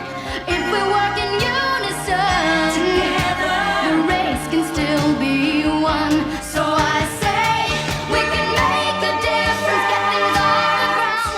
We can make a difference. We can set it spinning, make a new beginning. We can make a difference. We can make a difference. We can make a difference. We can make a difference if we try.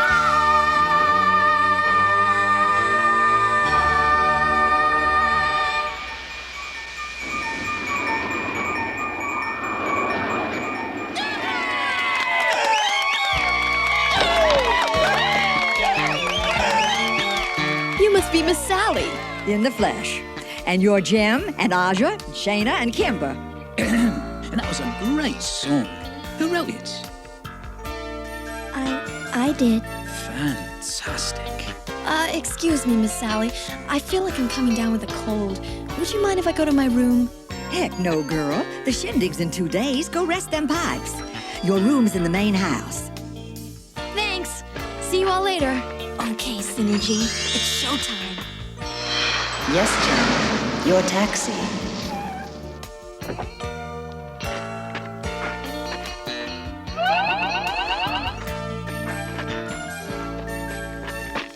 Jerica, where have you been? I was getting worried. Well, I'm here now. Jerica Benton, good to meet up with you. Feel like I know you after all them talks on the phone.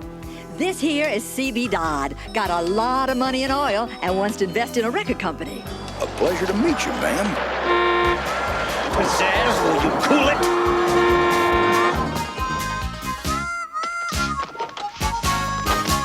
Well, I was about to give up on you, Eric, you being the promoter and all. I'm glad to meet you, Miss Sally. Hi, we're the Misfits! And we want to be in the shindig. Yeah. I know they're unconventional, Miss Sally, but they really want a chance to help the hungry. Eric, they can perform, but they can't be on the live album unless someone backs out. Savvy? Oh, that's fine. What? They can stay with you in the guest house. Oh. Do you know anything about Eric Raymond, Miss Sally? He's trouble. Whoa, appreciate your concern, girls, but I know the guy's a weasel. I got my eye on him. Hello, Sean. Pizzazz? It's been a year since I saw you in that crummy little club in London. You still into fighting all comers? Not anymore, old girl. So run along.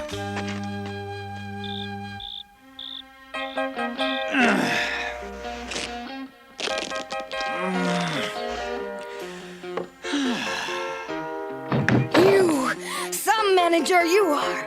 We're playing this gig for free. Yeah, and we don't even get to be on the concert album. Oh, just trust me. You'll be on the album, and it will be your ticket to international recognition. What are you getting out of this, Eric? Nothing but contacts and publicity for you ingrates. Now go to bed, get out of my hair. Sure, Eric. Whatever you say.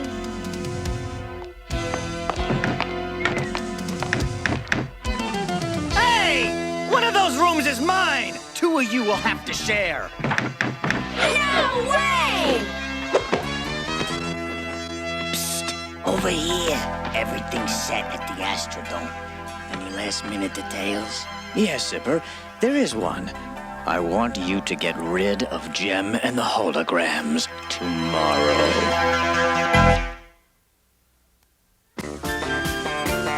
Jem will be right back after these messages. After these messages, we'll be right back. Jem! Look, new Jem, new rock and curl Jem. You see the greatest look and most incredible hair. When rock and curl Jem is there. Wow, wow, what a smile. She's the prettiest girl. I love new Jem, rock and curl. She's prettier than ever. I love what you can do with her hair. You can curl it up, you can tease it out. Rock and curl Jem's got hair to rave about. Jem, rock and curl Jem. And now, back to Jem.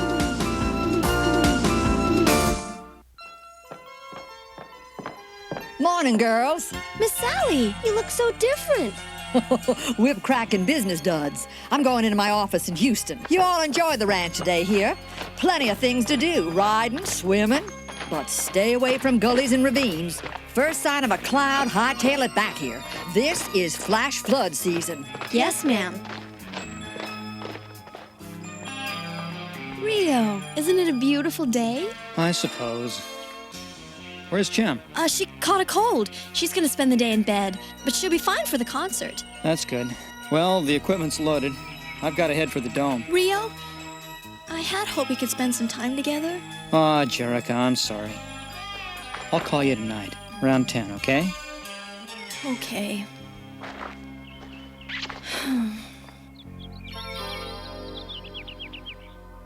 Well, hello there.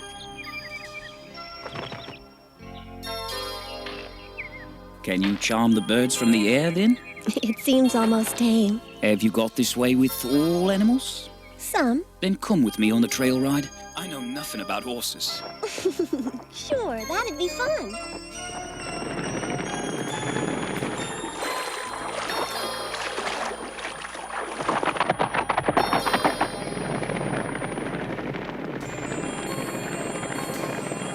Come on! Hey, got your suit? Wait up!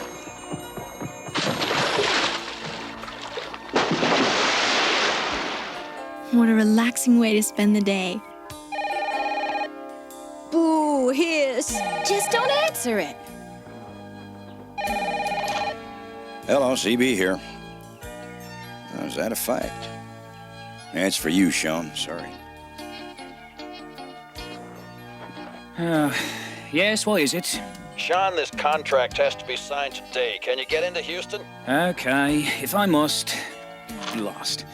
Here, Business? a mundane fact, sweet. I must go. I'll go with you, Sean. Kimber, will I see you at the hayride tonight? Yes, we'll all be there. See you tonight! Come on, let's change and get back so we can take our time getting ready. Keep quiet. Not a peep out of you. Move! Follow the ravine!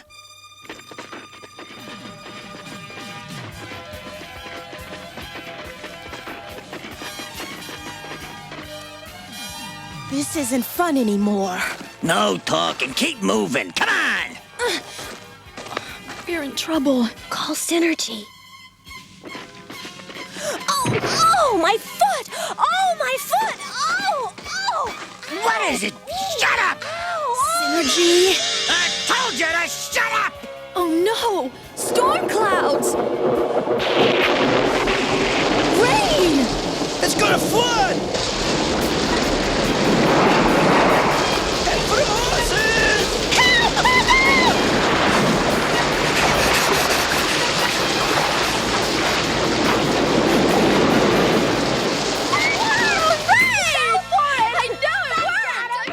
Okay, everybody aboard? Yeah, all set, Curly.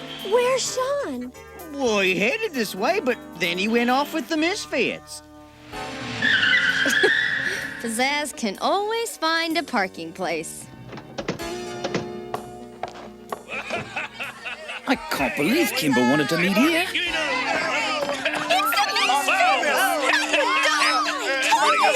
Sing for us!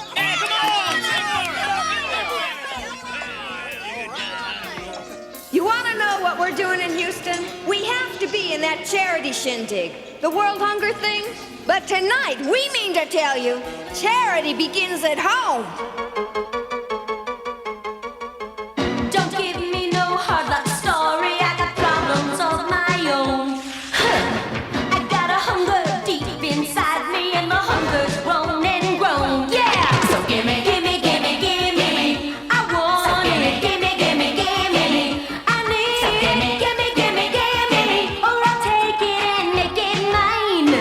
Don't tell me no tales of glory. Charity begins right here. Here. I'm looking out for number one. Do I make my message clear? You hear? So gimme, gimme, gimme, gimme. I want it. Gimme, gimme, gimme. I need it. Gimme, gimme, gimme. Or I'll take it and make it mine. Don't expect no gratitude. The only thing I give for free is attitude. Gimme, gimme, gimme. I want it. Gimme, gimme, gimme. I need it. Gimme, gimme, gimme. Or I'll take it and make it mine. Gimme, gimme, gimme. Gimme, gimme, gimme. Gimme. Well, what do you think? Let's just say my appetite has changed. Let's get out of here. What's that supposed to mean? I'm bored. I want to go back to the ranch and find Kimber. Get it? A little testy tonight, eh, Pizzazz? Your new mellow personality is sickening. You used to like good songs. You used to have guts. Slow down and grow up, old girl. Oh, you've turned into a wimp, Sean. Pizzazz! Look out!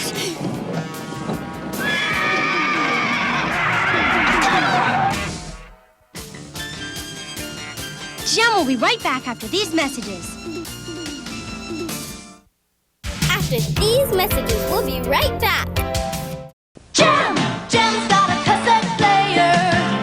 Truly outrageous and totally Gem's got a cassette player that turns into the Gem Star stage. Gems was on the ultimate concerts. Right on the Gem Star stage. It can turn into starlight music where Jericho spends her days. Yes, yes, yes, it's the best.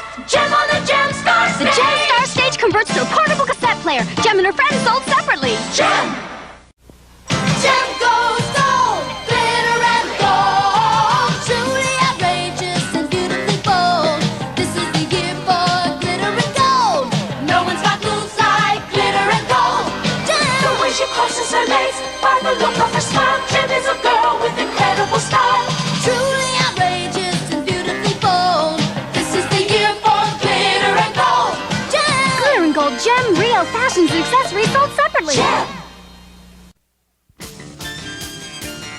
And now, back to Gem.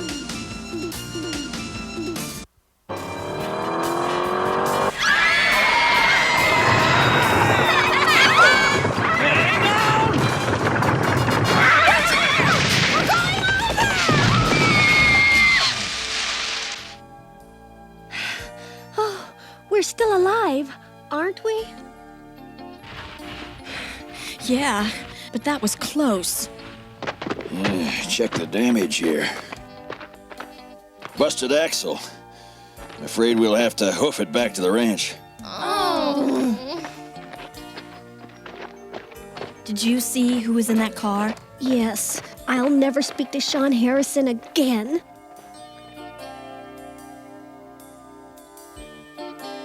Come on, Jerica.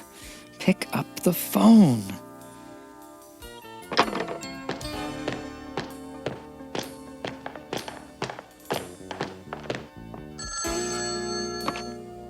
World Hunger Shindig. Give what you can. It's me, boss. The plan fell through. What? You wouldn't believe. A flash flood came out of nowhere and... You failed? Are you... trying to sabotage my whole plan? Hey, mellow out, Pops. It's covered. I'll take care of everything tomorrow, right here at the Astrodome.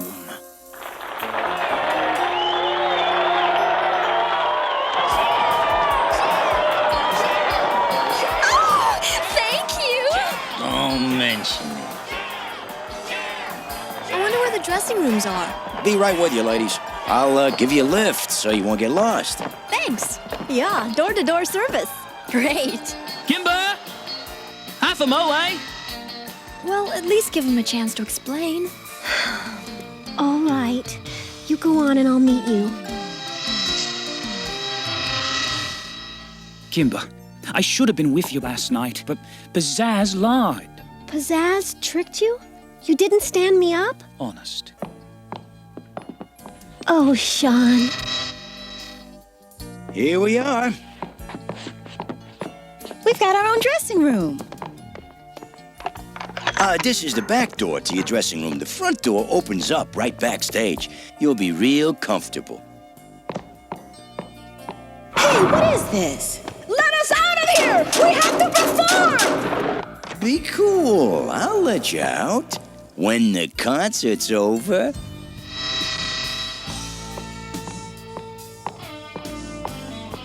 Rio!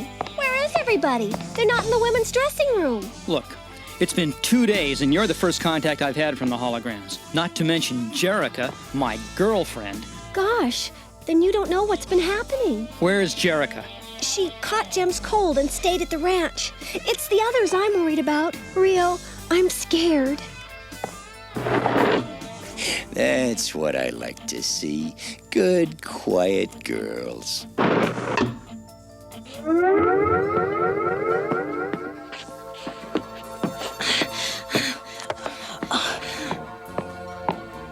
Pretty smart, skimming one whole ticket booth off the books. Forget the flattery, Zipper. You work for a flat fee, not a percentage. Did you take care of your other assignment? No sweat. They're on ice. Okay, time for me to head backstage. Looks like Jem and the holograms are not going to make the finale. Miss Sally will just have to use the Misfits.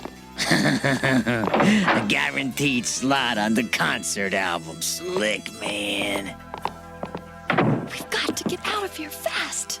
The screws are too tight. Darn.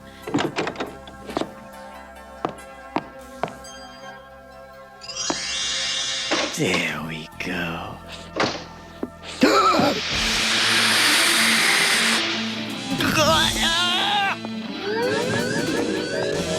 Nice going, Synergy.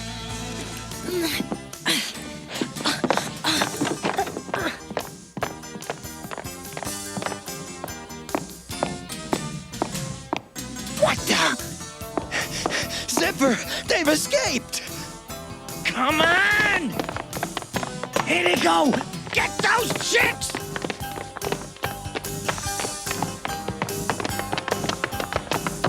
Miss Sally, Jem and the holograms just aren't going to show up. Face it, let the Misfits go on. No, please wait. They'll be here. I know they will.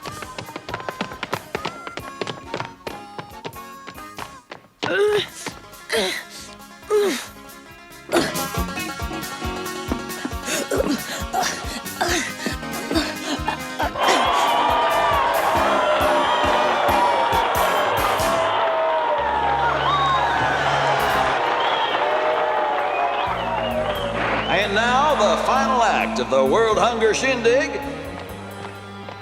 Allow me to present The totally outrageous Jem and the Holograms. Thank you, Synergy.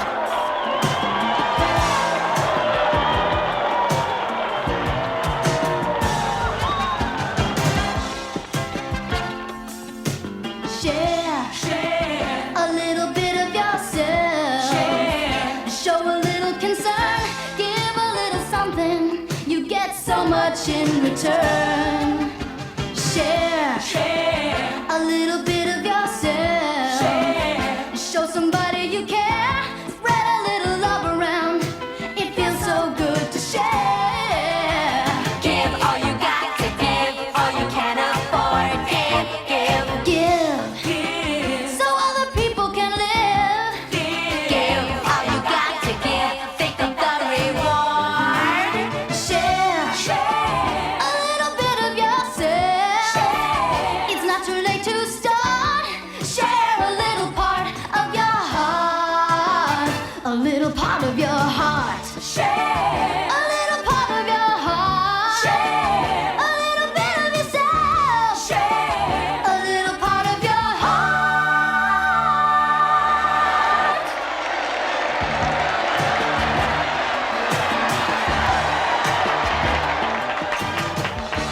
Sorry, gal, I got bad news. The tallies are in and you're 280,000 shy of the bet. Someone was trying to steal this from Eric's office. It's full of money. Just in it for the contacts, huh, Eric? What a guy. Oh, yes. It's $250,000 I collected privately. A surprise. You're the one who looks surprised, Eric. Be quiet. I'm sorry, it isn't enough to win your bet. The bet don't mean diddly, Eric. I'm playing for them little starving kids. So sign over your $50,000 promotion fee now. We did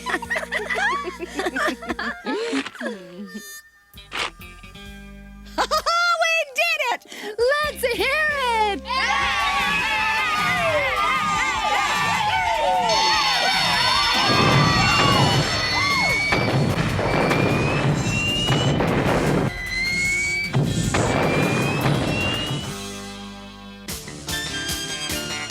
Jem will be right back after these messages.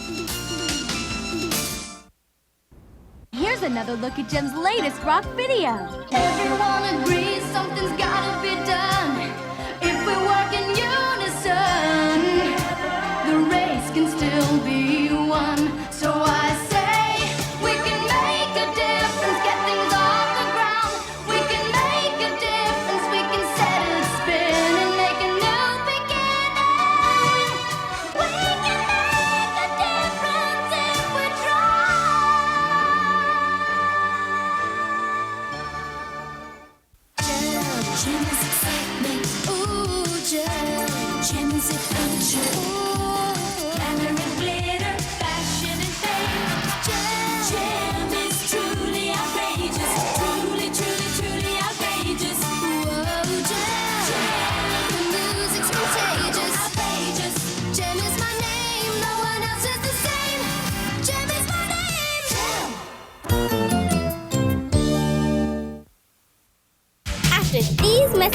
be right back.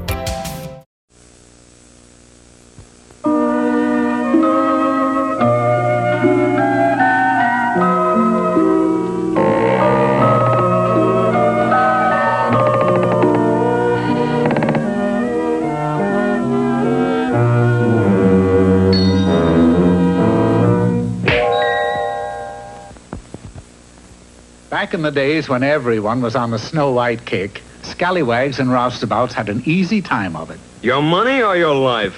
Oh, that's easy. You can take my wife. Not your wife, your life. It's funnier my way, but take my purse. Statistics showed that crime was rampant, especially in a tiny kingdom known as Easy Pickens. The people there used to set their watches by the number of robberies that occurred. What time do you have? Let me see. The blacksmith is being held up, so it must be 11:15. This might have gone on indefinitely had it not been for the arrival of a jolly gentleman on a black donkey whose name was Mule. Mule! His name was Schuyler Sugg, and his hobby was preventing crime. Your money or your wife? Lady appeared as if by magic, and the robber was thwarted. What's more, Mr. Sugg spent the next 7 days in wielding his shillelagh in the cause of justice. Citizens of Easy Pickens, we owe a great deal to Schuyler Sugg. It comes to $43.12. He has not only cleaned out the town, but he's cleaned out the town treasury. Sugg opened a tiny but adequate detective agency and proceeded to solve any and all mysteries. I lost my pet cow, Mr. Sugg. You'll find him inside the counter at the butcher store at 89 cents a pound. He's on special, too. Somebody's been stealing eggs from our chicken house, Mr. Sugg. Oh, sorry, I didn't see you eating your breakfast. Be with you as soon as I finish these coddled eggs. And there's no doubt of it, fellow villagers. Schuyler Sugg is our man of the year. Yay! I don't know what to say, Mr. Mayor. Yay! That's when the trouble started. It was one of the coldest winters on record.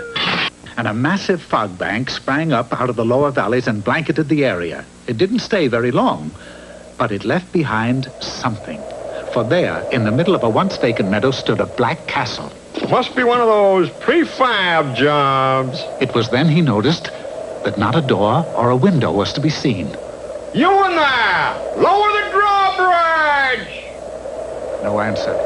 Just the cold, clammy wind whistling through the turrets. Better send a wire to Alfred Hitchcock. The news spread through the town like wildfire, and by noon, everyone was standing before the huge castle. It's black magic, that's what it is. Nonsense, Mr. Mayor.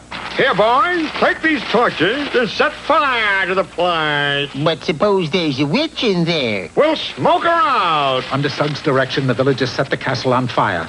Or at least they tried to. The castle won't burn, Mr. Sugg. What do you mean it won't burn? You can smell the smoke. But the smoke was coming from a nearby forest. Why, it's supernatural, that's what it is. We set the castle on fire and the forest burns up. Poppycock and Balderdash and all those other reindeer. The others were too frightened to move.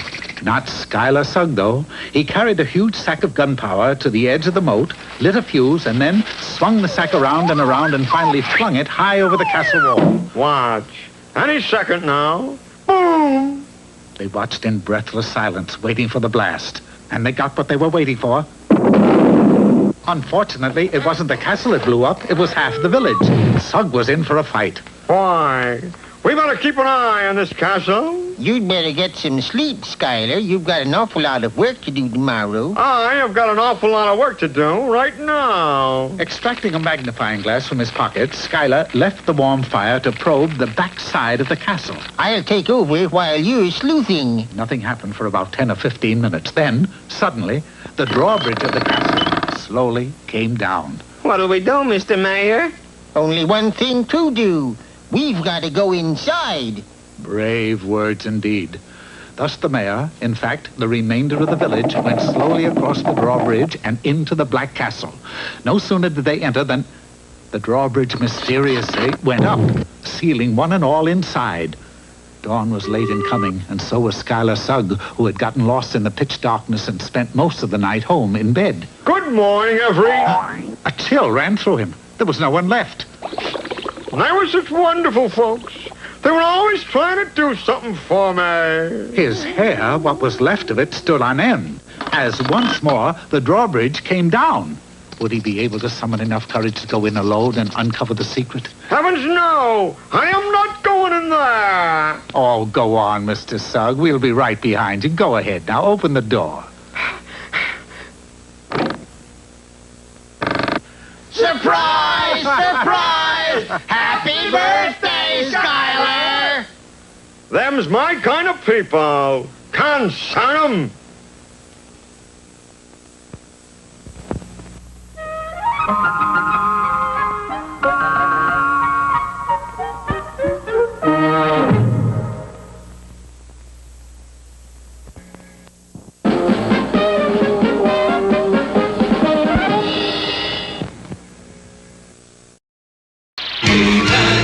And the masters of the universe.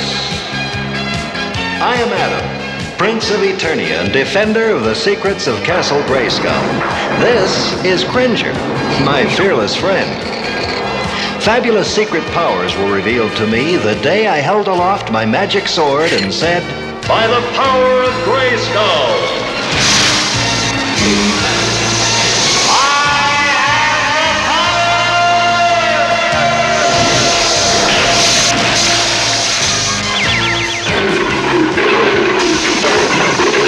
Cringer became the mighty Battle Cat, and I became He-Man, the most powerful man in the universe. Only 3 others share this secret. Our friends, the Sorceress, Man-at-Arms, and Orko. Together we defend Castle Grayskull from the evil forces of Skeletor.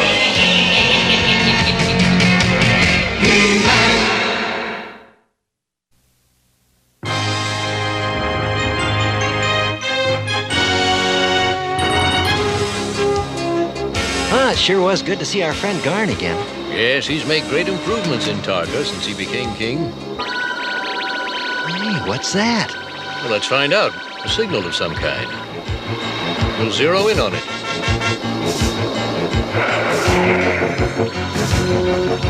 That's strange. The signal seems to be coming from that dune.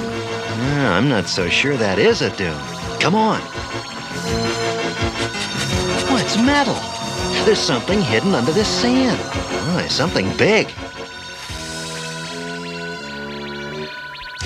By the power of Grayskull!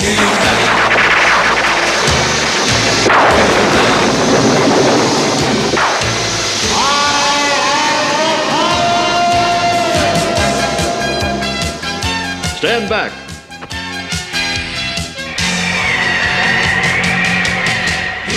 It's a ship of some kind. Must have crashed here. I don't think this came from anywhere on Eternia. It's badly damaged. It must have... Duncan, look out!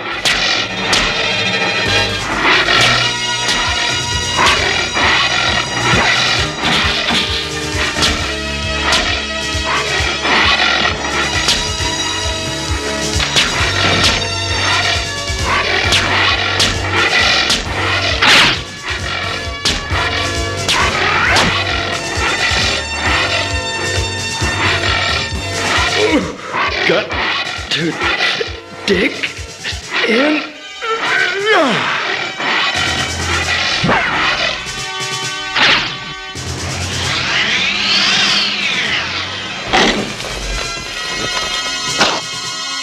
Looks like it's had enough. It must have built itself a sleeping hole underneath that ship. Speaking of that ship, let's take a look inside.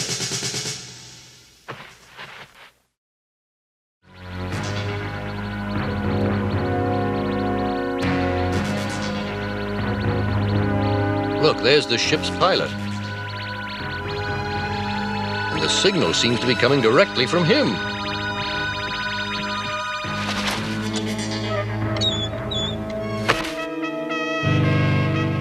Why, it's a robot. And he seems to be in pretty bad shape. I think we should take him back to my lab. It's possible I might be able to repair him.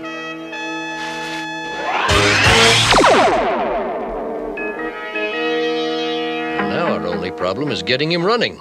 I've tried everything I could think of, but nothing seems to work. No, maybe we could just kick him. That always gets Father's sky chariot started. Just kidding, Duncan. One moment, please. Entrance to laboratory is restricted. Please state your name for identification. Why, I'm Orko. Thank you. Orko identified as pest. Entry not allowed. Sorry. Listen, you tin can. I'm on a mission for the king, so get out of the way. Entry of Orko into lab is forbidden. Stop, please, or I will have to take appropriate measures. Ha! I'd like to see you try it. As you wish. Hey! I'm afraid you'll have to leave this area. Hey, let me go, you rust bucket. I'm warning you. God, let me loose. Let go. What's that racket? Sounds like Orko. I'll go check it out. Okay, Metal Puss, you asked for it. I wish you'd understand. This is just my job. Abracadabra, abracadee. Make this junk pile set me free. Oh, malfunction, malfunction, help, help, help, help.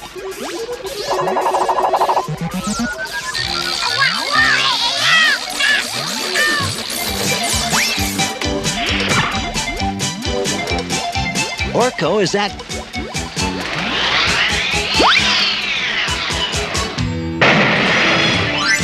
Orko, do you realize what you've done?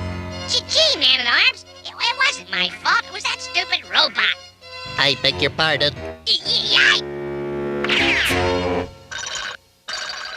He's active. I don't believe it. Orko must have jarred something that switched him on. I did? Excuse me, but could you define my present location? Well, you're on the planet of Eternia. Your ship crashed here and we found you. But who are you and where do you come from? I am called Roboto. I am an explorer from the planet of Robotica. Forgive me if I appear rude, but I have never seen beings of your kind before. May I scan you? Well, I have no objection. It won't hurt, will it? It is a quite harmless procedure, I assure you.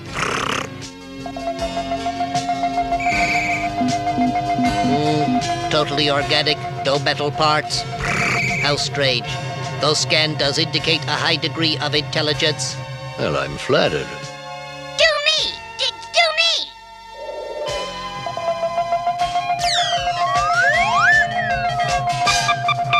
Astounding. I can make no sense of this being. Nobody can. It's the way he is. Funny. Very funny. It's a pleasure to meet you, Roboto. The feeling is mutual, King Randor. Your Majesty, Roboto would like permission to explore our planet while our technos work on his ship. Granted. I'll leave the arrangements to you, Duncan. Thank you, sire. Yes, thank you.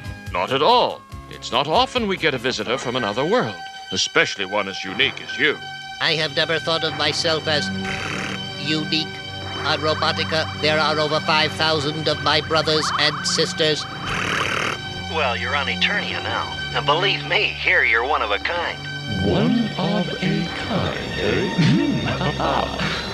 I think this Roboto has some interesting possibilities. And I, Modulot, am just the one to make use of them. You're sure you'll be comfortable here? Yes, it almost reminds me of home. We'll be by early tomorrow morning to start your tour of Eternia. I shall look forward to it. Good night, Man-at-Arms. Good night, Prince Adam. Good night, Roboto. I think I'll get myself a nice cup of hot oil.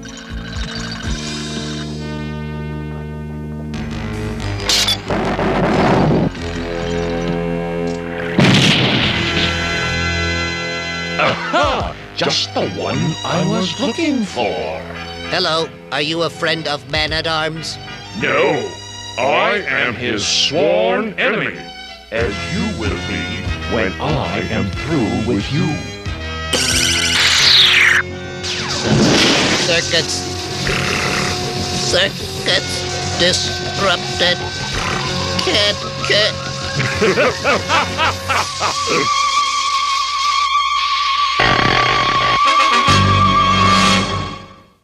Stay right there. Another action-packed lineup of Saturday morning cartoon MAXOUT is coming up next.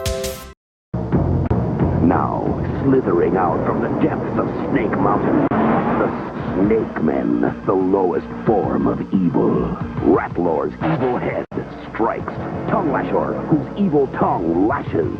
Snake, I'm ready for him. But is He-Man ready for their King Hiss? When his skin comes off, his evil comes out. King Hiss, Tongue Lasher, and Rattler, new from the Masters of the Universe, each sold separately from Mattel. Are you ready for the Snake?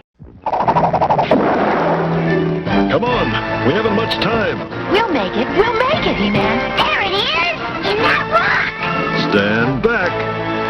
It's here, only at Burger King. A He-Man cup for your kids.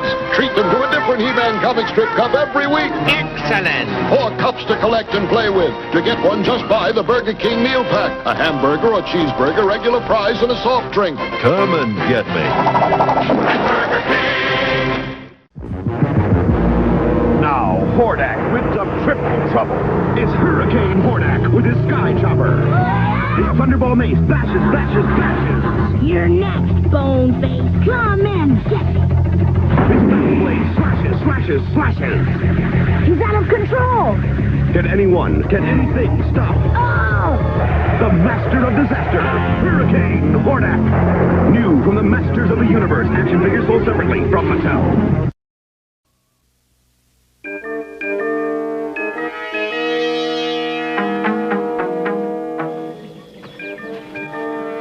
Well, what do you think we should show Roboto first? Well, how about the ancient ruins? I'm sure he and the Zactons would have a lot to talk about. Good idea. Adam, look. Could Roboto have done this? Oh, no, this wall was caved in from the outside. I do not understand what it is you want from me. Why, your power, of course. Once I have finished reprogramming you, your own personality will be gone. And you will be my slave forever. My friends, Man-at-Arms and Prince Adam, will never allow that. Unfortunately, by the time they find you, it will be too late.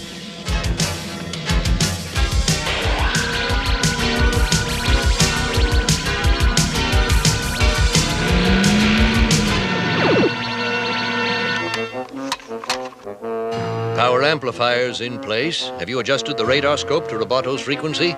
Yes. Then let's test it. It's working. We've got his signal. Let's get going.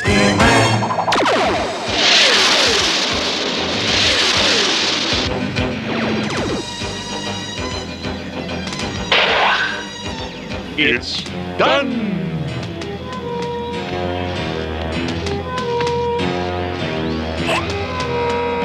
Step forward, my powerful slave. That's excellent. He's obeying my instructions to the letter. Now it's time for a real test. The signal. It started to move. What's going north?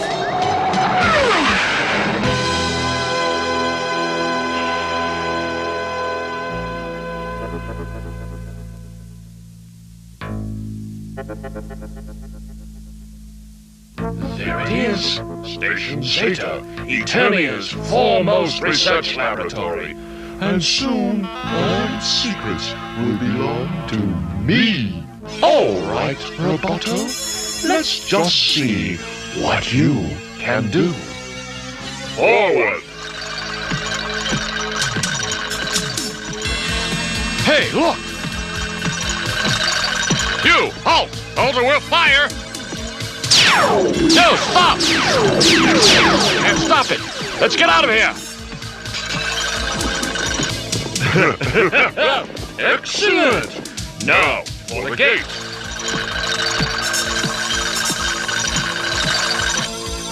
Destroy it! Now! Incredible! With your strength and my brains, nothing can stand in our way.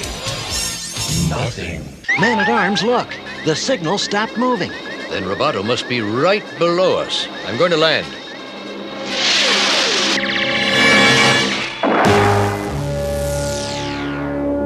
What is this place? Station Zeta. It's one of our scientific research bases, and someone has broken in. Roboto? If Roboto has become our enemy, he won't be easy to deal with. Maybe you'd better change to He-Man. Yeah, good idea. By the power of Grayskull! You villains, you won't get away with this. Take them away, Roboto. Their whining annoys me. By the time they free themselves, we'll be long gone.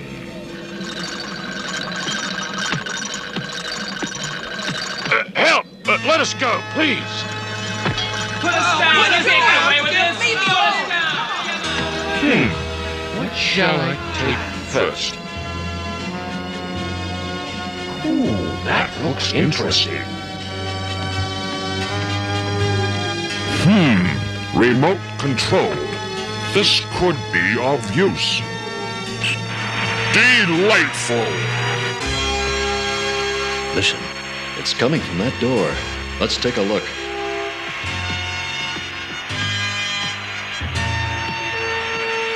It's Moduloc. Looks like we were wrong about Roboto. Come on, let's give that villain Moduloc a little surprise. With this machine, I can't go anywhere.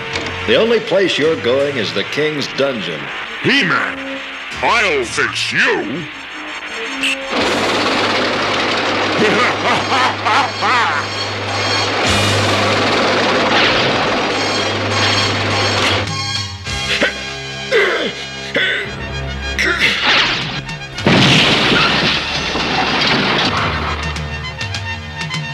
Now, what have you done with Roboto, you fiend?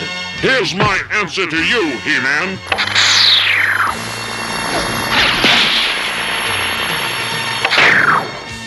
You certainly got the drop on him. Roboto, are we glad to see you? Are you all right? Moduloc must have done something to him. Roboto, listen, don't worry. We'll take you back to the palace and fix whatever Moduloc did. Come on.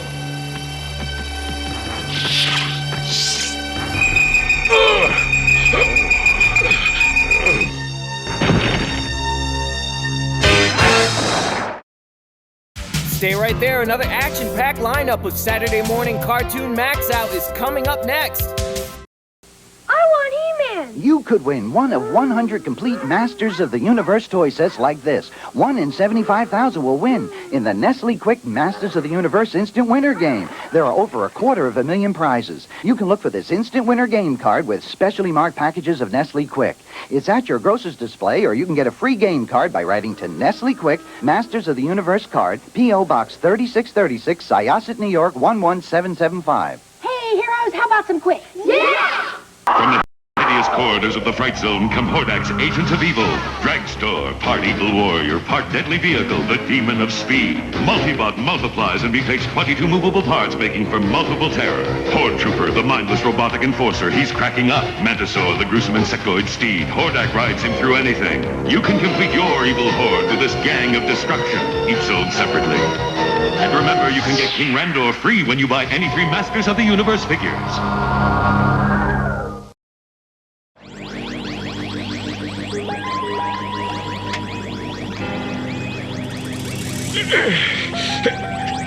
It's no use.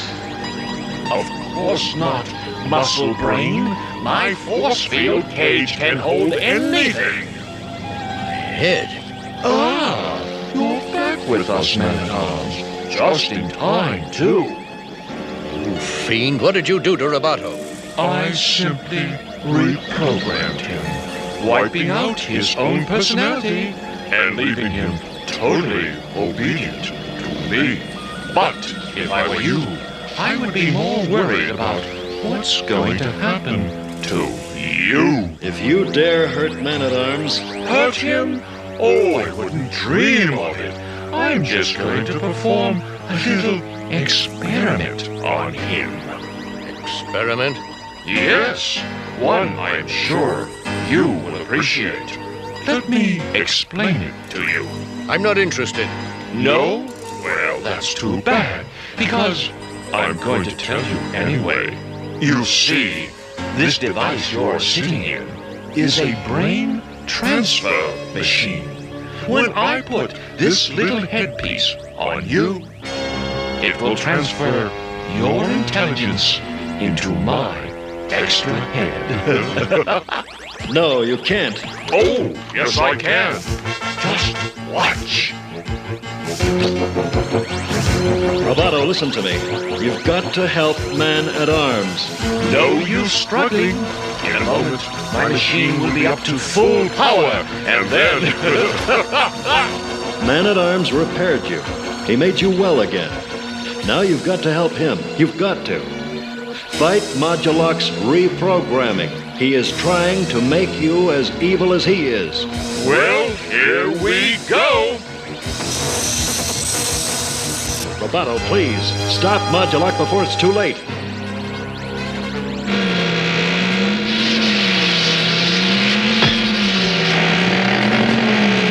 Stop! What? I cannot allow any harm to Man-at-Arms. Good work, Roboto. I don't believe it. That stupid robot has destroyed my brain transfer. Please surrender immediately or... Roboto! Must reach He-Man. Have to disrupt force field. It can't be.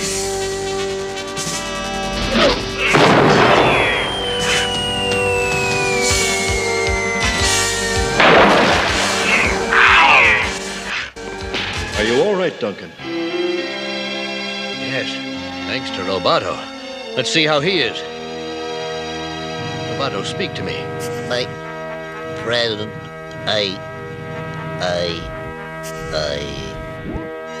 Roboto, we've got to get him back to my lab quickly.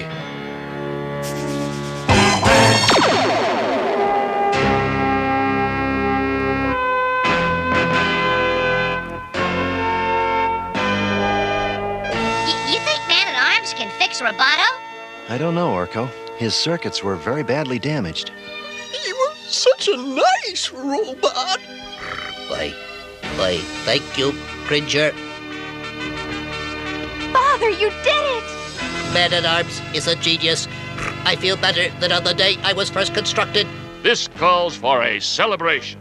Why not make it a birthday celebration? After all, this is a kind of second birthday for Roboto. That's an excellent idea, Marlena.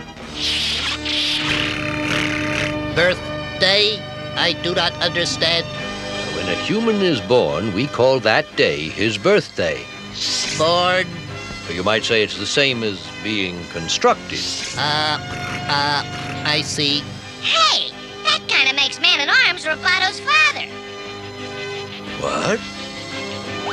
Well, you have to admit, there is a family resemblance. Well, now that you mention it, Orko, I do believe you're right.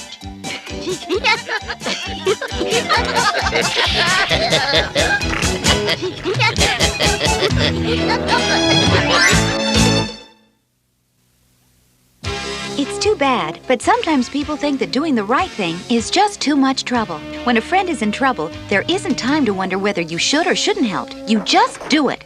And sometimes the one you help will turn around and help you. Remember, every time you help someone, the good comes back to you, sometimes in ways you don't even know about. But it does. Another thing, there's nothing in the world quite like the feeling that comes from knowing you've done something good for someone else. We'll see you next time.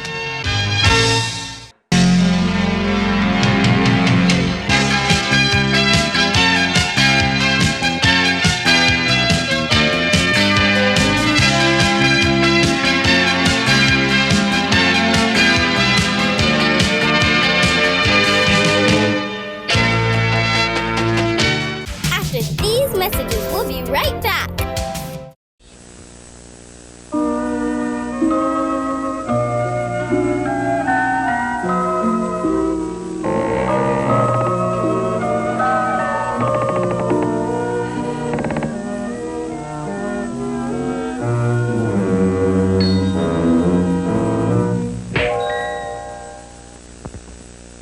Once upon a time, far, far away, there were many people who lived in the kingdom of Nothingham.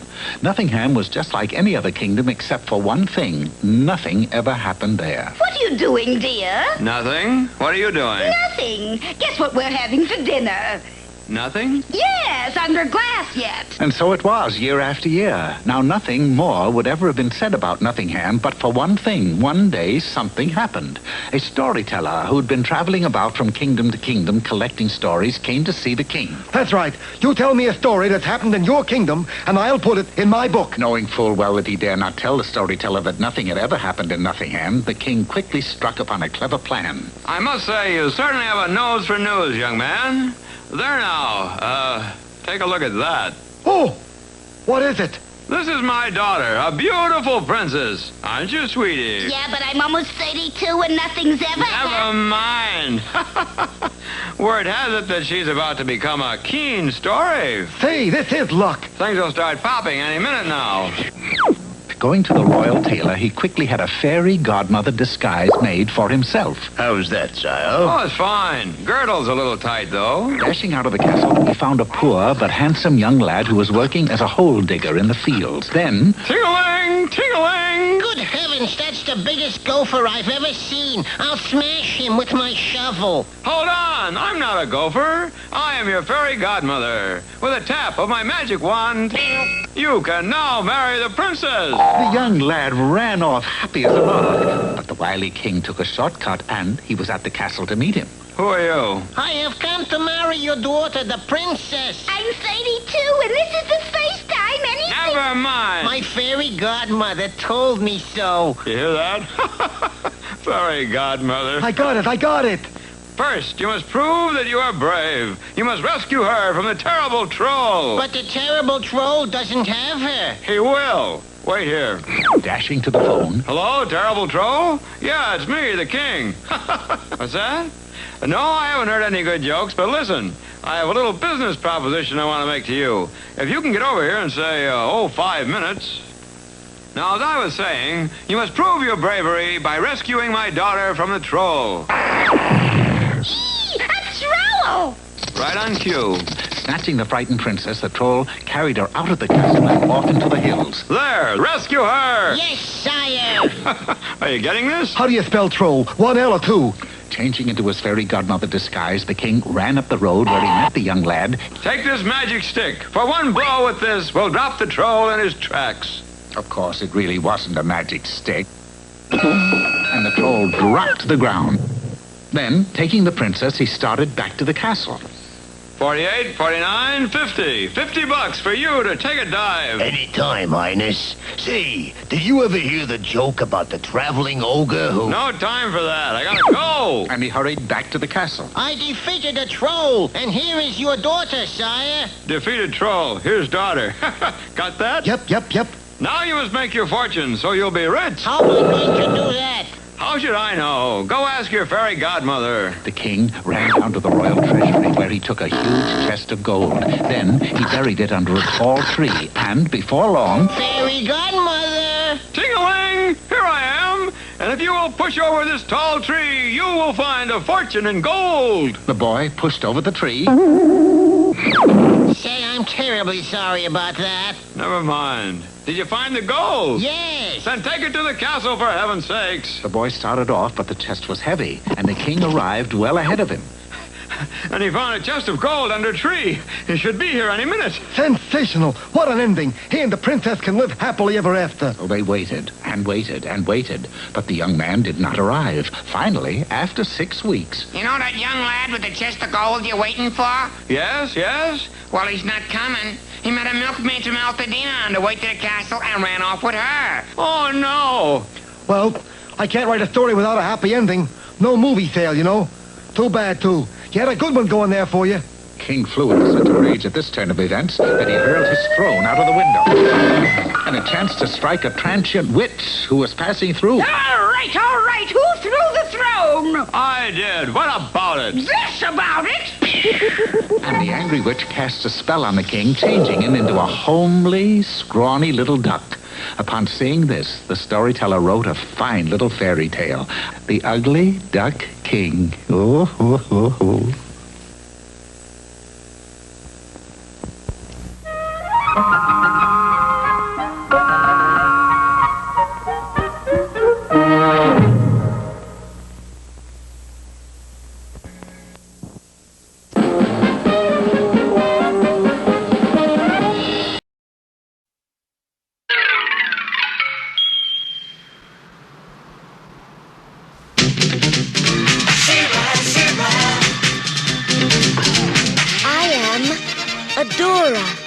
He-Man's twin sister and defender of the Crystal Castle. This is Spirit, my beloved steed. Fabulous secrets were revealed to me the day I held aloft my sword and said, "For the honor of Grayskull!"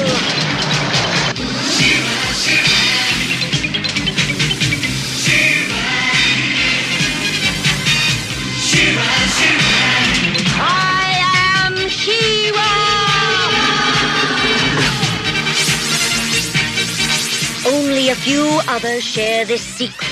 Among them are Light Hope, Madame Raz, and Cowl. Together, we and my friends of the Great Rebellion strive to free Etheria from the evil forces of Hordak.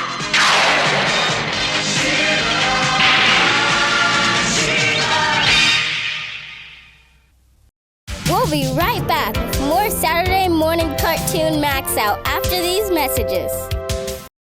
Gleaming in the morning light, home of She-Ra shining bright, Crystal Castle. You put it together. She-Ra sold separately. You can pretend. Magic things shine everywhere, cause it has a secret power. Lifted high on her throne, She-Ra saves the world alone. The fate of the world safe in Crystal Castle, Princess of Power. Crystal Castle comes with everything you see here. She-Ra dolls sold separately. New from Mattel. This is Princess Adora, sister of He-Man, and her gentle horse. Each sold separately. You can pretend. She's lovely as a flower, but she has a secret power. The magic sword in one stroke, and she's got the strength of a tower. She-Ra, Princess of Power. And now a She-Ra necklace for you to wear. Wow. Free in specially marked packages while supplies last. She-Ra doll Princess of Power comes with everything you see here. From Mattel.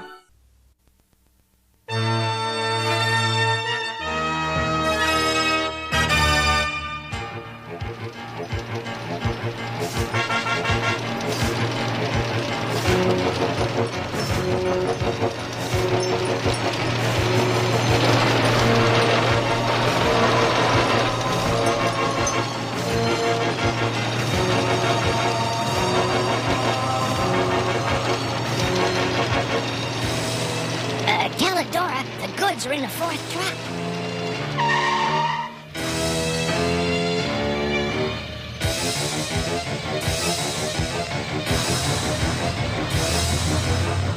Hordak is coming.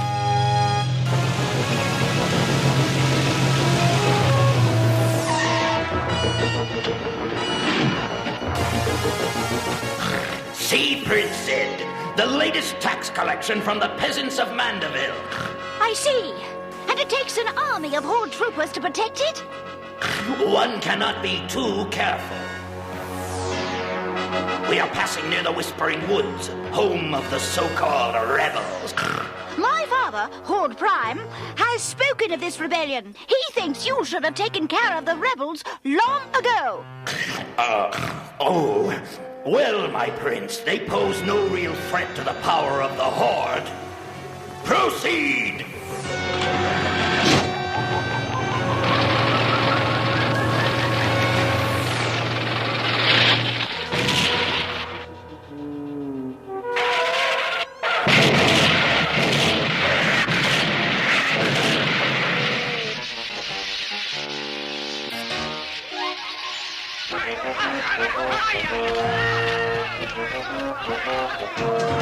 For the honor of Grayskull!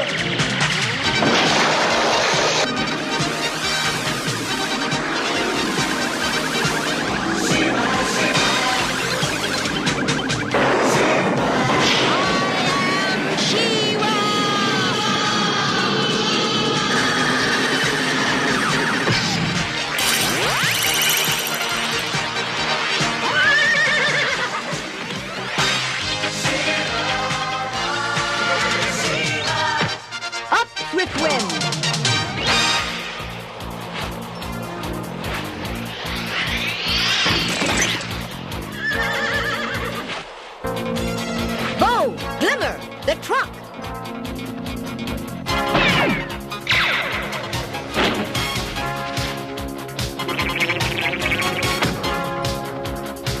Thanks, fellas. Anytime.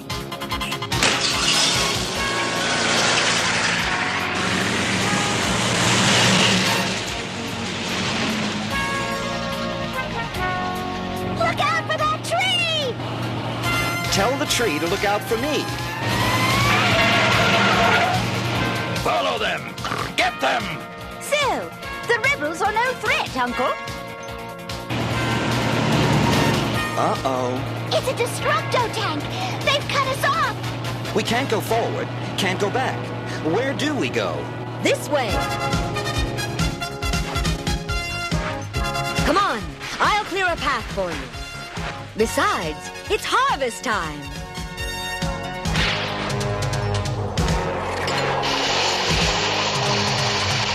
I just don't know, old Monkey. Those horsemen took all my equipment. I don't know how I'll cut all this grain. Well, I'll be. Who's doing that? We're going to make it. Yes, and Shira's cutting dead ends to confuse the horde trucks.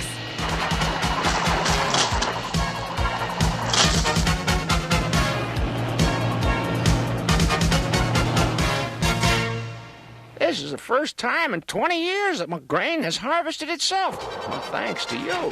Always happy to lend a hand.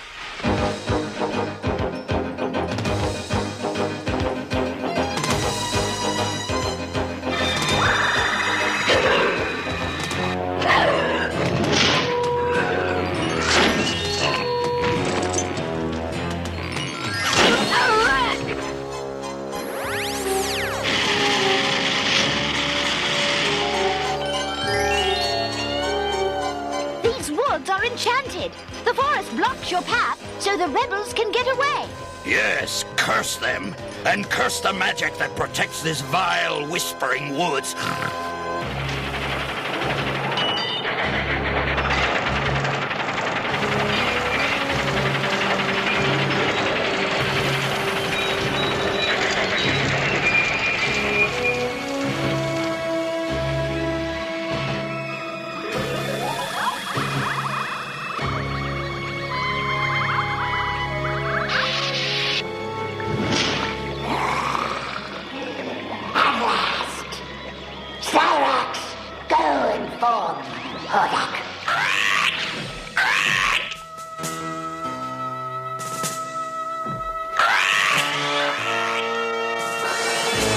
At last, we have it! Have what, sire? The way to put an end to the Great Rebellion, once and for all. Behold, the poison of Kandahar. The formula is from this ancient book, which I have only recently acquired. How do you know it will work? Watch! These are plants from the Whispering Woods. They are protected by the powerful magic of the rebels.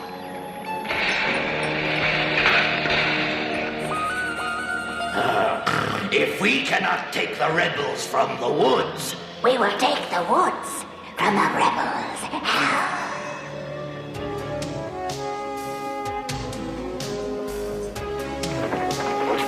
Those hordemen expect me to pay their taxes in wheat. and yet they took away the tools I need to harvest it. Thanks to She-Ra, it's all being harvested. The Horde will no longer tax you unfairly, sir. We will see to it. Thank you. Madam Raz is coming. Better duck. Wow! No, straight, boom! Straight! No, left! I mean right!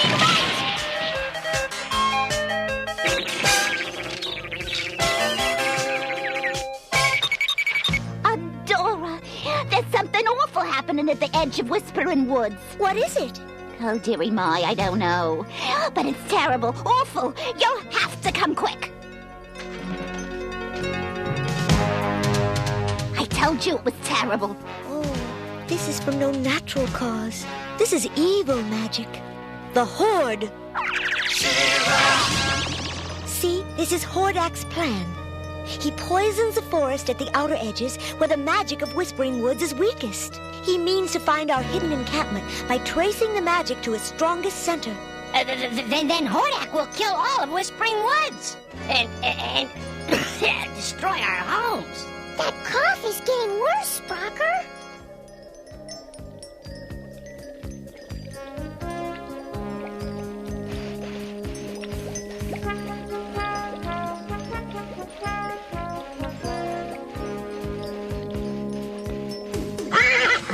What is it, Spirit? The forest seems to be in pain. Oh, the Horde!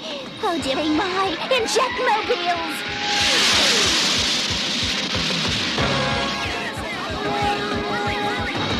Cover your mouths and noses. Don't breathe the spray. Curse you, Hordak!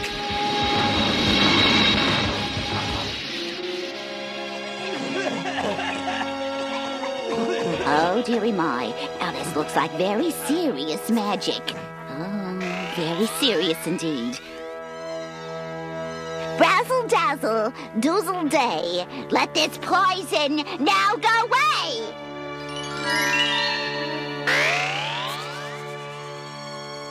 Oh dear. Oh, dearie my. Oh, Madam Raz, your spell has no effect on the poison? No, the only kind of spell to counter such magic is a transforming spell. But in order to transform something, you first have to know what it is. Dearie my, yes. And this black poison leaves no traces.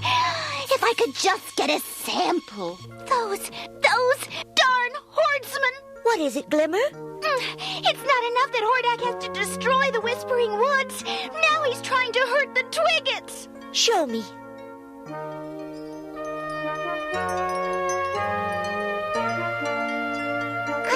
I'm sorry we got sick, Adora. Oh, Spiritina, it's not your fault. They will get better, won't they? I don't know. Maybe not. The Twiggets are a part of these woods, and the woods are a part of the Twiggets. What do you mean?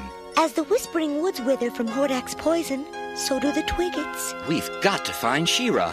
It wouldn't make any difference, Bo. Neither we nor She-Ra can do anything for them. Stay right there. Another action-packed lineup of Saturday morning cartoon MAXOUT is coming up next. You can pretend magic water gently calls, refresh all powers at Crystal Falls. You put it together. Starburst She-Ra and Remistadolls each sold separately. What a lovely place to be, feeling pampered beautifully. With seashells and showers that have secret powers. The fate of the world's in good hands at Crystal Falls. Princess of Power. Crystal Falls and Remista with Mermaid Tail each sold separately. Starburst She-Ra doll also sold separately. New from Mattel. It's Spirit, Horse of She-Ra, dolls sold separately. You can pretend. He's more than just a lovely horse. He has a secret power. When She-Ra lifts her sword up high, he's swift wind, he can fly. With his wings and a horn, he's a fabulous unicorn. The fate of the world is flying with you, Swift Wind, Princess of Power. Swift Wind Horse from the Princess of Power collection. She-Ra dolls sold separately. New from Mattel.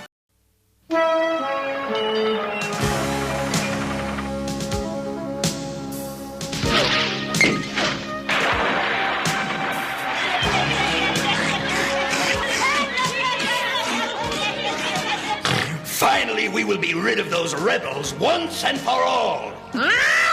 Our raid tomorrow should put an end to the Whispering Woods forever.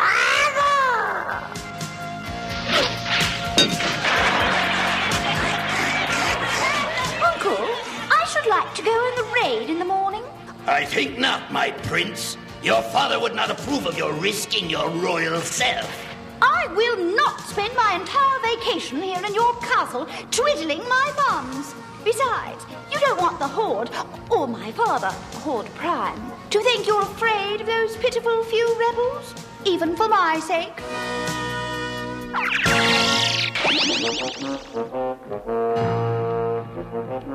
How are the defenses coming, Bo? We are all set. Strike down the rebels!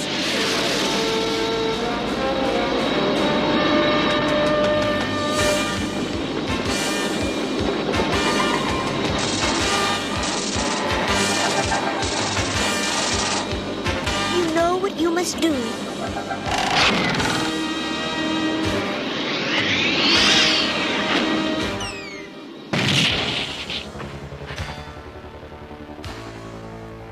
For the honor of Grayskull!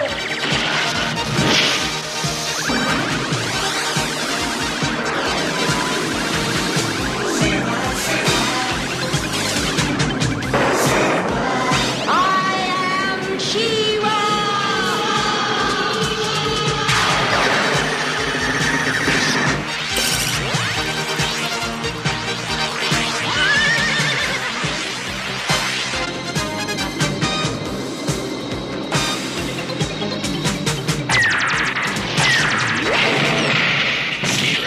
This time you've gone too far.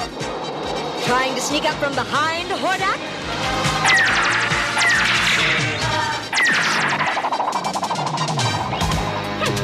Lost. A worthy opponent.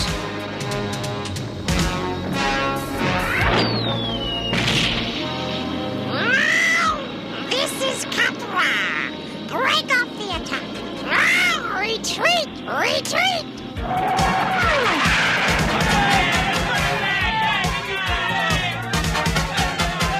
You have done well, my friends. Now let us go see about those jets that we brought down. Oh! There's one of them. He's responsible for poisoning our Twiggets. We cannot harm this boy. But he's destroying our Whispering Woods. No! Do not return evil for evil. But She-Ra, we want to get even with those rotten hordsmen. Glimmer, getting even means you become like the Horde. Is that what you want? No, it's just that the Twiggets are very sick, maybe dying. And it's his fault. It may be the way of the Horde to hurt those who are helpless, but it is not the way of the Great Rebellion, and it would not help the Twiggets if we were to harm this boy.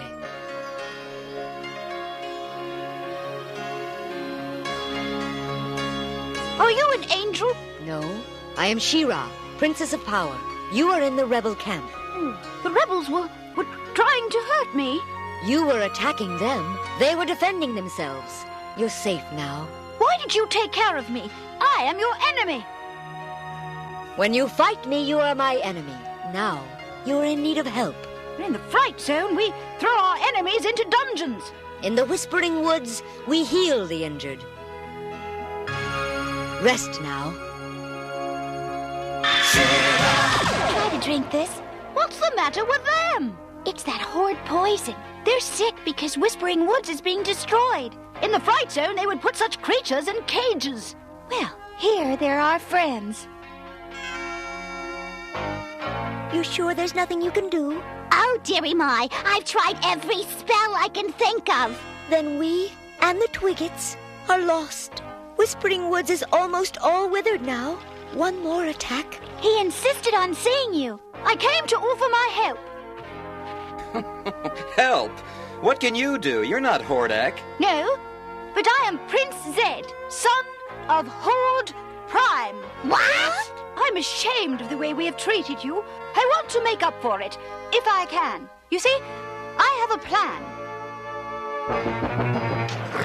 You left him there. The son of Horde Prime, and you left him there. Wow! The rebels caught us by surprise. Oh, it doesn't matter. Soon the rebels will be no more. Oh, and we can rescue Prince Zed. Sire, a message from the rebels. They probably want to surrender. Let me see it. Dear Uncle, this ring will be proof of the message. Stop poisoning Whispering Woods at once, or my father will hear of your abandoning me in battle. Your nephew, Prince Zed.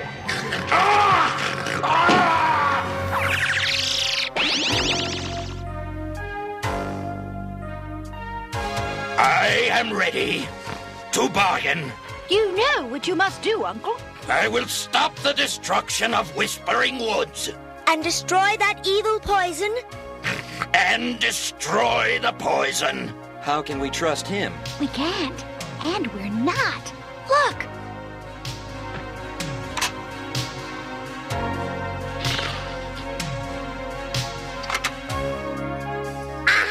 I knew it. You know what the poison is? No, but I know what it isn't. Thank you for your kindness. For now we must be enemies. I wish we were on the same side. Perhaps someday. Someday, I will rule Horde World. Then we will be. I promise. The Horde's leaving. Hurry! Ah! Dearie my! I've got it! The antidote for the poison. Oh, now let's see if I can transform it.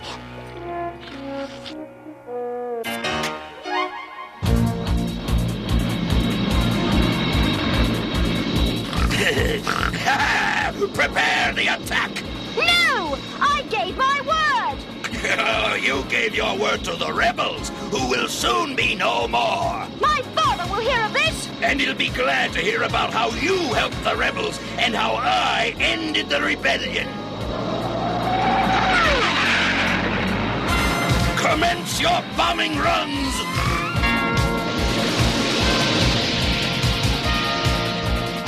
Did you do it? Oh, dearie my, I hope so. I have my fingers crossed.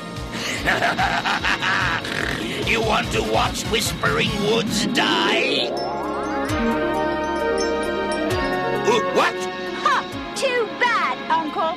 Watch Whispering Woods live! The transforming spell worked. Oh, thank you, Madam Raz. Oh, dearie my. Oh, it's just all so beautiful.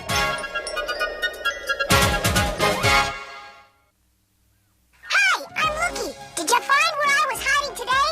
If not, take another look. See me now? Here I am. You know, if someone's nice to you, don't you feel like being nice back? That's what She-Ra did, and Prince Zed was nice in return. Always treat others the way you want them to treat you. Like She-Ra, that will work for you too. Bye now, see you next time.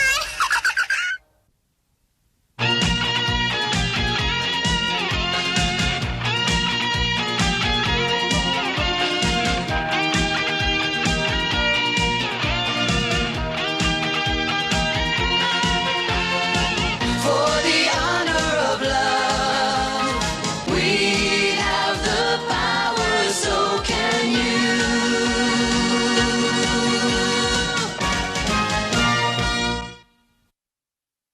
After these messages, we'll be right back.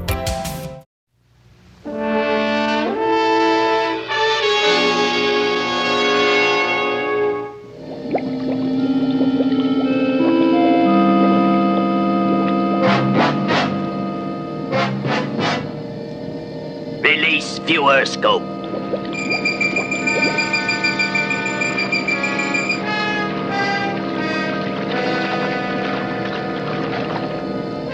you see them, Captain? Yes, they are in sight. What'd he say, Jace? He said, look, no hands. Come on, Jan. Let's go into high gear.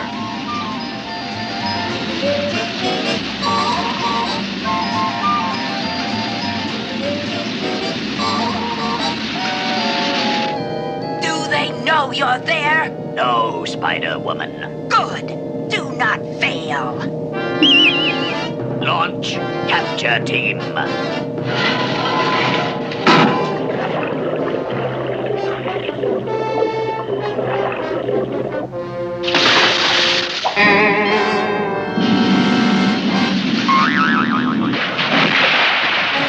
What happened? I shouldn't have asked. Jace? Coming, Jan. Hurry! Emergency pickup.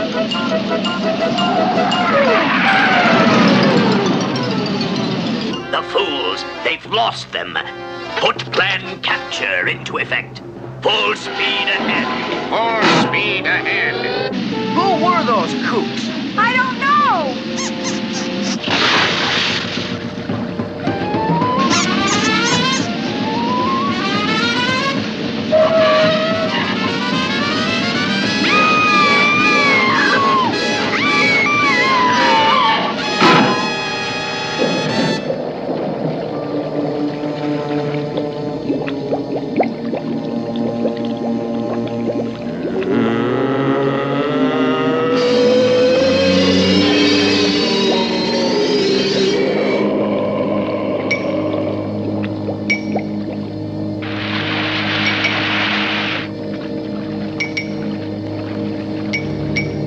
I said, when I again met Space Ghost, my revenge would be terrible. And it will be.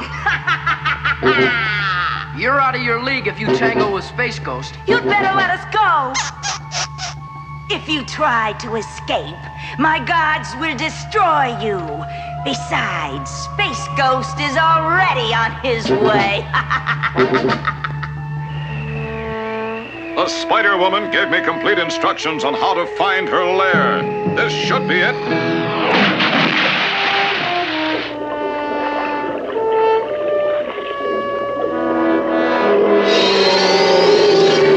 She must have some evil plan in store for me.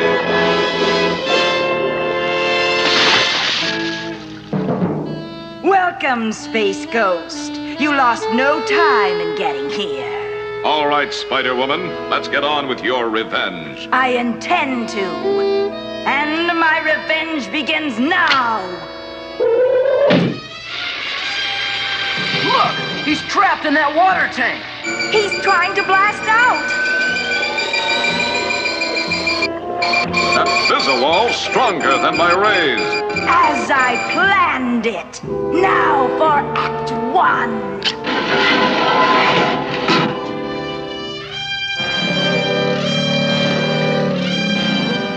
A Hydra Shark, eh? My Hammer Ray ought to stop him.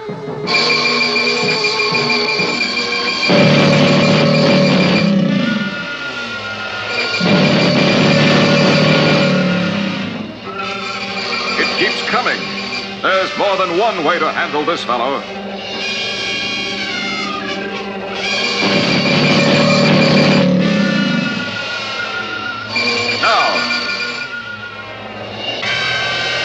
A little heat ray for a sealer. Very good, Space Ghost. Very good. But now, the deadliest creature in the universe. Now for Act 2 and my Electro Manta.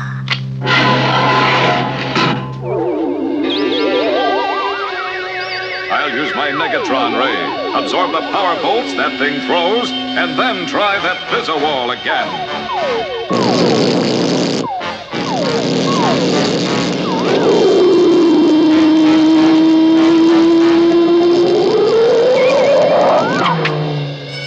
Now to see if my absorbed power can break through this Fizzle-Wall.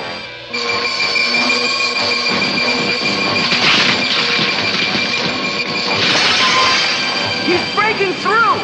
You didn't expect that for an encore, did you, Spider-Woman? Guards, seize them! Jan, hit Inviso Power and jet up!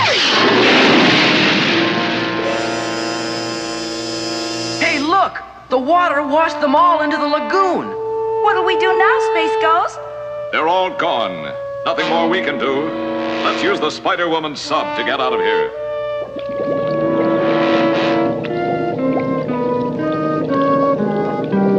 What do you think happened to her, Space Ghost? The evil ones usually get away. Yes, to come back and haunt us another day.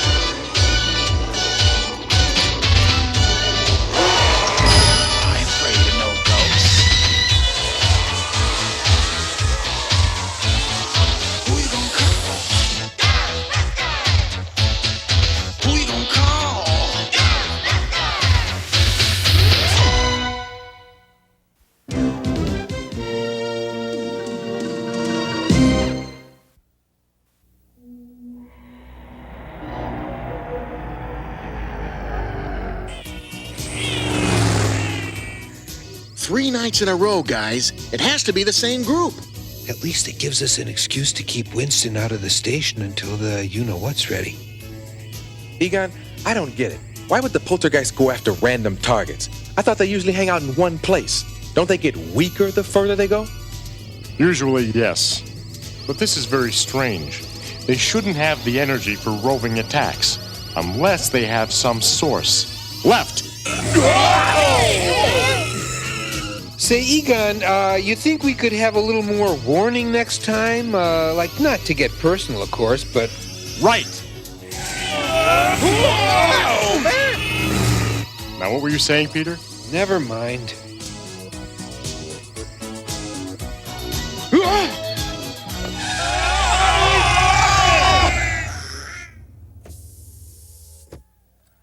Okay, where to now?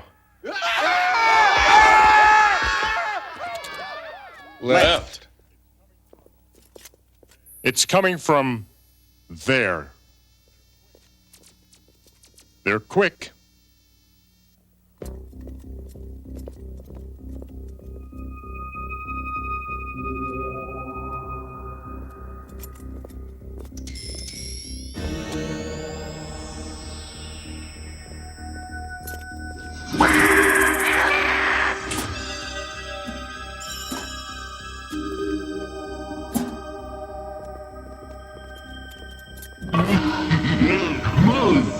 Hey, fellas. Shh.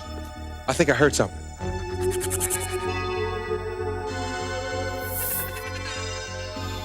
What was... Peter, something...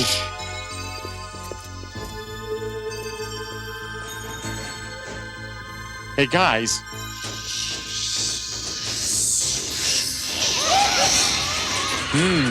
Looks like the trash wants to take us out.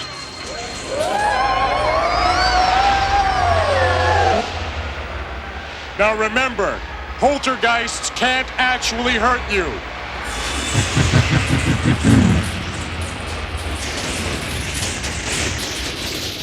But trash cans sure can.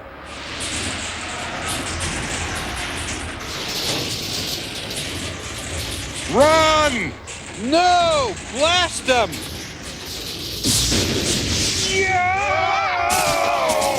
Okay, so I saw a Clint Eastwood movie last night and got carried away. Sue me.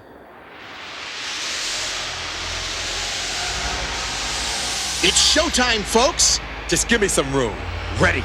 Ready. Ready. Ready. Trouble! Very, very big trouble!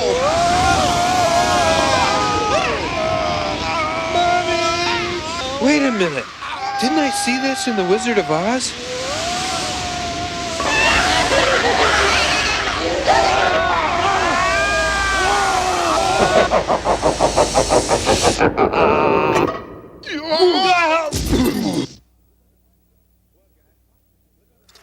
Well, guys, look on the bright side. It couldn't possibly get any worse.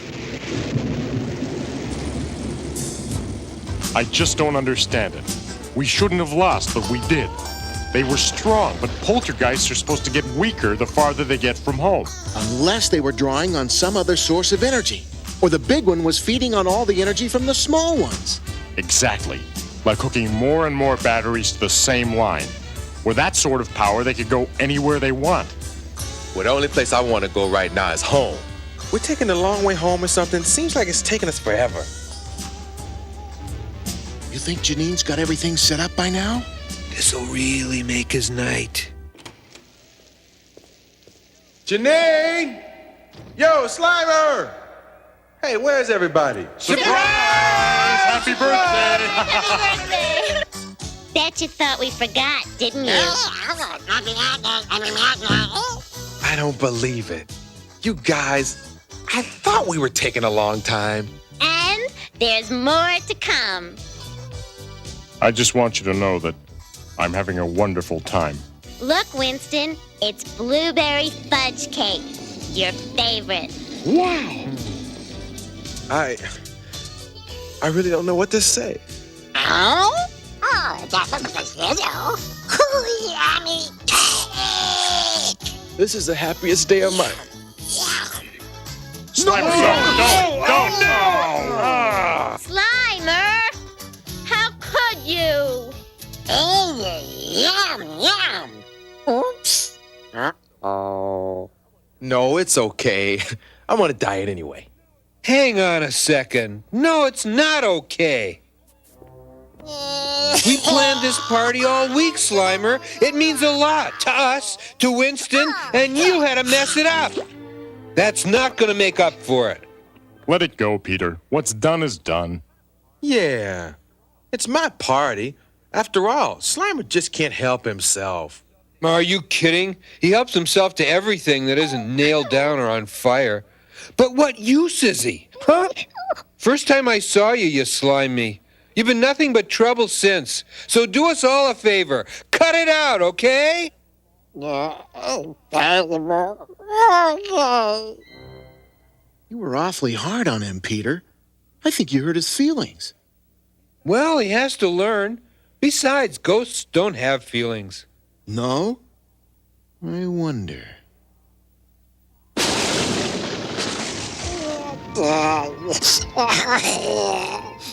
Bye. Bye.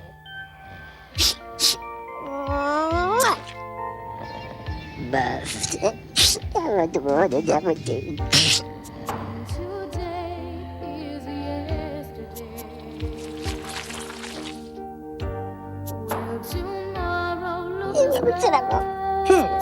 I wanted to be in the sky. No. Stay right there. Another action-packed lineup of Saturday morning cartoon MAXOUT is coming up next. Attention all Ghostbusters. Be on the lookout for haunted humans. Wanted, Granny Gross. She's no sweet old lady.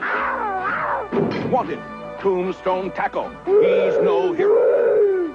Wanted, Ex-Cop. He's not on your side. To catch these ghosts, you need the real Ghostbusters. There's Peter, Egon, Winston, Ray. Each sold separately. They're running out fast.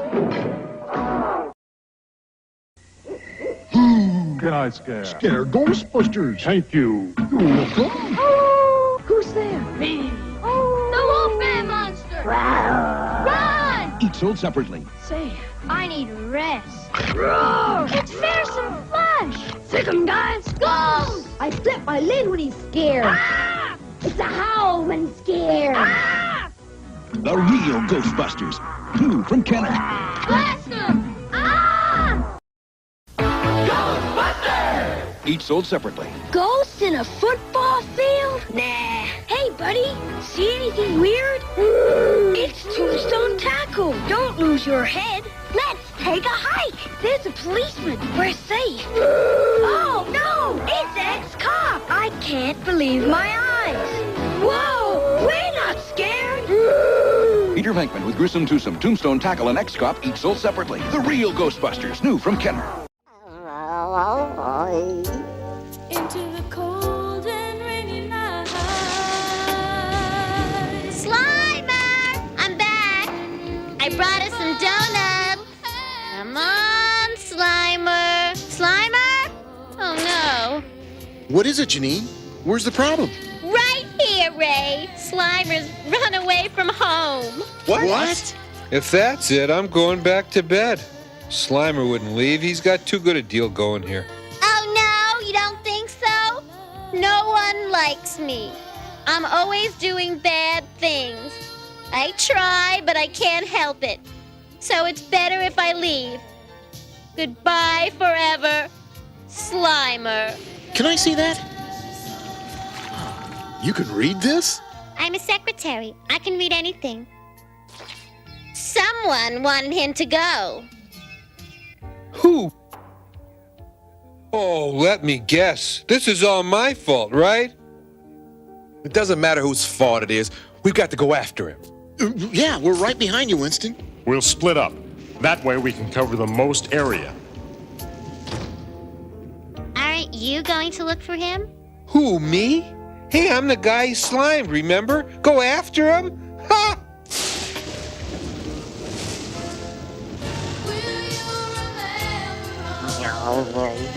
I've been just worried. Huh?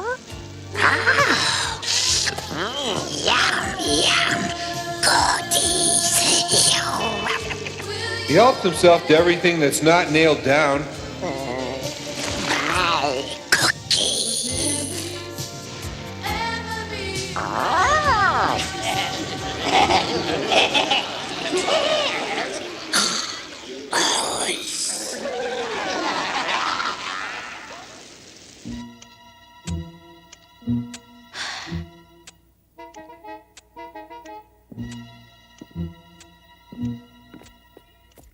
Going somewhere?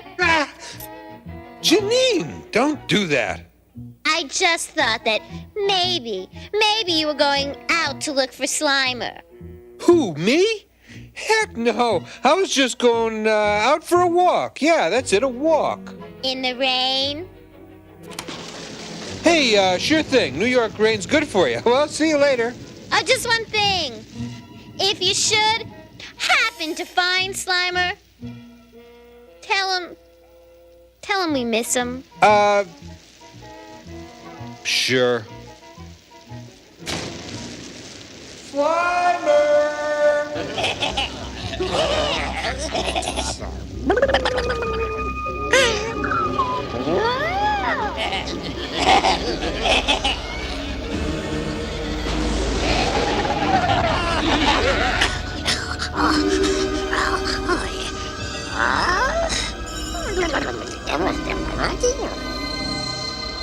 Slimer!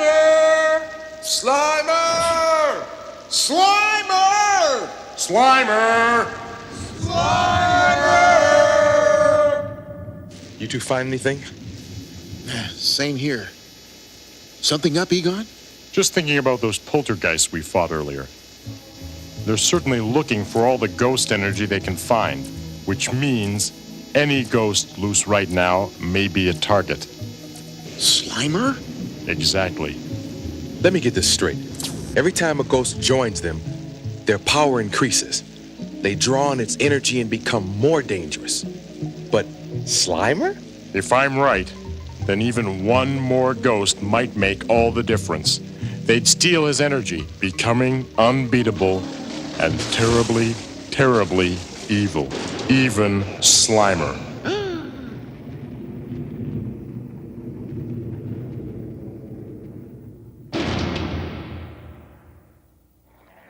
Huh?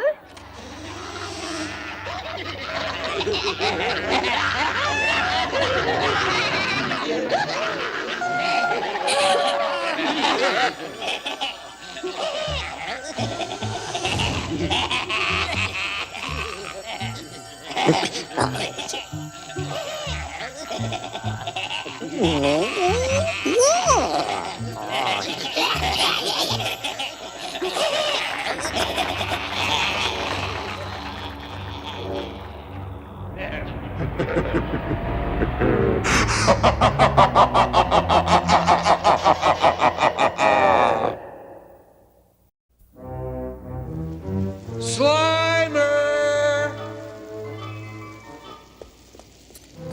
Slimer! Slimer! Slimer! Slimer! Come on, Slimer, come home. All's forgiven. Well, most of it.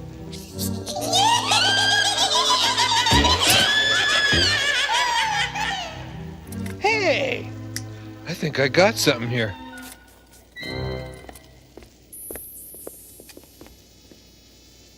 We'd better split up if we're going to find Slimer before the poltergeists do. Agreed. If we don't, he'll become a part of their evil as it crosses the country. He'll be gone forever.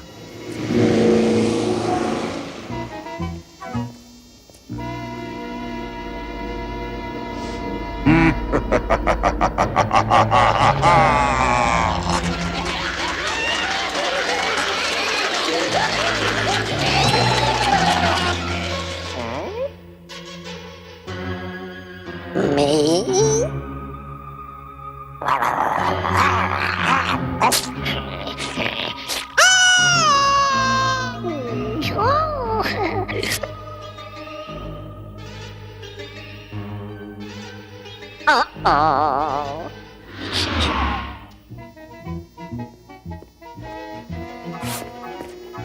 Well, well. What's wrong, my man? You lose something?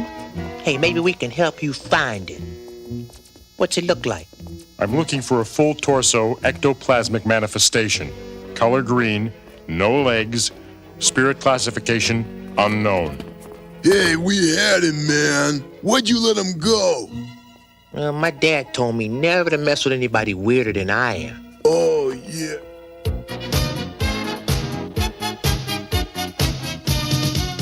Why aren't you looking for Slimer? It's a new theory of mine. Ever notice how if you go looking for someone, you almost never find them? Well, I figure if I wait in one place, everybody I ever met in my entire life will come by sooner or later. Ray, I think you should know. That's the most ridiculous theory I have ever... Ray Stantz, hello! That's Mrs. Milliken, my second grade teacher. Hi, Mrs. Milliken. Ray, I think one of us needs a nice, long vacation. Three times before it's a...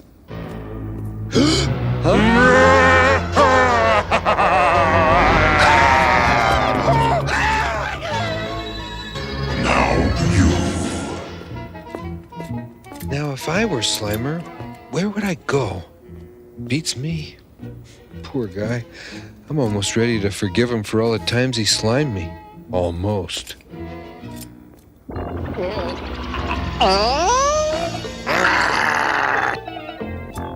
Huh? Slimer! There you go! I don't believe it. He did it to me again. Hello, fellas. Guess what? I found Slimer. Peter, out. Slimer's in there. How do you know? How else do you think this happened? Come on, Peter. I've seen you eat. Stay right there. Another action-packed lineup of Saturday morning cartoon MAXOUT is coming up next. There's something strange in the neighborhood. So who you gonna call? Ghostbusters! Each sold separately. Have no fear. Thank me, Stampy and Spangler are here. So are these ghosts. They've got ectoplasm. We've been goofed. Now what? Stay Puft Marshmallow Man. Let's show this pile of dessert who's boss. Activate Neutrona Blaster. We ain't afraid of no ghosts. Peter Venkman, Ectoplasm, Stay Puft Marshmallow Man, and other figures each sold separately. Ghostbusters, new from Ghosting museum? Hi guys, meet my mummy, the mummy monster. Blast him. Look, a little ghost. Ecto 500 would catch him. Got him. Ecto 500 classic monsters and super fright features from the real Ghostbusters. When slime is on the rise, oozing out of control, who you gonna call? Ghostbusters! Each sold separately. Any ghosts in the museum? Nah. What about me and my mummy? Mummy monster! Drop everything, Winston! Heads up, Bankman! Blast him! What a pinhead! Run! Sick! Now for the little shrimp. Ecto 3'll get him. The real Ghostbusters, new from Kenner. Got him! I want my mummy!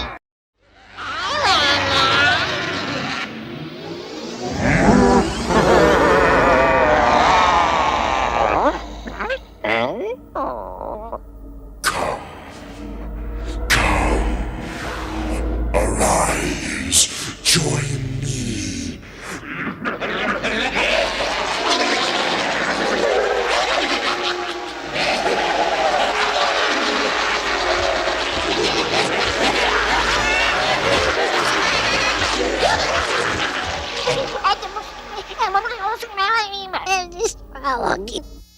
This doesn't look good, guys. We're too late. It started. What started? The individual frequencies are merging. All the small ghosts in there are being absorbed into one big ectoplasmic mess. If Slimer's in there, and he's already been absorbed, then we may never be able to separate him. Meaning that we'll have to zap, trap, and contain all of them, Slimer included. Kind of makes it a perfect day, doesn't it? Just a joke, fellas. Lighten up. Now let's go get them.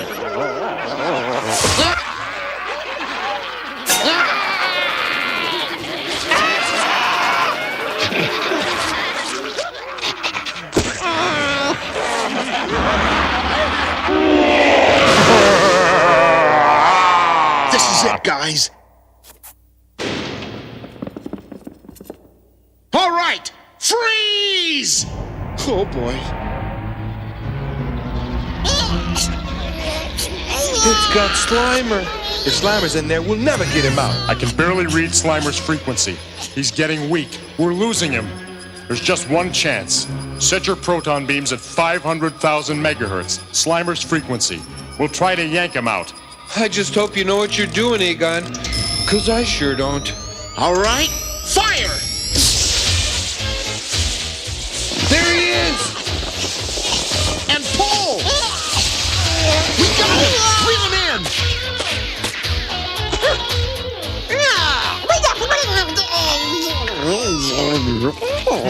He's all right.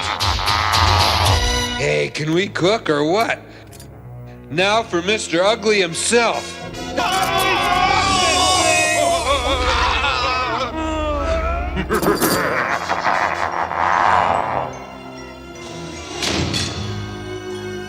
That's what happens when you call names, Peter. I think we're in a lot of trouble here.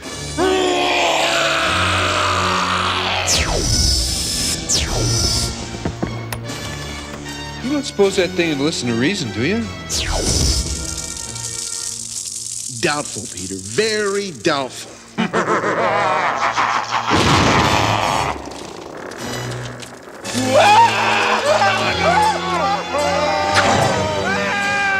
I want you to know, Egon, this isn't my idea of a night on the town.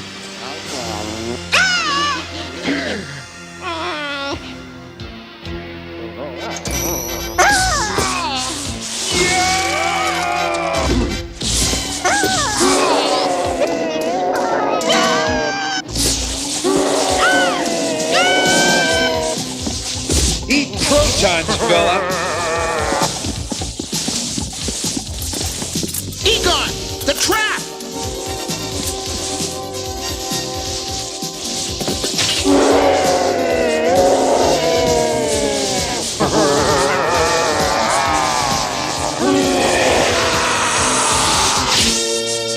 There's too many ghosts in the trap. It wasn't made to hold that many. It could overload at any second. I think we better get this thing in the storage fast before it blows. There's only one chance. What an awfully good idea, Winston. Oh, and I guess you can come too, Slimer.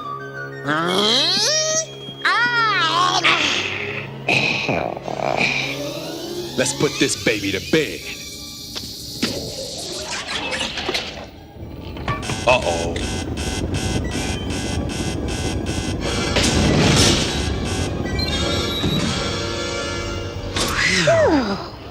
Hey, piece of cake.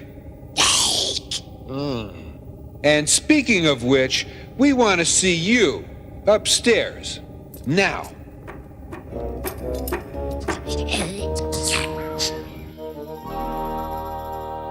Surprise! Welcome home! It's just our way of saying we missed you, and don't ever do that again. The party was Peter's idea. Give me a break, okay? Hey, so I like parties. It's got nothing to do with pond scum over here. And I didn't miss you. Well, maybe just a little.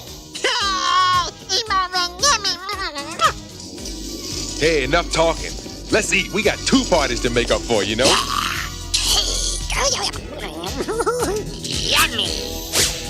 What?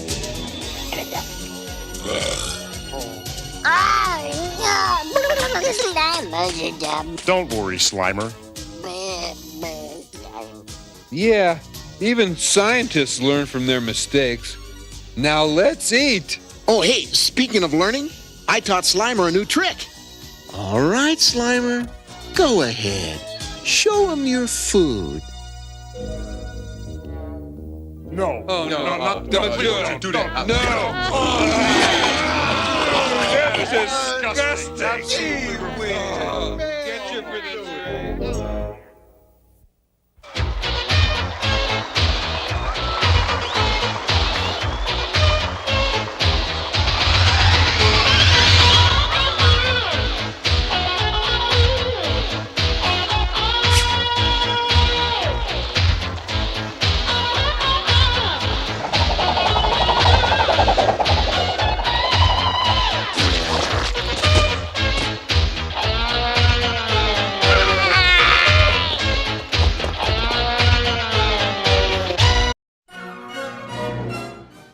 After these messages, we'll be right back.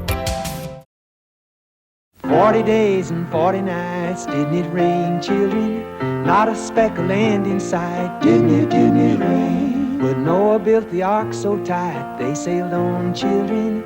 And when at last the waters receded, and the dove brought back the olive tree leaf, he landed that ship near Mount Ararat, and one of his children grabbed Noah's robe and said, Hey, Dad, how many animals on this old ark anyway, huh? Elementary, my dear, 2 times 2 is 4. Elementary, my dear, 2 times 3 is 6. Elementary, my dear, 2 times 4 is 8. Elementary, my dear, 2 times 5 is 10. 2 times 1 is 2, of course, and it must occur to you. You get an even number every time you multiply by 2. Elementary, my dear, 2 times 6 is 12. Elementary, my dear, 2 times 7 is 14. Elementary, my dear, 2 times 8 is 16. Elementary, my dear, 2 times 9 is 18. 2 times 10 is 20. 11 twice is 22. Double 12, that's 24. 13 twice is 26. 14 twice is 28. 15 twice is 30. Now you build it up on 30. 16 twice is 32. Elementary. 17 twice is 34. Elementary. 18 twice is 36. Elementary. 19 twice is 38. Elementary. 20 twice is 40, and it must occur to you. You can double any number, all you do is multiply by 2. Elementary, my dear, 2 times 2 is 4. Woo. Elementary, my dear, 2 times 3 is 6. Yeah, elementary, my dear, 2 times 4 is 8. Woo. Elementary, my dear, 2 times 5 is 10. Yeah. Now, if you want to multiply 2 times 174, or some big number like that, 2 times 174 equals 2 times 100 plus 2 times 70 plus 2 times 4. That's all. So 2 times 174 equals 200 plus 140 plus 8 are 348. It's elementary. Elementary. Elementary. Twice 32 is 64. Elementary. Twice 33 is 66. Elementary. Twice 34 is 68. Elementary. Twice 35 is 70. Elementary. Yeah, yes, it's elementary. Yeah. Now, what's 2 times 98? Oh, that's hard. No, it's very simple. 2 times 98 equals 2 times 100 minus 2 times 2. That's 200 minus 4, 196. Elementary. 40 days and 40 nights, didn't it rain, children?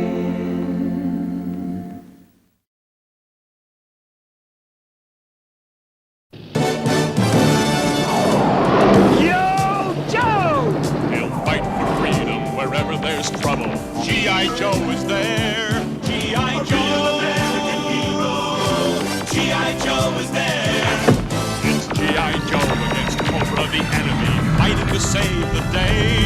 He never gives up, he's always there, fighting for freedom over land and air. G.I. Joe! G.I. Joe is there!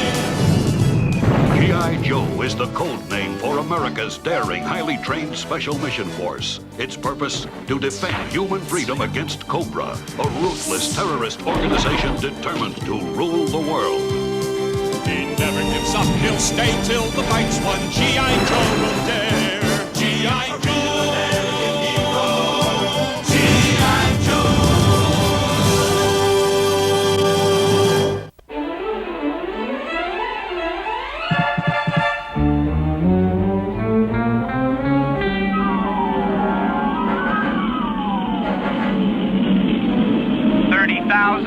35,000. We'll level out at 40,000 feet, then hang a left at the corner of Wild Blue and Yonder. All right, approaching jump site, boys and dog. Is Junk all set for the test? That's affirmative, old buddy. At least he hasn't said anything to the contrary. Flint, you sure this CCC thing's gonna work?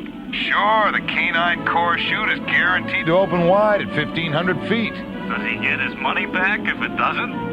Okay, lock into automatic pilot. I'll take your birds home for you. Roger.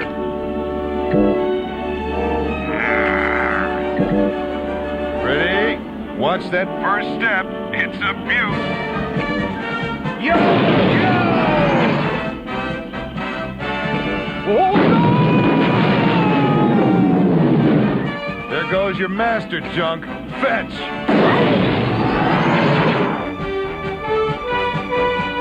We're making good time. Get ready to hit the silk. Trust me, I'm ready. I'm ready. Breaker, this is Babysitter. Gonna swing on down a bit and see how the kids are doing. I lost them in the cloud bank, Breaker. Any of you Hawkeyes on terra firma establish visual contact? Negative, Babysitter. Not a trace. They gotta be somewhere.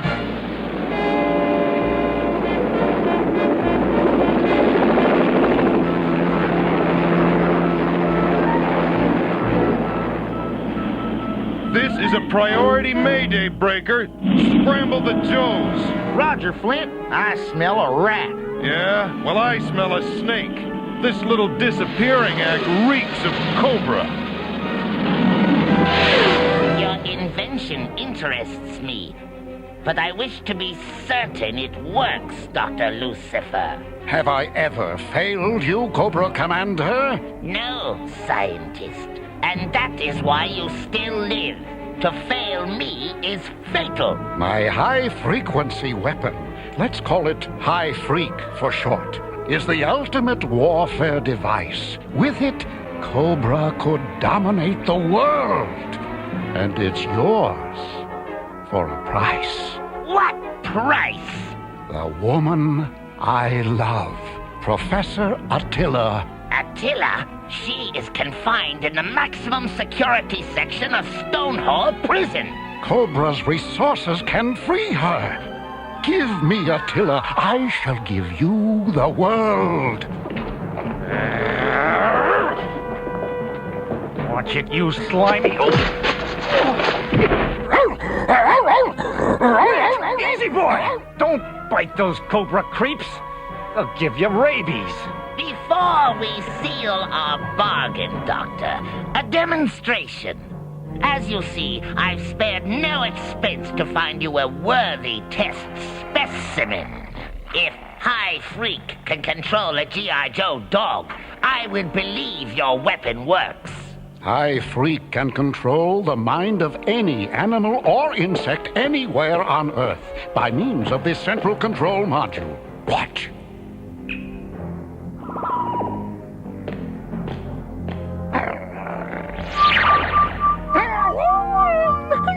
Look, you can mess with my mind, you crazy quack, but nobody messes with my pooch! Oh, Chuck! Get tough, fella! High Freak transmits sound waves that only affect animals and insects. The dog belongs to Cobra now. Does it indeed? Let's find out. The game is hunt. You are the prey. He is the hunter. Scientist, give the prey a 5-minute head start. Then set free the hunter. Mutt, go for it. Run for your life. But that's Junkyard. He's my pal. Not anymore, he's not. Run! Instruct the guards to lower the drawbridge.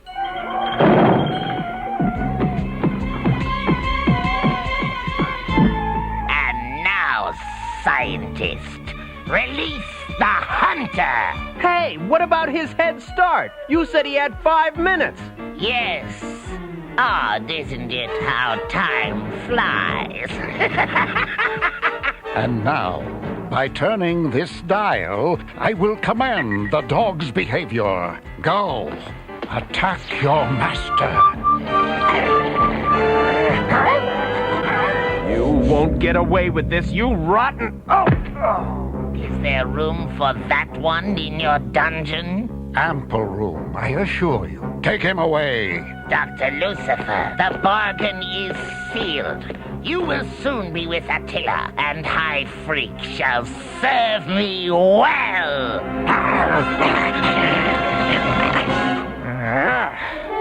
This is all some sort of crazy trick. It has to be.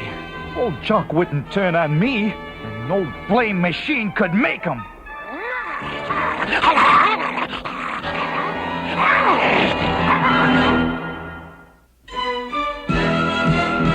G.I. Joe will return after these messages.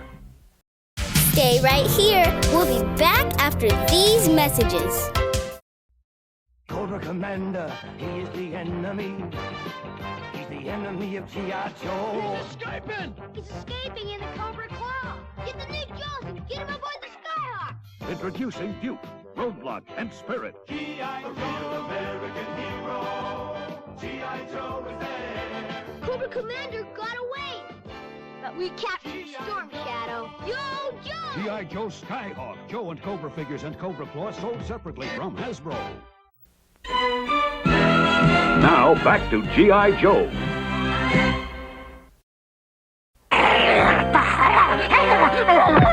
Junk! What did that crazy Cobra Gizmo do to you, boy?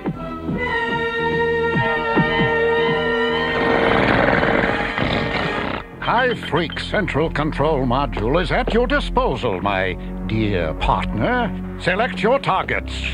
Then watch as High Freak recruits your animal army. Very well. Let us begin with the King of Beasts.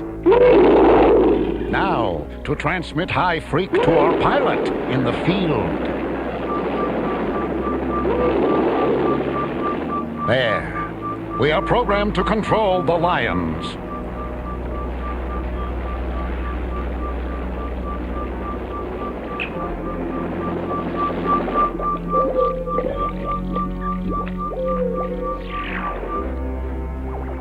Astounding, partner.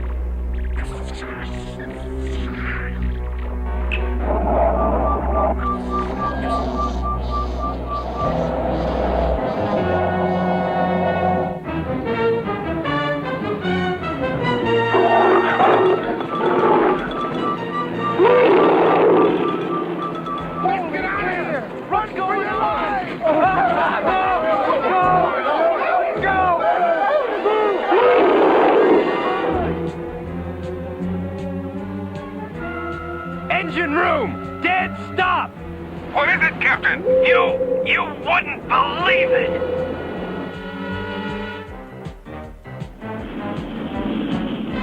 Holy cow! What the heck's going on? The world's gone nuts! They're driving me buggy! They're all over me! Hang on, boys! The exterminator man's here! Whoops! Let's pack it in, fellers! We ain't got a big enough tail to swallow them horseflies! Mayday! Mayday! They jammed my jets! Going down! Got a ditch! Saddle up quick, fellas! We gotta bug out of here! Come on!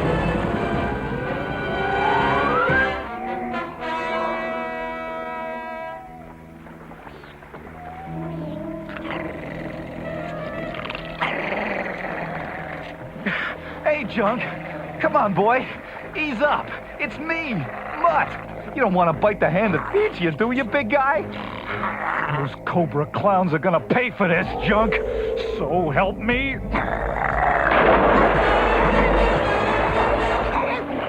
Stay back, boy. I don't want to hurt my best pal. I'm sorry, boy. Honest I am.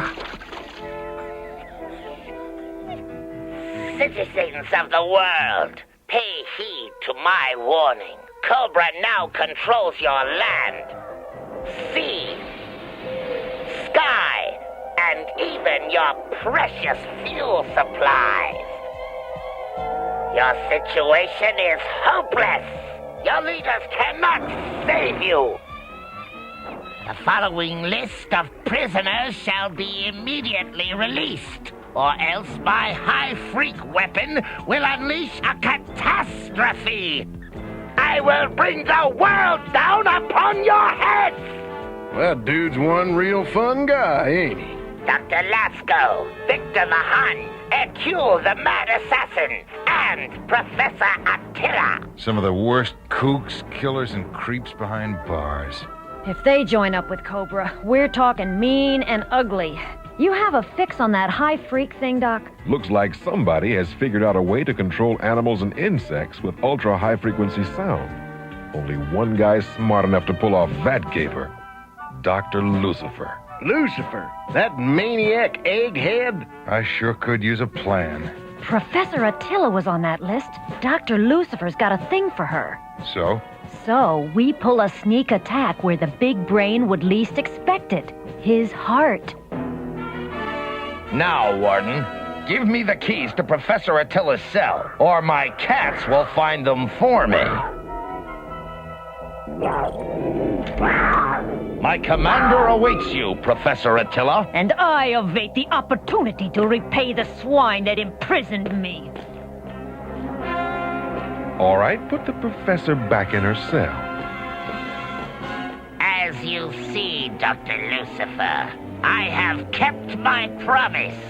Attila? Yes, my darling, yes. What is wrong, my dearest? Why do you push me away? I am not your dearest. This woman is an imposter. What? Why do you jest at such a time, my beloved? Yes, scientist, explain yourself. My Attila, the real Attila, would never kiss me without insulting me first. No, the real Attila has never been a loving woman. Never! Why, it's just the strain of prison life, my dear. Only the real Attila would know the first time I proposed marriage to her. Do you remember, my dear? Of course, my beloved. A woman never forgets such things. You woman are a fraud.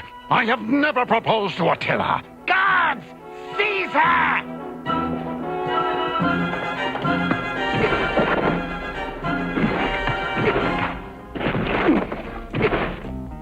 So, we have been deceived. Very well. She can join her G.I. Joe comrade in the dungeon. I'm sure we can arrange a suitably tragic fate for them both. Can't we, Doctor? We can indeed. You'll live long enough to regret this deception, woman, and not a moment longer.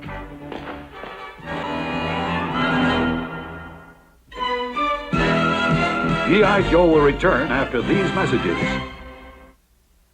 We'll be right back with more Saturday morning cartoon Max Out after these messages. He'll fight for freedom wherever there's trouble. G.I. Joe is there. G.I. Joe, American hero. G.I. Joe is there. It's G.I. Joe against Cobra and Destro, fighting to save the day. He never gives up. He's always there, fighting for freedom over land and air. G.I. Joe Battle Tank, batteries not included. G.I. Joe Dragonfly Copter and Attack Vehicle, each sold separately from Hasbro. Now, back to G.I. Joe. Fear not, Cobra Commander. Our counterfeit Professor Attila was brought here by Cobra troops. She's had no opportunity to inform G.I. Joe of our location. High Freak is safe. Poor Scarlet, all your efforts have come to naught. Take your hands off her, you slimy snake! Spare us your attempts at gallantry, fool. They are quite pointless, considering that both of you are doomed! That's Scarlet's signal. Lock in on it, Breaker. No problem, Flint. Her position's stationary. No movement. That's not good. Cobra may have gotten wise to her little trick-or-treat. We're gonna have to move fast. Would it not be wiser to freeze Scarlet before we attack? Yeah, and I might even try it, if I had a couple of guys crazy enough to drop in on Cobra unannounced. Snake Eyes and I know of such men. I thought you would. Struggle all you please. Escape is impossible. You will pay for toying with my affections, woman. Death is coming for you on 8,000 fat little legs. What do you mean by that? Search me. A firing squad, maybe, with 4,000 short, overweight soldiers? Hey, where's Mutt? I thought he'd be with you. They use that high freak thing to turn junk against him. He's out in the swamp somewhere with his own pooch hunting him down. Ripcord, look out! Above you!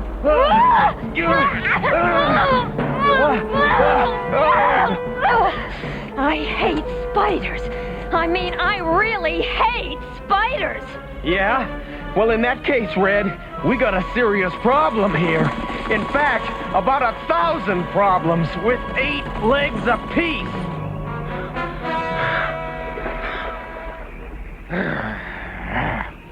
That's it.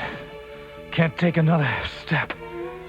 Good thing I managed to lose poor old Junk for a while. Get down, Junk! Stop! It's me, boy! Hang you, dog! I said get off me! Well, what's it gonna be, dog? Friends or foes?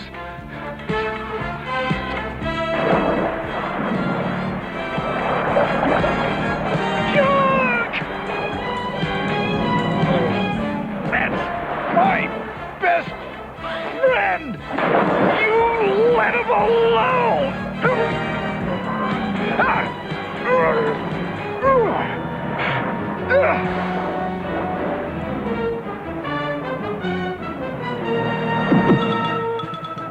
Bit off more than you could chew, huh? Junk! Oh no! Junk, you hear me, boy? Oh. You gotta be okay. You're all right, aren't you? Aren't you, boy? No! No, boy! Don't!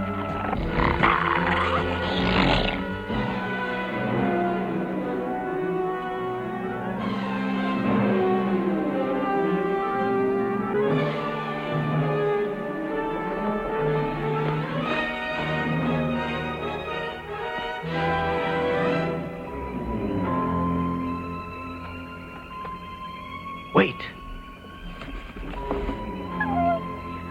Shh, Timber. I I'm afraid I need your dinner for an experiment. Piranha! Your swim, Snake Eyes, would have been fatal. I will speak to Freedom and Timber. You shall guard us as if we were your prisoners.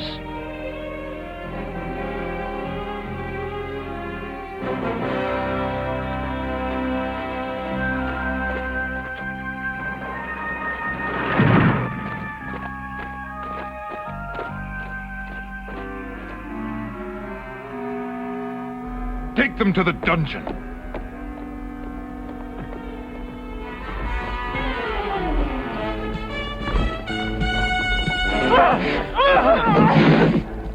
Spirit! Snake Eyes! We will free you. Thanks, guys. You know, I used to hate spiders. But now I loathe them. Halt! Another move and I'll... Or you'll do what, snake breath?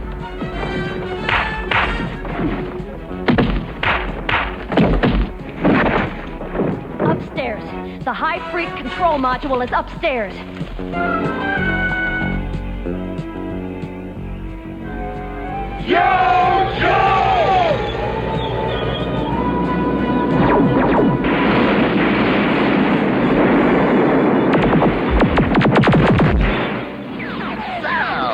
No one can locate your castle, any scientist? Yee-hoo! Caught 'em catnapping. Once we get across that bridge, we can tie their tails in a knot. Cover me, Wild Bill! I'm going for the drawbridge!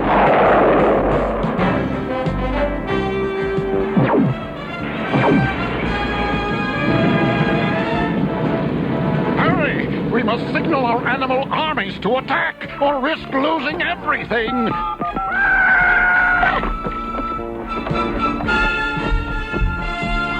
dial, scientist! Turn the dial!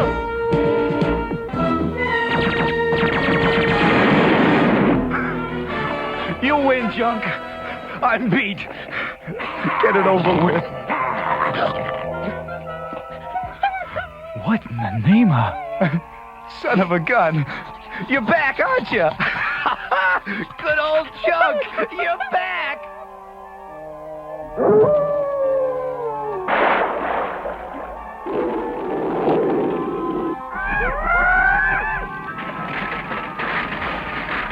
Where's Cobra Commander? Did he get away? Yes, but in a sense it matters little. There will always be evil, and evil men. Yeah. Good thing there'll always be us Joes, huh? Well, Dr. Lucifer, your dream's gonna come true.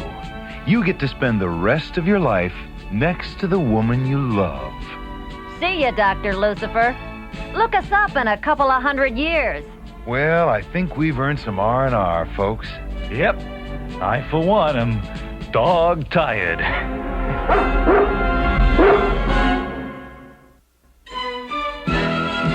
G.I. Joe will return after these messages.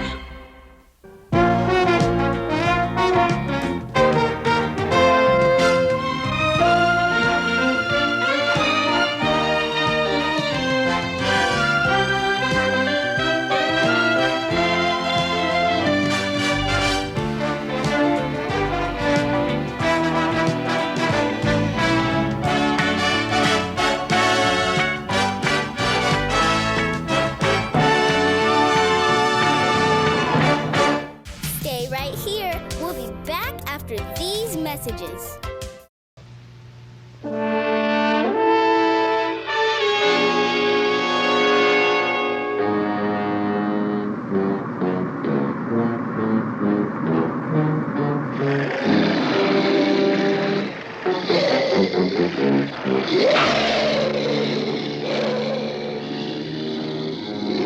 Patience, my pets. Soon we will take our first step in the conquest of the galaxy, the invasion of Jupiter.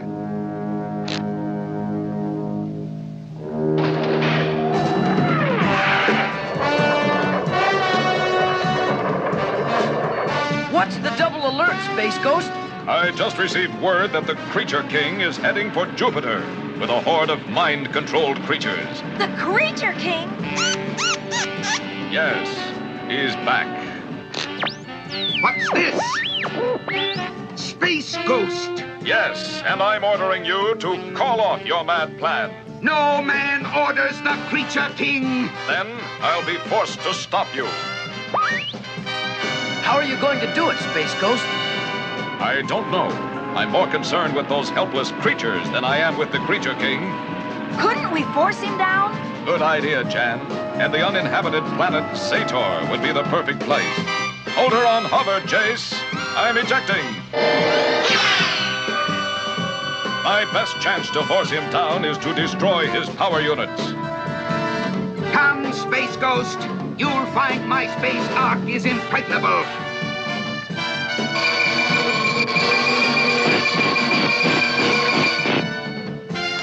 You destroyed my power, but I'm not through yet. Look, Jace! Space Ghost forced him down! He's landing!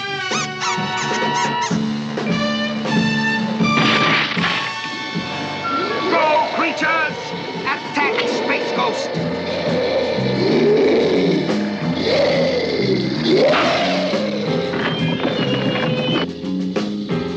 Look what's coming out of the space ark! I've never seen anything like those creatures before! And look what's coming out of the top!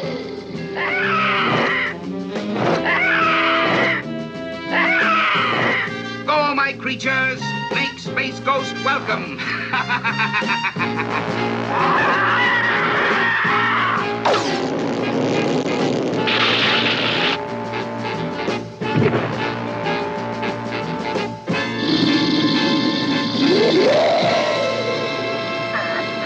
My only chance is to activate my force field.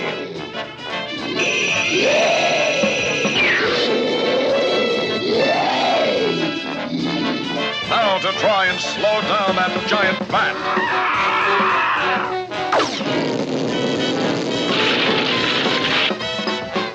Space Ghost is defeated.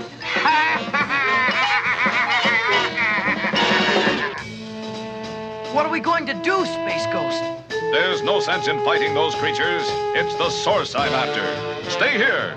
I'm going after the Creature King. He said to stay here, Jace, but look what's coming! It's your Inviso power, Jan!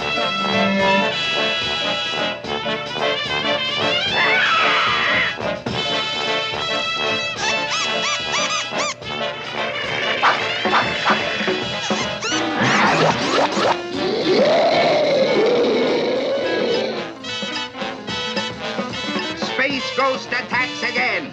Let's see what he can do against my force shield.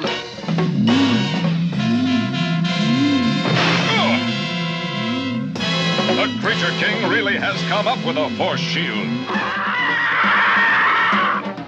How about that? Even though we're invisible, that bat knows where we are. Yes, and it's calling up reinforcements! Look! A giant spiny armadillo! And look! A winged serpent! If I can't get through the force shield, I'll go under it. Good, my obedient creatures. You have them surrounded. Hold them until I rid myself of Space Ghost. Space Ghost! Yes, it's Space Ghost. And first I'll destroy your power over those creatures. And now you. Never! No one will ever control the Creature King!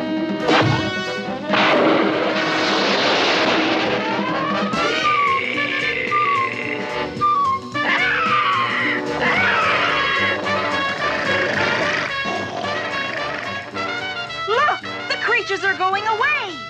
I don't get it! With the controls gone, they're just wandering around without a master.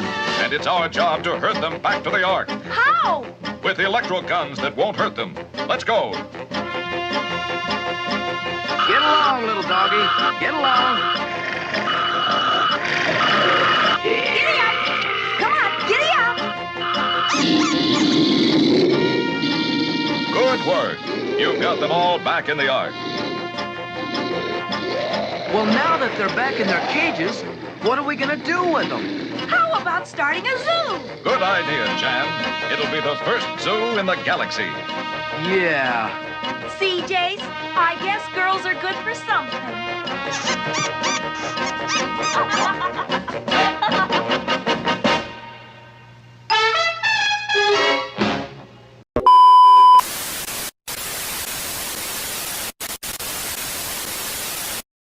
Well, everybody, that was our show this week. We hope you guys liked it. I know that you did, because if you didn't, I just pointed to one of the reasons why you should. And if you haven't already, make sure you guys go like and subscribe to our channel and go head over to KJ and Usual as well.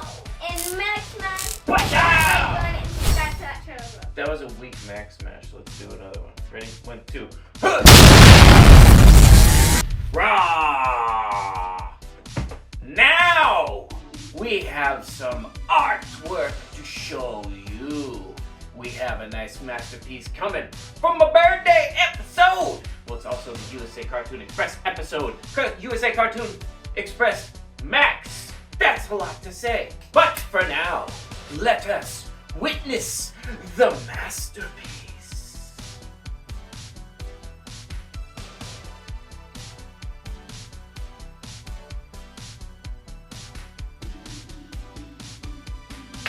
And of course, if you have not already, even if you have already, send us in your artwork. I want to see it. I want to see it so I can process it, so I can get it up and show it off to the world. Send it in to smc.maxout@gmail.com and we shall bring it to the eyes of the public. You know you've got to. Why haven't you done it already if you haven't? And thank you for all of the wonderful artwork that you guys send in. You wonderful Max Squad artists. You guys are what bring the Max Squad gallery to life. So thank you once again. And of course, if you haven't already, make sure that you hit us up over on Friday Night Sucks. We got all kinds of good stuff over there. You just gotta go over there. You just gotta go check it out. You just gotta come hang out with us in the chat. Make sure that you hang out with us if you do come over there. Just come say hello. And the same thing goes for every show that we do. Come into the chat and talk to us because we want to hang out with you. Ow. We want to hang out with you and we want to talk. We want to say, how's it going? And have you say, not much. And then we'll, I don't know, play with the 8-ball or something. But also check us out on MAXOUT Showcase. We got Tuesdays and Thursdays, and I have some good stuff coming up. So make sure you're hanging out with us there. That being said, we've talked enough. It's time to get into the closer. So get your wrestling tights on, everybody, because it is another SummerSlam Spectacular right here on the only place for KJ's birthday. Cartoon Express Max and the Yizzle smacking herself in the forehead. Right here on Saturday Cartoon MAXOUT.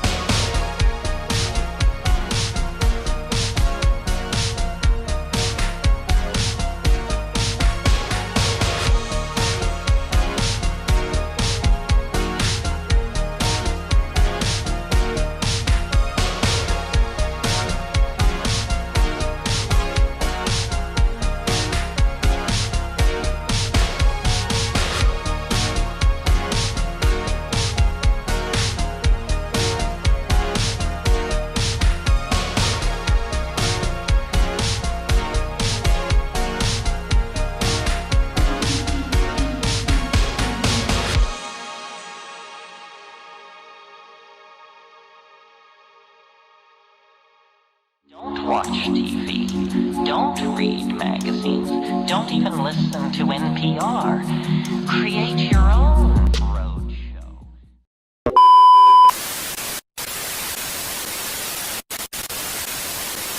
Yeah, I'm the Macho Man Randy Savage, and I'm the current World Wrestling Federation champion.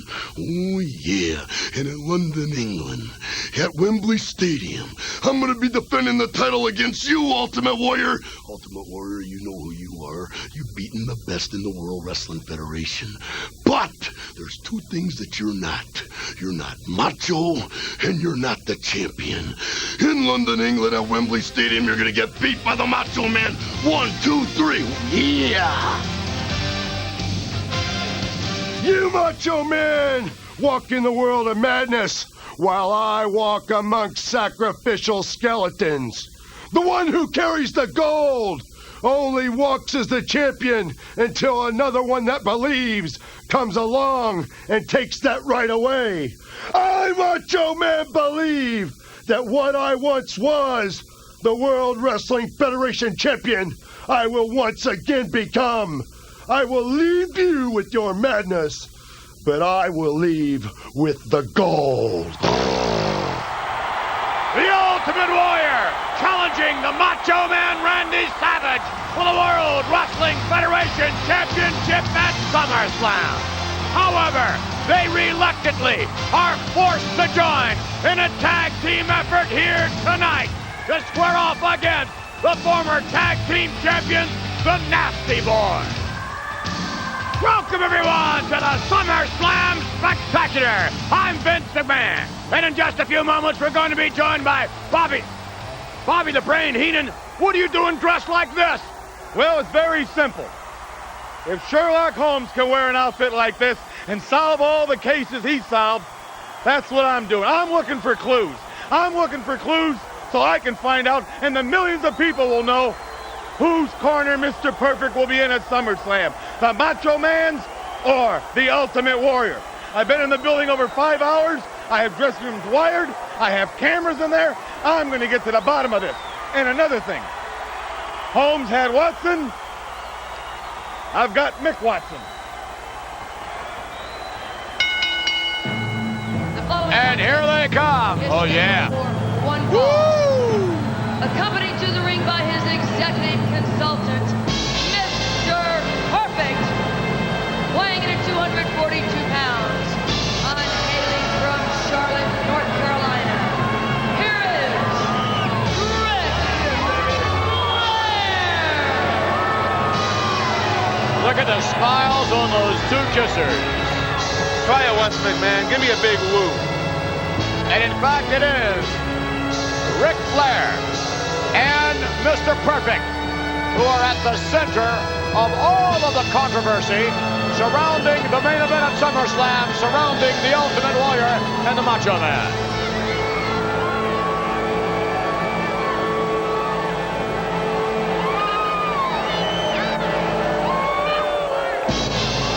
I don't believe there's ever been so much controversy concerning a match in the history of the World Wrestling Federation as there is this SummerSlam match between Savage and Warrior and Mr. Perfect.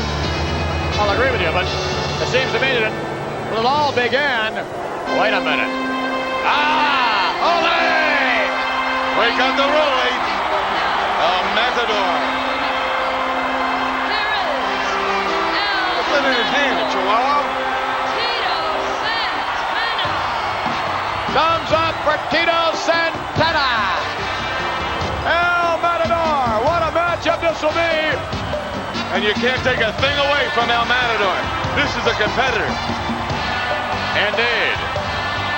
Ric Flair may not be wrestling at SummerSlam. We're going to get a good look at Mr. Flair's abilities right here as he locks up with El Matador. And you know what, Bobby Heenan? That's why all this controversy began in the first place. Because Ric Flair was not named to compete in the main event at SummerSlam. That's when Flair, that's when Perfect, and that's when you decided to stick your nose into the business of the main event at SummerSlam. No, you got that wrong, pal. What happened is Jack Tunney He took something underneath the table from Randy Macho Man Savage to keep Flair out of it. That's what I believe. Yes, that's what I believe. So you want to play games with Perfect and Flair? Fine. You don't have to know the rules. You just have to be there. We'll do the rest. Yeah, well, playing the games thus far has been Perfect and Flair. Right from the get-go, when the main event was announced, Flair and Perfect began to stick their nose into the business of the Warrior and the business of the Macho Man. First of all, let me explain. And it hasn't stopped. It hasn't stopped, and it's going on right now. Even you, Bobby Heenan, with that ridiculous-looking outfit on, even you talking about giving us clues as to whose corner Perfect is going to be in. When you talk about business, anytime the Warrior wrestles for the championship belt, anytime Savage defends the belt is Mr. Flair. That's his business. He can do anything he wants whenever he wants. That's the hand that rocks the cradle right there, buddy, and you know it. Is Ric Flair, huh? You bet. Don't get on my case. Nice reversal by Tito Santana. A lot riding on this matchup. Drop toe, nice maneuver by Flair. Oh, nice switch by Santana into the armbar, the hammerlock in. Look at this, Flair powering out of it. Both men back to the feet. Flair backing Santana to the corner. Referee asks for the clean break. Santana, the veteran, knowing full well that Flair could be up to something here. Clean break, I can't. Oh, wait a minute. Whoa! Oh! Come on, ref. What do you mean, come on, ref? Well, he hit him with a fist right in the mouth. Wasn't an open hand. Santana for the ride, reversal, fast to the buckle, come on, ball, bend over. Santana with a clothesline. Santana with another one. Santana with authority, and look at this all the way over the top and down. Talk to him, Perfect, talk to him. Regroup. Referee gets Santana back in that ring. Santana with another one. And now Santana setting his sights on Mr. Perfect. And Ric Flair tossed back into the ring. The referee admonishing Mr. Perfect.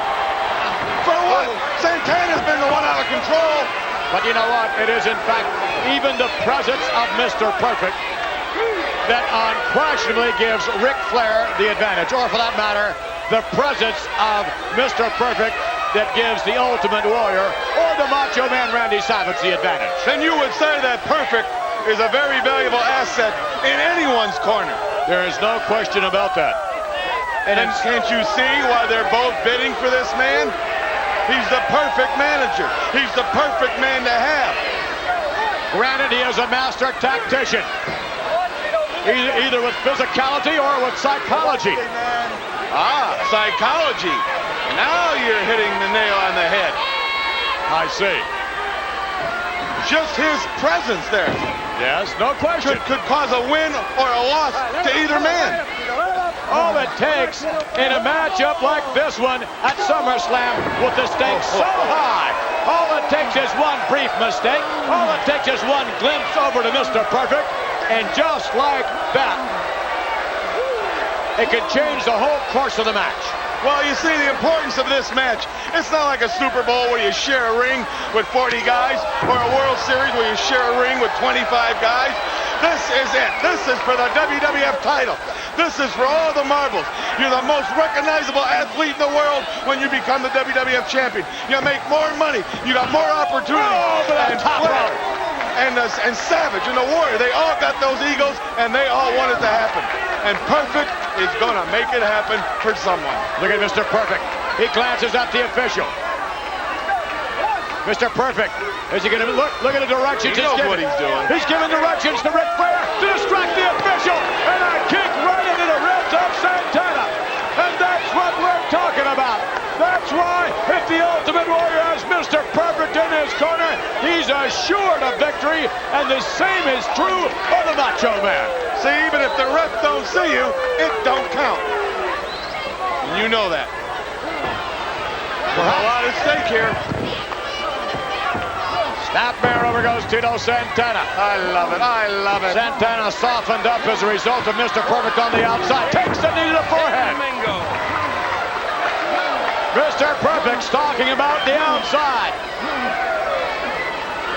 And if you're Tito Santana, it's like facing two individuals. Look at this. Oh, what a chop. And the retaliation by Santana.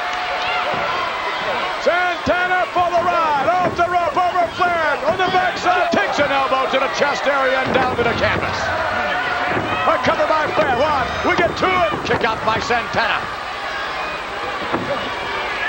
Santana, the consummate veteran. Now it's Flair for the ride. Coming off. Oh, yes. Nice maneuver. With the ankle. Going for it. No. It's over. It's over. No, get him perfect. It's over. Get him over to the rope. It's over completely. No. Wait a minute. Keep him down. Keep Perfect away from that. Turn, roll. 1, 2, look at this. Don't count. Santana applying pressure. Do something, Perfect. He's worked. Do something. Flair just He made it. No. He can't do that. 1, 2, his shoulders down. He's in so much pain. Perfect, get him over to the ropes. Grab his hand. Pull him over. Normally it's Ric Flair who has the figure 4 leg lock. 1, 2, no. The figure 4 leg lock has been placed on Ric Flair himself. That's his fault. He's the one that patented the figure 4. Another reach for the rope as Perfect He's there. Yeah, thanks to Mr. Perfect. A close call for Mr. Perfect. Get out, Rick. Get him out, Perfect. A kick by Santana. Santana now with momentum. It's Tito Santana, who has shown through the thick and the thin of it all. And Santana almost against all odds with the upper hand now. Let him get it. No. There's nothing Flair can do. He's in the middle of the ring. 1, 2. Roll. He's got to roll. He's got to roll to reverse it. Tell him that, Perfect. Can I go down the ringside for a moment? You stay right here. Ric Flair is in pain. He made it. I can't believe he made it to the rope. I can't believe it. Ric Flair in tremendous pain. Santana continues and justifiably goes to work on the legs of Flair. But look at that. Flair showing no. Down to the canvas again. He's got to get out. Begging. Is it a play? Take a walk. He knows what he's doing. That's why he's the champ. He's not the champ. He's my champ. He may wish he was a champ, but right now it's a match of look at this. Both men are down. Both men down. We'll be back as we continue. Perfect, get him up. The match at resumes. Talk to him. Come on.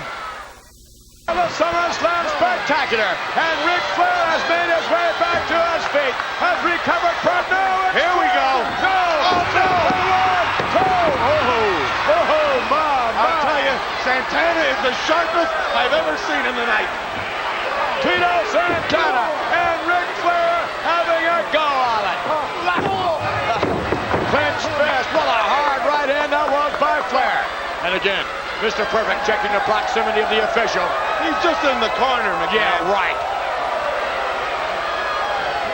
Mr. Perfect, unquestionably the most dangerous manager in all the WWF. Perfect, putting the bad mouth on Tito Santana. Psychological tactics again being employed as Ric Flair goes to the top rope.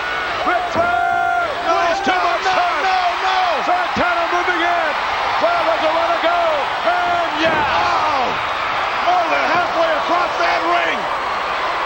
Tito Santana hammering. Yes, what a clothesline. And another one right up underneath the jaw. Santana with a hard right hand. Santana setting up Flair now, coming off the rope and back body drop. Yes, here it comes. He's going for it. Off the rope and down. Oh, that's it. Forget about it. Pass on the Martes. The cover 1, 2, 3. Get.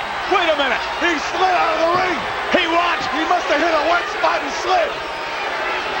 Oh no. You don't put a hand on a manager. He's not a wrestler. He was on the floor. He was an innocent man. He didn't do anything wrong. From behind, Flair rolling up Santana. No, it's a reversal. 2-3. Did he hit him? Santana pinning. No, I guess not. No, he didn't. He didn't get him. Santana rolls up. Flair now. 1, 2. He had the tights. He had the tights. He did not. Now Flair backs off. Ric Flair's in trouble. There's no question about it. Santana now having Flair in a compromising position. Oh, Santana high above, hammering away on Ric Flair. Look at this. Flair going limp as Santana just hammers, and Flair in a desperate move gouges Santana in the end. Falls down. He don't know where he's at now. He can't even get his feet moving. They had him in the corner. They hit him 10, 12 times. And did the referee do anything? No. Flair stalking Santana wide open there. But Flair retaliating. You notice how he keeps coming back? That is the mark of a champion. No question about it. Ric Flair winning a great campaign. Oh, up, over, down. And now Santana on the clothesline. Ric Flair is to the outside. Will Santana go after it? No. You see now, Perfect again distracting the official. No, he's not. The official's talking to Santana. Santana now with Ric Flair. Has him on the apron. This could be Santana's night. This could be the victory for Tito Santana. He's been looking for this to catapult himself up to the top rung of the ladder. Right, he's been close. 1, 2, 3, and Mr. Perfect right there. Had he touched that official, no, he didn't. That would have been it. No, he didn't. He got his shoulders. He came He very wasn't close. going to. He wasn't going to. Yeah. He was hitting the mat in front of the official. His shoulder was up. Flair planting a fist to the midsection of Santana. What is the matter with you? I can't even talk anymore. Off the rope, missing with a chop. A half-hearted attempt, and Santana has the gas. 2 and 3. Ric Flair is running out of gas. It's Tito Santana with all the momentum. Oh, and again, Flair fighting back Santana now off the rope. Hey, wait a minute. Hey, you saw that. No, my monitor went black. What happened? Well, the official didn't see it either. What happened? Again. Oh, no, come on. Mr. Perfect, knowing where the official is at all times. That is the mark of a perfect manager. No, that is a mark, oh no, of a man who will do anything to win. It doesn't matter what. He doesn't care, McMahon. He's making the money. He's making the green. You're right. That man will do anything. Here we go. It's over. Oh, no, don't tell me this. Flair with a figure 4 leg lock. Tito Santana Give it up, Matador. So valiant in his effort all the way through the matchup. Ring the bell. It's over. Tito Santana hanging on desperately. There's no more fight left in him now. Finding the grip on the figure 4 leg lock. Perfect gives a signal that it's over, but it's not. Perfect must hear something. Santana now reaching for the rope, as did Flair earlier on. I can hear him giving up from here. Tito Santana will not surrender. He will not succumb to the effort of Ric Flair. And Mr. Perfect looking on. Referee right in position. Ring the bell, referee. He's had it. Oh, no. Oh, they did not. Yes, sir. And all because of that man right there. Mr. Perfect. He was the man who did the damage. He was the man who, in fact, is the reason for the victory, if you can call it that, of Ric Flair. Well, you may be announcing at SummerSlam the winner and still WWF Champion Macho Man because of Mr. Perfect. Or you could be saying the new WWF Champion, the Ultimate Warrior, because of Mr. Perfect. He's going to be a big factor. Ric Flair victorious as a result of that man, Mr. Perfect. Woo!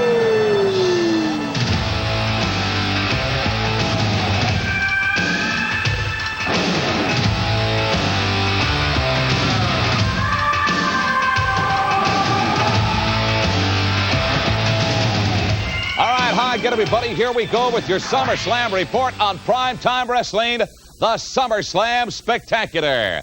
We are about 1 week away. SummerSlam 1 week away, direct from Wembley Stadium in London, England. Of course, you can see it all on pay-per-view cable TV. Here's where it's all started. The fun, the excitement, the drama, the action, the all-family entertainment. Pay-per-view was born here on the World Wrestling Federation. Make that all-important telephone call. Contact your cable company, the one you're watching right now, to be part of this summertime extravaganza. Wow, what a main event. World Wrestling Federation champion, the Macho Man Randy Savage, to defend against challenger, the Ultimate Warrior. Whose corner will Mr. Perfect be in? You just saw what he's capable of. He nailed Tito Santana with a chair, and all of a sudden, Ric Flair wins his match. What about the accusations from both the champion and the challenger? But strangely enough, neither man has denied cutting a deal with Mr. Perfect. It's going to be so interesting once we get to Wembley. More gold is going to be on the line, including the World Wrestling Federation Tag Team Championship belts, as the Beverly Brothers challenge the Natural Disasters. Natural disasters. In 1 week, the belts will be ours. When you talk about success, you're talking about the Beverly Brothers, and successful people never lose. Disasters, sooner or later, you gotta draw the line between winners and losers. And on our side of the street, we're always winners. That's why in 1 week, the Beverly Brothers will be the World Wrestling Federation Tag Team Champions. Bong! Bong! Bong! I hear Big Ben chiming, man. Time is running out. The minutes, the seconds. 7 days left to your destiny. Look at the camera. Beverly Brothers, 1 week. Wembley Stadium, SummerSlam. This is your chance at glory. This is your chance to win the WWF Tag Team Championship. Be at your best. SummerSlam, about 1 week away. Monday night, August the 31st. Ladies and gentlemen, the fun, the action, the drama, the suspense, the excitement, the tremendous all-family entertainment that you can be part of exclusively on pay-per-view cable TV. Don't delay. Make that all-important telephone call right now. Plan to join us for SummerSlam 92. By the way, later on in this program, I'm going to be back with more news regarding SummerSlam. And still to come, the Macho Man, Randy Savage, teams up with the Ultimate Warrior to meet the Nasty Boys right here. We're back with more WWF action.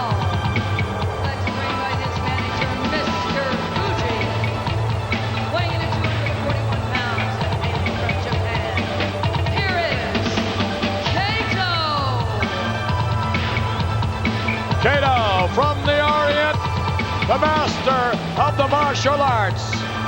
Along with Mr. Fuji. Yes, who is a very busy man as of late, and look who's on his way! Put the wagons in a circle, Indians!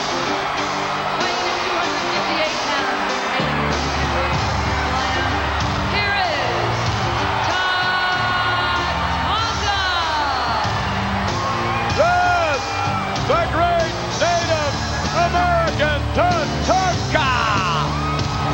There's a kid that got scalped. What? See the haircut on that humanoid? Mr. Fuji wanting Tatanka to suffer. However, the question is, just who will suffer at SummerSlam? Will it be Tatanka? Or will it be his opponent, also managed by Mr. Fuji, the Berserker? Well, Tatanka is a relatively newcomer in the World Wrestling Federation. Great shape, young man, a lot of desire, a lot of fire. But that Berserker is 6'8". He's over 300 pounds, and he is nuts. I'll grant you that. And he's got Fuji with him. He's got a shield, he's got horns, he's got a sword. What's he got, a little bow and arrow and a tomahawk? That's not going to help him. Oh, no? Over the hip, nice maneuver. He might not even get through Kato. Did you see the look in the eye of Tatanka just a moment ago, looking over at Mr. Fuji? I'm hurt. Hello. I'm listening, I'm watching. Put that magnifying glass down. Well, I'm trying to see something. Trying to see what? What is that? Let me have that. Is that a clue? No, that's nothing. That's a piece of paper. It's a telephone number somebody gave me. Never mind. Shoulder block by Kato. Kato going over the top, coming right back to Tatanka with the leapfrog. Kato off the ropes down. Tatanka with a nice hip toss. Tatanka with a scoop and a slam. Bring me that a little later when he's not looking. Thank you. Hey, never mind who that was. That's a guy that works for me. What's going on? I ordered a diet drink. You want one? I'll get you one later. Don't worry about it. Hey, how about that Indian, huh? That's not an Indian. That's not a Native American. That's Fuji. It's close enough. Right. Oh, my goodness. Thus far, we have not had too many clues from Bobby the Brain Heenan. Oh, I'm gathering them. You're gathering information. When are you going to share the information you are gathering? Oh, I would say in about the next half hour to hour, maybe. I see. And you're probably going to tell us just whose corner Mr. Perfect's going to be in, right? As soon as I know, you'll know. Let's put it that way. Kato taking his time measuring Tatanka. Why is his hair red on top? You know perfectly well why. Oh, Tatanka, representing all of the Indian nations, the blood of all of the Indian nations. Oh, my goodness. Look at that. Tatanka, yes, arm drag takedown. And then the arm bar. I thought he was the Grand Marshal in the Lucille Ball Parade. I see. Could be wrong, but I doubt it. Tatanka. You know what that means? What? Well, I can't really tell you. It's not to be heard on television. Off the rope, Tatanka with a shoulder block. Tatanka over Kato, coming right back at him now. Leapfrog by Kato, and Tatanka stops. Yes, scoops and slams. Nicely done by Tatanka. Arm takedown. Hey, he knows what he's doing. I got to give him that. He's showing me some real good wrestling here. And remember one thing. Tatanka. Oh, please, look at Fuji putting the bad mouth on Tatanka. I'd like to remind you of one thing, Bobby Heenan. Remind me. Tatanka is undefeated. No one has defeated Tatanka in the WWF today. What would you call the Berserker? A ham and egger? Definitely not. One of the great athletes. Right. One of the great competitors in the WWF. But you want to wrestle with him? You want to put a hammerlock on the Berserker? He'll bite your elbow off. You want to put a headlock on him? He'll pick you up and throw you in the 19th row. Yeah. Tatanka better forget about that. He better do some scalping that night. I mean out front with tickets. Tatanka in front of Kato. Kato to the buckle. Tatanka moves in. Oh, ducks the charge. Comes right out. Oh, look at that, and holds on to the ankle. What quickness. Press and kick. What quickness possessed by Tatanka there. And Kato up and down on the knee. Ha, ha, ha, ha. Clothesline. Tatanka off the rope and another clothesline. You know, I've heard people tell me in the World Wrestling Federation. Oh, no, look over the top. That this Tatanka may be the greatest Indian athlete in the history of the World Wrestling Federation. On the outside. And you had a lot of great Indians here. Look at Mr. Fuji now, peering over Tatanka. Now this shows that he really knows what he's doing. A mark of a veteran, Tatanka, waiting for the official's count. Not hurrying to get back in. Mr. Fuji there in front of him. And, oh no! Oh, he tried to grab Fuji's cane. He did not. Did you see that? No, I did not. And his hand slipped and it went back into his stomach. From my angle, I can see it. Yeah, right. That's a special weasel cam that we have here this week on the SummerSlam Spectacular. Detective cam. Detective cam, huh?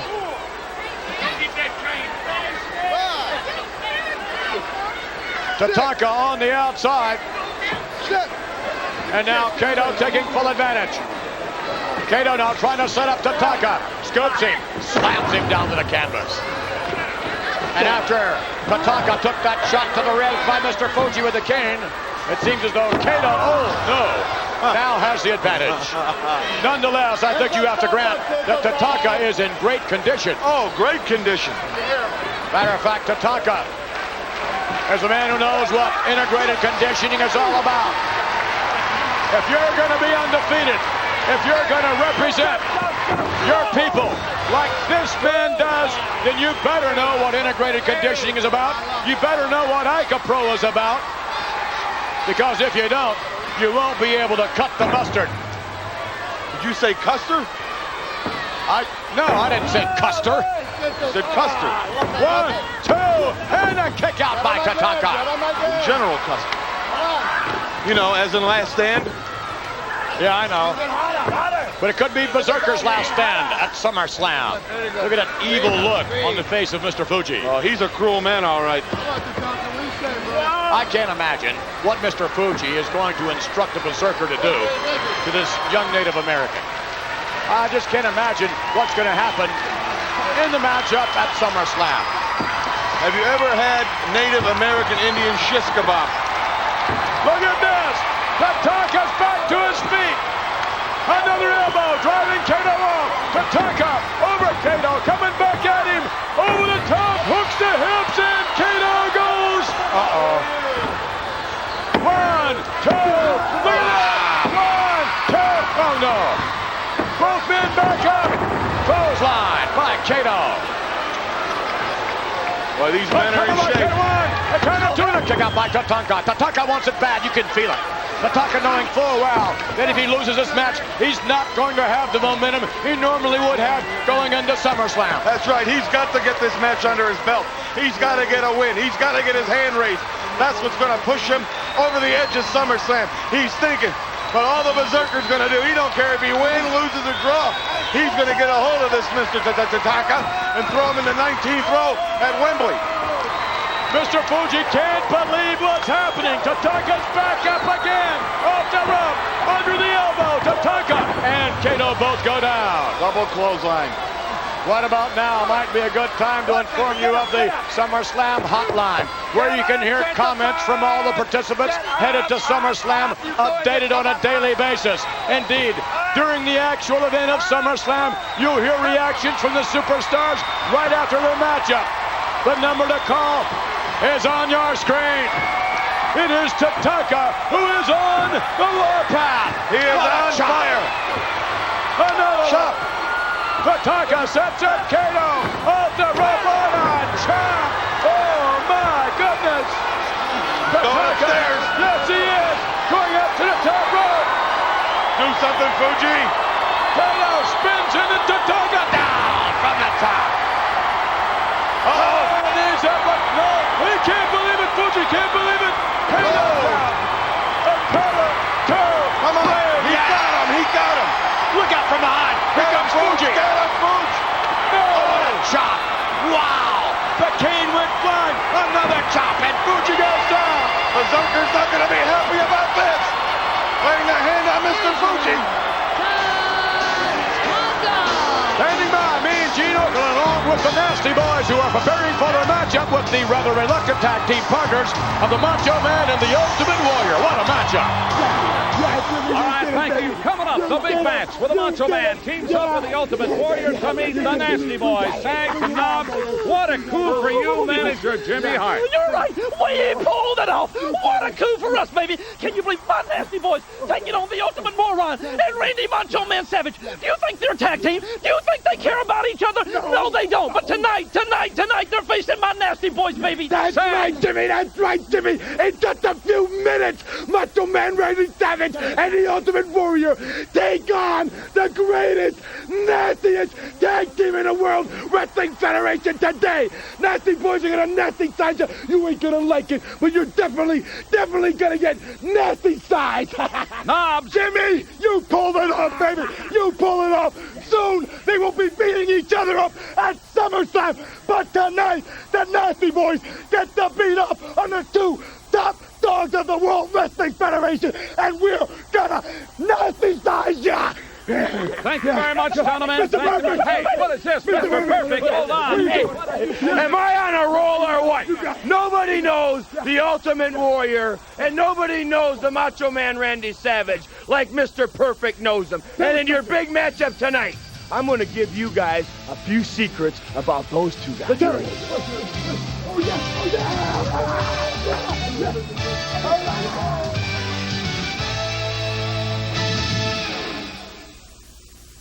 It seems as though the Nasty Boys are readying themselves to face the Ultimate Warrior and the Macho Man. But take a look at this, Bobby Heenan. 102 pounds. Here is my goodness. And his opponent, weighing in at 212 pounds and hailing from Memphis, Tennessee. Is she a dog? Here is What? Ken Is she a dog? Wayne. Wow, how dare you say that? I happen to think she's a very pretty lady. And besides, she's an excellent ring announcer, and that's all that matters. Look at the way the referee checks him. This man knows the position quite well from experience. Nails. You know what he was in for, don't you? What? Oh, I found out. What? On Mother's Day, he stopped to get his mom some flowers and got a parking ticket. Forgot to pay the ticket. Couple overdue tickets, and that's what they busted him for. When he got in there, him and the boss man got into it, and they just kept him. It's a bum rap the guy was in there for. Yeah, sure, it's a bum rap. Sure. That's all he's guilty of, sure. Yes, I found out. I'm a broadcast journalist. I know these things. A whip to the buckle. Oh, my God, that poor young man all the way outside. And nails. You notice how he crawls under the bottom rope? Always like he's escaping from someplace? Society has ruined this man. Now, the poor unfortunate individual, Ken Wayne, facing Nails is being ruined by Nails. And you wonder what's going to happen when Nails meets Virgil at SummerSlam. Well, Virgil's real up for this one. He's up for SummerSlam because he's a personal friend of the boss man. He thinks he's going to walk into Wembley Stadium and he's going to do a number on this man. I'll tell you something, Virgil. Your best bet is when you get in that ring, tell him how sorry you are and that you've made a mistake and save yourself a beating. And now, Nails. Look at that! Oh, no! Look at that! Oh, no! He could have gone to Barcelona in the javelin throw and won the gold. Nails. Oh, the kick! Right in the ribs. Even the officials intimidated by Nails. There are many who feel that Nails should not be allowed in the World Wrestling Federation ring. There are some who feel that Nails should not be allowed back into society. Among them, perhaps the big boss man. I don't think the boss man wants him out. He doesn't want any part of this man. Would you? Oh, no. Look at this. Look at Ken Wayne. He's just hanging around. Real jokester, huh, Bobby Heenan? Having a lot of fun, are you?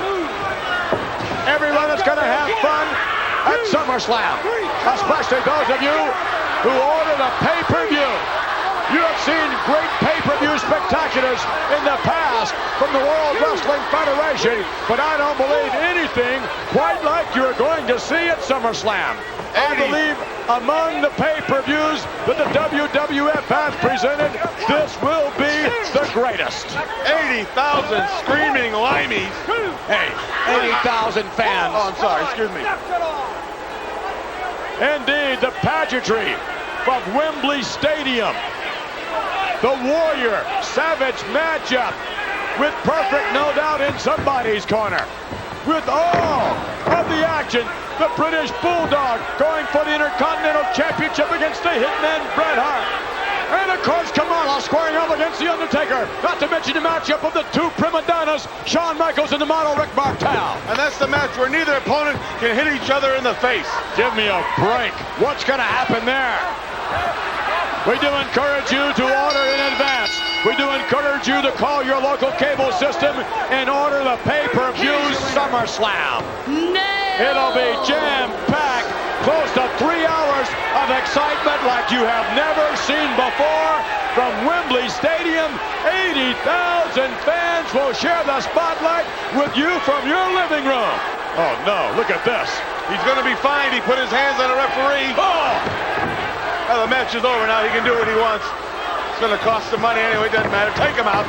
Go ahead, take the guy out. The official back in now.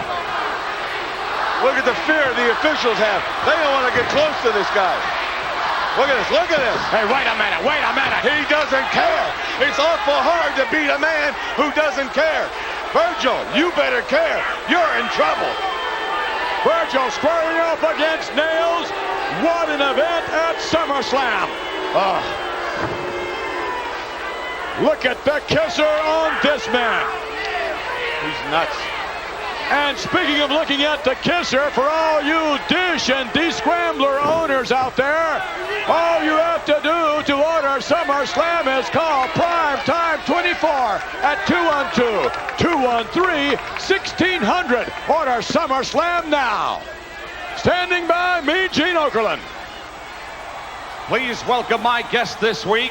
He is accompanied by his manager, Paul Bear.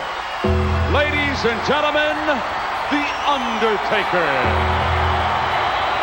What's in that urn, McMahon? I don't know what's in it now, but I can tell you what I think is going to be in it after the matchup at SummerSlam. Can I guess? Yeah. Is it something from Uganda? Exactly. I doubt it. I think he may be in the urn. What? He who? Undertaker. Well, as you know, Paul Bear, your man, The Undertaker, at SummerSlam, which is right around the corner, is going to be facing the Ugandan giant Kamala. Now, I'm very curious just exactly what you have in mind for Kamala and company.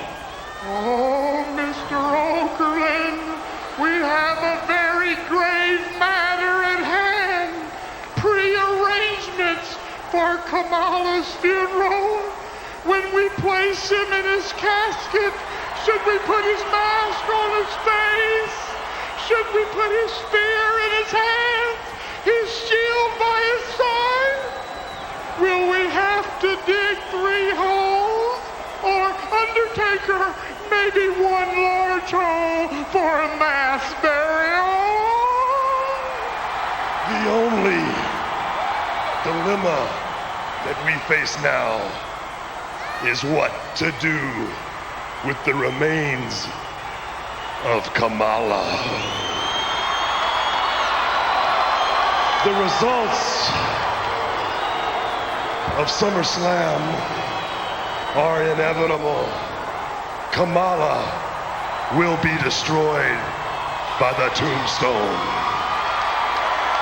And as I look down at my feet, at the bluing, rotting carnage, I'll plunge my hand deep into the chest of Kamala, Whippleman, and Kimchi. Then I'll extract their rotting souls and thrust them into eternal darkness. Rest in peace. Oh my goodness. I got the shivers. Even with this big coat on. What a matchup at SummerSlam. We'll be back with our main event, the tag team matchup. Ending nose to nose, the Ultimate Warrior and the Macho Man Randy Savage, Ric Flair, and Mr. Perfect stuck their nose into the business of the Warrior and Savage. We all know the story on the Macho Man, don't we, Mr. Perfect? Oh, yeah! Ric Flair, I don't want any part of you or Mr. Perfect. No, I don't. You know why? Because I'm the Macho Chicken. Ooh, yeah! Oh, my goodness. Woo! Oh, no. Randy Savage is leaving the podium. Randy Savage is headed to the ring. Randy Savage is headed right in. Yes, there he goes. He almost ran over the cameraman. Randy Savage going after Ric Flair. Hammering Ric Flair. Mr. Perfect pulled off his belt. What's he doing? Oh, no. Perfect. Garroting. Randy Savage, he's choking him down with his belt. Double team effort. Flair and Perfect all over Randy Savage. Here comes the Warrior. Ultimate Warrior coming in to help out. Ric Flair takes a right hand. Perfect takes off. As the Warrior now holds that precious World Wrestling Federation Championship belt. And Randy Savage snatches it away. Look at this. Randy Savage apparently not appreciating the Warrior interfering in his business with Ric Flair. Oh, wait a minute. They're going to go at it right here. They're going to go at it. Warrior and Randy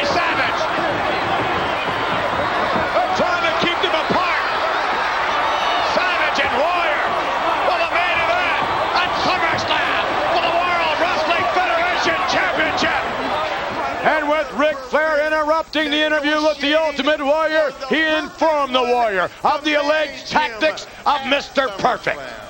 Say what? You must have misunderstood you. Say what? You didn't misunderstand a thing, big man. Last week, day and night, into the wee hours, the Macho Man was trying to cut a deal with the Perfect One to walk the aisle as his manager at SummerSlam against you. And you and I both know that with Mr. Perfect in the Macho Man's corner, victory is a virtual lock, big boy.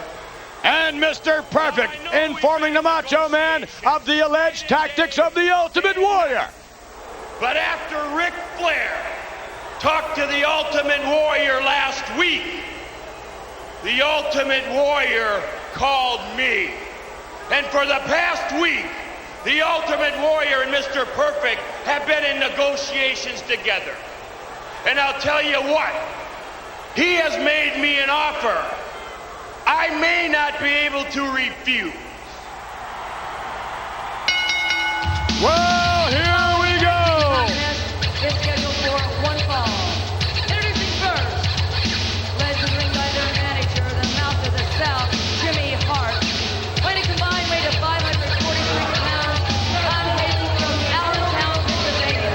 Here are Nog and Sag, the Nasty Boys. Nasty Boys looking forward to this opportunity to square off against the Warrior and the Macho Man. Keep in mind now, the Nasty Boys, former tag team champions, they function extremely well as a unit. They are very cohesive, and in tag team action, that's the name of the game, right, Mr. Heenan? Right, and they have Jimmy Hart in their corner. Now let's see who Perfect walks out with, if he does. Wait a minute, you think he's going to tip his hand here? You don't know. I don't know. I'm still working on this paper.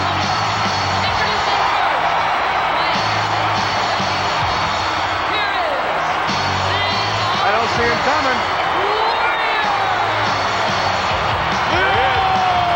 Come on, Warrior! And if Mr. Perfect was coming out with a Warrior, he'd have to be riding a motorcycle to stay up with him. Okay, let me jot this down. Then he must be coming out with Savage, if he's coming out at all. Ultimate Warrior, former World Wrestling Federation champion, Mr. Intensity. There is no one in the history of the WWF that has the intensity of the Ultimate Warrior.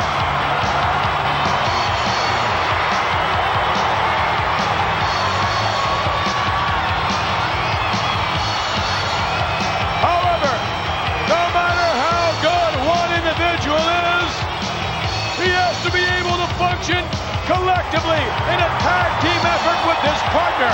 Will that be the case here tonight with the Macho Man? United we stand, divided we fall. That could be the answer to this match. Where's Perfect? Is that? Where's Perfect? There he is. Is that him? No, that's another blonde. It's a girl. And that's... There he is, the reigning WWF champion. The man who carries the gold into SummerSlam. What does this tell you, McMahon? They did not come out together as a team. They came out separately. Are they going to get along? Even more importantly than that, Mr. Perfect did not come out with either individual. Well, then that means he is waiting till SummerSlam. But are they going to be able to get along? They haven't shook hands yet. And who knows what Mr. Perfect told the Nasties about them to do. And yes, that's what's up for grabs at Wembley Stadium. And the Warrior getting a good look at it, too. Here we go. We're having SummerSlam right now. Wait a minute. Just because the Warrior wants to be champion, just because Savage wants to hold on to the championship, doesn't mean they can't get along as a tag team unit. Business is business. They gotta work together right now. They can't let anything come between them. Wait a minute, you hear Savage is all right with me if you want to do it right now. A lot of bad blood between these two. Warrior, confident that the Macho Man has been negotiating with Mr. Perfect. Likewise, Savage, confident the Warrior has been raising the stakes as it relates to the services of Mr. Perfect, and that will be on the line at SummerSlam. Now, who will start the match? Randy Savage wants the Warrior to get out. Savage wants to start the match up against the Nasty Boys. This is going to be interesting. Referee had to make the decision. They can't even make a decision who's going to start the match. And they're going to beat the Nasties? Give me a break. Well, they may be forced to function as a unit if things get rough. You can't force to function as a unit. I mean, a friend of mine has 6 Look out from behind! Oh my goodness, Sags attacking from behind! Hammering, pummeling the Warrior! Sags all over the Warrior! Trying to set him up, whips him to the rope, coming off in, missing with the clothesline, Warrior coming right back in, missing again, Warrior! Nice tackle! Warrior with a clothesline of his own! Ultimate Warrior, oh my goodness, yes! But look out! Sags and Knobs both having their problems with the Ultimate Warrior! From behind a double team, get in there, ref! Now, is Savage making a move to help him or save him? No. He's not supposed to. Whoa, look at this! Yes, double DDT! Oh, yeah! The Ultimate Warrior! Oh, nice tag. Very friendly tag. No, that wasn't a friendly tag at all. I know. That's what I mean. I'm being facetious. It's almost like the Warrior saying, all right, you saw what I did. Now let's see what you can do. Look it. You're going to have SummerSlam right here. But I'll tell you, if I was the Warrior and Savage got in trouble and reached for the tag, I sure wouldn't help him. I want him softened up for SummerSlam and vice versa. Look out from behind! Knobs attacking the Macho Man. Sags a moment ago hanging on to the ankle, and look at this. Oh my, what forearms! Savage beginning to slump in the corner. I don't see the Warrior wanting to make a tag to help his tag team partner out. Do you? Reversal to the buckle, elbow by the Macho Man. Macho Man with those stiff left hands and a hard right, driving Knobs down to the canvas, hand and elbow. Sags comes in and Sags goes up and down. Whoa! And likewise, up and down is Knobs. Wait a minute, look at this. He's going upstairs. Macho Man going up to the top rope. The Warrior looking on as Savage leaps and nails both men at the same time. Boy, are these two ready? Are they determined? And I'm talking about Savage and the Warrior. They want to show each other exactly what they can do. From the top rope again, the Macho Man. Oh, yes. Oh, look at that tag. Look. The Warrior now taking exception to the tag made by the Macho Man. And likewise, just as the Warrior tagged Macho Man earlier and said, let's see what you can do, so too the Macho Man has done the very same thing. The Warrior on the top rope. Savage turns his head and the Warrior comes down. Show and tell. Put up or shut up. That's what they're telling each other. Now they're yelling across the ring at one another. This isn't going to work out. Well, thus far it is working. No question, it is working big time. Wait a minute. Oh, no. Randy Savage had his back turned on the Ultimate Warrior. And now Savage looks up, and all he sees is the Warrior. Yeah, he hit you, Savage. He hit you. Hey, wait a minute, he did not. That's what it looked to me. But that Macho Man thinks the Ultimate Warrior just found Here we go. They're gonna go at it. The referee having great difficulty with this. Oh, no, lead up Knobs coming from behind and clotheslining the Ultimate Warrior. The Ultimate Warrior on the outside. And look at this. The referee trying to keep the Macho Man away. I think Savage was going to come over to help out the Warrior. I don't think they even care about each other helping. They want someone. Savage wants somebody to knock off the Warrior. Warrior wants somebody to knock off Savage. So it makes their work at SummerSlam a lot easier. And in the middle of it all is Bobby the Brain Heenan. In the middle of it all, Ric Flair and especially Mr. Perfect. I'm just a financial advisor. That's all my job is. Oh, no, look at the double team effort. Try to pin nothing on me. Warrior is in a handicap match against two men. Savage in a handicap match against two men. They are not functioning as a unit at all. Well, you knew that from the beginning. They didn't even come out together as a team. They should have shook hands, tried to win the match, and then gone their separate ways. But no, ego is taking over here. No, and it's not ego. Yes, it is. It's not 2 in, almost 3. And I don't care who you are, two men like the Nasty Boys are going to wear down one man. Well, you bet, because they're street fighters. They've been together. They know how to work as a team. They got Jimmy Hart, and they're not dealing in egos. Warrior to the buckle. It's a shame to see two great competitors, perhaps two of the greatest of all time, in the Warrior and the Macho Man. Ooh, look at this. Not be able to get it together as a team, at least for this one occasion. Of course they're going to clash at SummerSlam. Yes, indeed. There's going to be an unbelievable explosion. And both men professionals, both men knowing what is at stake, the WWF Championship. But take care of business right now. If they're not working together now as a team, can you imagine the explosion, the fireworks, what is going to happen at SummerSlam? And can you imagine what's going to happen when Perfect helps out either the Warrior or the Macho Man? Wait a minute, Warrior ducks. Oh, man, miss! What a maneuver! Double clothesline! The Warrior charging another double clothesline! The Ultimate Warrior on a tear! And down with both men to the canvas! The Ultimate Warrior ahead of steam and over the top rope. Go to Nasty Boys! We'll be back as the match resumes when we return. Wait a minute, he's tagged by the Ultimate Warrior. The Nasty Boys are still on the outside. They've had several minutes to recuperate, but still, there's no one in the ring except the Warrior. Look at this. Warrior almost taunting the Macho Man Randy Savage. Such tremendous animosity between the two. Boy, you bet. And I'll tell you why. There is so much at stake here at WWF Championship. And the Ultimate Warrior, he believes that Savage has Mr. Perfect in his pocket.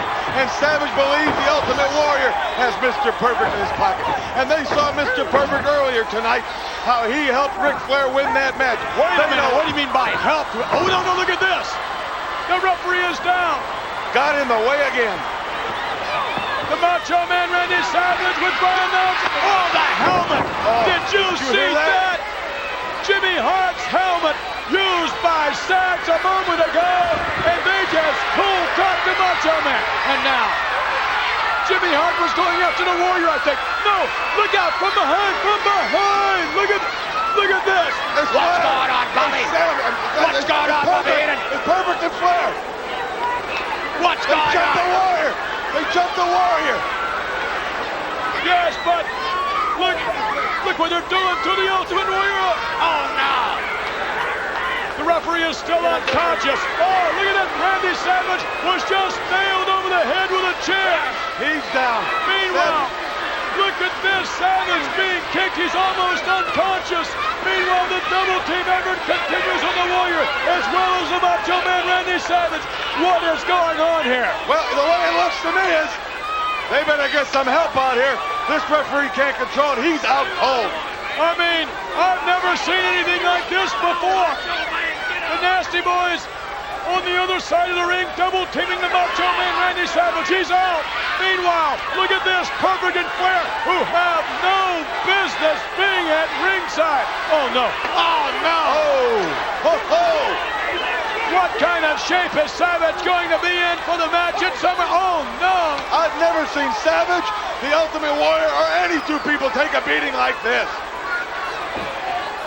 Ric Flair chopping away on the Ultimate Warrior. My goodness, what a beating.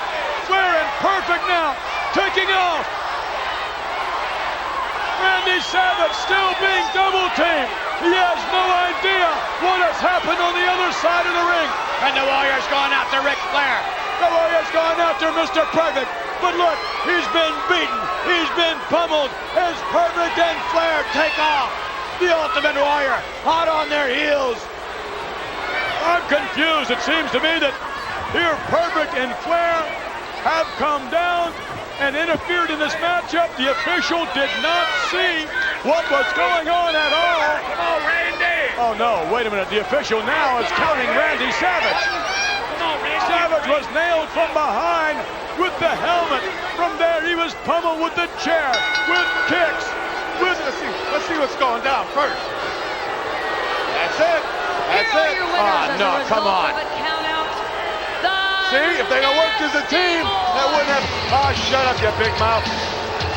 The Nasty Boys, victorious Randy Savage back on his feet. What a beating he took. The double team effort, the triple team effort, actually.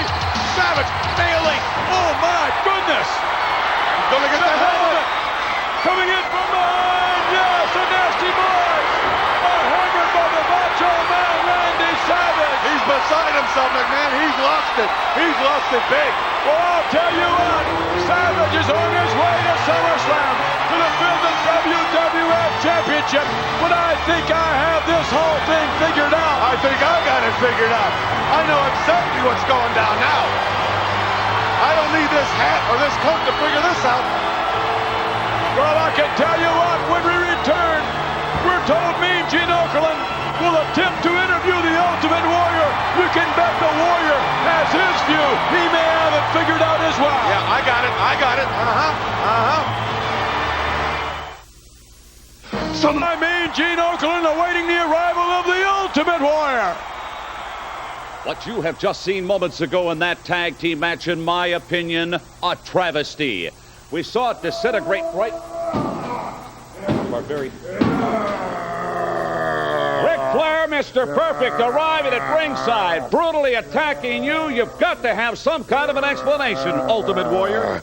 Macho Man did all the explaining, and by sending Ric Flair and Mr. Perfect to ringside, he told the story that he decided to pay the price. Wait a minute, you are convinced then that Mr. Perfect is going to be in the corner of the Macho Man Randy Savage? I said that he paid the price. He wrote the check. He put the zeros on the dotted line. Mr. Perfect will be in the corner of Macho Man Randy Savage.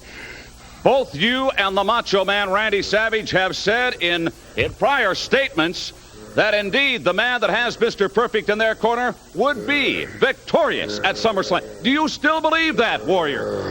What I believe is this. I believe, Macho Man, that no matter how much that check was for, no matter how many zeros there were, you bought nothing. You lost all the Macho Maniacs, and you stand at Wembley with one person, Mr. Perfect. I stand with 80,000 warriors. And within the course of signing that check, you bought the full rage and fury of the Ultimate Warrior. Strong accusations made by the Ultimate Warrior. I don't know whether to believe them or not. Hopefully, we're going to pick up an interview with the Macho Man Randy Savage after this matchup. My goodness, what a match at SummerSlam. I can't believe this. I mean, if it is true that Mr. Perfect is going to be in the corner of the Macho Man Randy Savage, it does not look good for the Ultimate Warrior. It doesn't look good for him at all, Bobby Heenan. I'll tell you one thing we do know right now. Mr. Perfect definitely will be in someone's corner. No ifs, ands, or buts. What if the Warrior is right? I just don't know how he could overcome those kind of odds.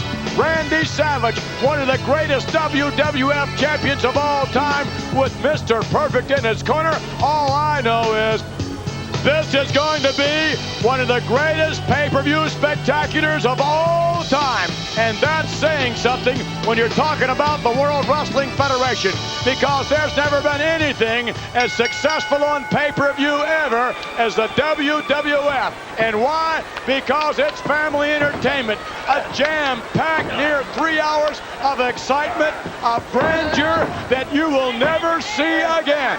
SummerSlam heads to you on pay-per-view direct from Wembley Stadium, where 80,000 fans have acquired their tickets a long time ago, but you can acquire yours by calling your local cable company and ordering SummerSlam right now. Don't get shut out for SummerSlam. The model Rick Martel also appearing on SummerSlam in a matchup that, well, Sir, quite frankly, has two of the most conceited individuals in the history of the WWF clashing together. The model Rick Martel squaring off against Shawn Michaels. And I can't believe the provision that Sensational Sherry had instituted, the clause she had instituted in the contract. Well, neither man can punch each other in the face. I mean, they're both good-looking guys. Yeah, I messed up somebody's mush. Well, I'll tell you why. Why? Because that man has no honor right there. This man, the model, has no honor? Shawn Michaels has no honor whatsoever, and I believe that you can throw that clause in the contract right out the window, because I believe that given the opportunity, either Martel or Michaels will unquestionably unload in their opponent's kisser. Wow! Hey. Woo! Look at that! Did you see that dress? Yeah. Did you see what's in it? No, go back, cameraman. Go up the aisle. Look at that. Sensational Sherry, the manager of Shawn Michaels, on her way down the ringside. Why? Well, Shawn Michaels isn't here. Wait a minute, Martel just caught a glimpse of her. Now, I saw Sensational Sherry wink at the model Rick Martel not that long ago. A couple weeks ago. She's got eyes for the model, and the model's got eyes for them. I mean, her. You think Sensational Sherry? Whoa, 1, 2, 3, you got? No, he didn't. No, he didn't. You think that Sensational Sherry's going to dump Shawn Michaels? She professes she's in love with him more than anything on this earth. But she's out there looking at Martel. She's not that kind of a woman to do that. She's not a one-woman man. I think she's a two-time... I wouldn't say that about her. Martel over with a Boston Crab, and it's over. One thing to consider, and that's the fact that Sensational Sherry, I believe, will influence the outcome of the matchup one way or the other. Probably whoever hits somebody in the face first, she's going to go with the good-looking one. Who knows? I know this, that when we return, me and Gene Okerlund will interview the Macho Man Randy Savage. I understand he is steaming, he is hot, he is angry. We'll be right back. So what?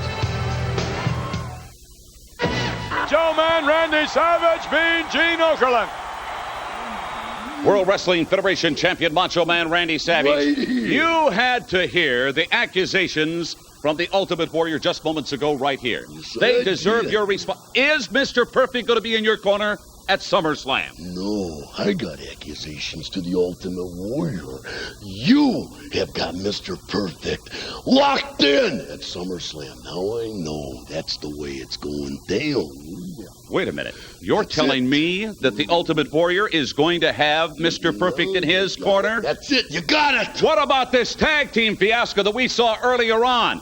How can you possibly explain the Ultimate Warrior being attacked by Ric Flair, by Mr. Perfect? It just doesn't make sense. You're right.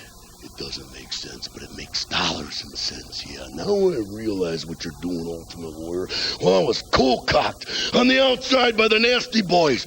I didn't understand it, but now I do, yeah. If I was trying to persuade everybody that the Macho Man was going to have Mr. Perfect in his corner, I, too, would set it up that Flair and Perfect come down and make it known, yeah, to the feeble-minded, but not the Macho Maniacs, and not the Warriors even, no. Wait a You second. haven't fooled me. It was a pretty good plan, but they're not buying it. And I'm not buying it either. It's Warrior that's got Perfect locked in. Are you... He's the one that's doing it, yeah. Hold on, Macho Man. Are you telling me that there was a plan all along where the Ultimate Warrior would retain the services of Mr. Perfect to be in his corner for the big title match at SummerSlam? No, you and got then, it. And then this attack at ringside by Ric Flair and Mr. Perfect was just a hit to make things look good? 1,000,000% correct. And that's just the way that it is right there, yeah. He's not much of a man at all, but that's the way he's thinking. So let it be that way, yeah. If you want to hang with the big boys, and if you can't make the grade, you take shortcuts, yeah. So that's the way he wants to do it, no problem. Against all odds, at SummerSlam, Wembley Stadium, the Macho Man is going in the champion, and I am leaving the champion. Oh, yeah, the Macho Maniacs and the Warriors, they don't buy it. and either do I. Dig it! Yeah! The story from World Wrestling Federation champion Macho Man Randy Savage. However, earlier on, quite convincing, the story of the challenger, the Ultimate Warrior. Who do you believe? Let's get back to ringside. Well, that's a very good question. Just who do you believe is telling the truth? I mean, Randy Savage may be a little bit out of line, but then again, when you think about it, it seems rather preposterous that the Ultimate Warrior would pay someone to beat him up, but if anyone would, it might be the Ultimate Warrior. Then again, the Warrior is absolutely convinced that Perfect's going to be in the corner of the Macho Man, Randy Savage, and you're supposed to have the answers. So far, you're clueless, Bobby Heenan, and you look ridiculous in that Sherlock Holmes The following outfit. contest is scheduled for Ridiculous. one fall. You're going to think ridiculous. Currently in the ring, Did you weighing notice the way 235 Savage voice cracks? Did you notice the hailing from terror in his Chicago, eyes? Illinois. Did you notice the Here Ultimate is Warrior? He couldn't put a sentence together. His paint was gone. Somebody's going to walk out of SummerSlam champion, and someone's going to be a very, very wealthy man. Someone may even end a career at SummerSlam. And someone will have Perfect in their corner. You bet. I want all you people in this arena to stand up and show respect for the greatest man in the World Wrestling Federation. Led down the aisle by Kim Shee. Here is the man from the dark continent of Africa, the Lord of the Jungle, the Ugandan giant, the mighty The mighty Kamala on his way to SummerSlam to lock up with The Undertaker. My goodness, what a matchup that's going to be. There's no way The Undertaker's going to get him in the tombstone and stuff him in a body bag. No, but there may be a way that the Ugandan giant will be able to put The Undertaker in a pot after the matchup is over. I can't imagine that happening, but it could. Oh, I can imagine it happening. You better make dinner reservations. Bring some carrots, some potatoes. It's going to be a feast. And bring some whipped cream. I beg your pardon? For Paul Bear. Kamala loves dessert. I see.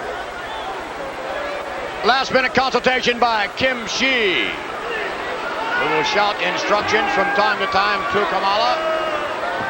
You wonder what sort of advice, what sort of game plan Kamala is going to have when he faces The Undertaker. What would you suspect it would be, Bobby? Well, he can't lay back and let that big monster of a man, The Undertaker, come at him. He's going to have to charge him.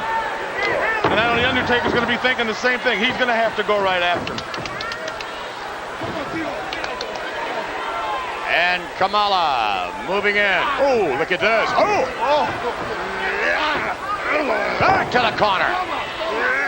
And a big chop. Kamala, the Ugandan, look at those chops behind the head. Don't think that wouldn't take The Undertaker down. But you don't know. I've seen a man pile drive down the floor. I've seen everything happen to this man, and he just rises up from the dead. The Undertaker, that is. Yes, The Undertaker. The man's not human. The Ugandan giant, Kamala. Again, yet more consultation from Kim Shee. I doubt very seriously that there will be a lull in the action at all in the matchup with The Undertaker that would allow Kamala to have the consultation of Kim Shee, or for that matter, from Dr. Harvey Wimbledon. Devastating maneuver. How many homes are going to order pay-per-view, do you think, in Uganda?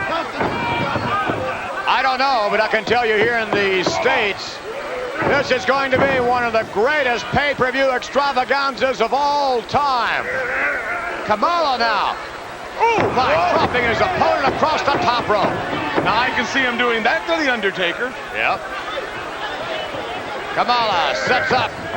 And, oh, what a devastating double chop to the throat. And look out! Oh, Air Kamala.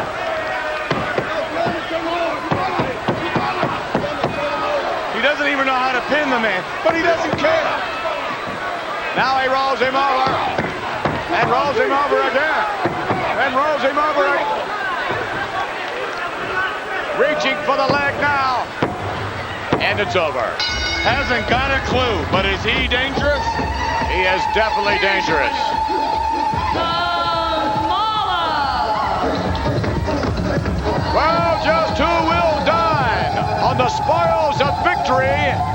at the conclusion of the matchup at SummerSlam. The Ugandan Giant Kamala or The Undertaker. Wait a minute, look at this, he's going up! He's going up to the top rope, get him down from there! Yes, he is. If he were to come off that top rope onto The Undertaker at SummerSlam, The Undertaker would be finished! The following tag team contest is scheduled for one fall. Coming to the ring by their manager, the Mountain of the South, Jimmy Hart. Weighing a combined weight of 508 pounds. Here are Money Incorporated. Yes, indeed, IRS Ted DiBiase headed to SummerSlam to lock up with the Legion of Doom. What a tag team matchup that's going to be. However, in just a few moments, they're going to be meeting one of the most unorthodox. Wait a minute. You know, I've never stole anything in my life because I've always had enough money. I didn't need to be a thief. But there's only one thing worse than a thief. Tell him, Erwin. That's a tax cheat, so pay up. Well, yes, we mentioned unorthodox. These guys wrote the book on unorthodox. Look at that. No longer do they have their hats. They must have eaten them.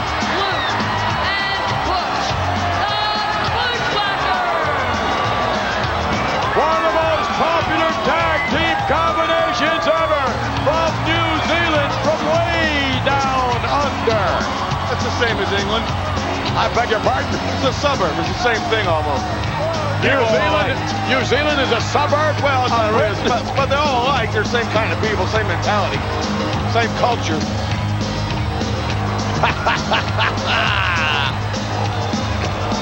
Erwin doesn't know what to make of Butch and Luke. Well, it's hard to prepare yourself for the Bushwhackers because they don't even prepare themselves for themselves. Oh, wait a minute, look at this. I guess DiBiase and Erwin know exactly what they're doing. But it's tough to hurt these guys. It's real tough to hurt them. You know why? Why? No sense, no feeling. Oh, look at that! Look at the strategy. Oh, man! Good strategy, biting. On the keister. Yay! Lou, head to head. And look at this. They don't know what they're doing. Oh, yes, they do. What an ovation. No, yeah, the Bushwhackers.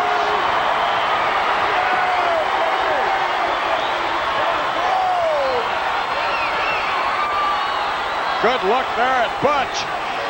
Or is that Luke? Well, Luke is the one with the missing teeth, I think. And Butch is the one with the missing brain. I just figured it out.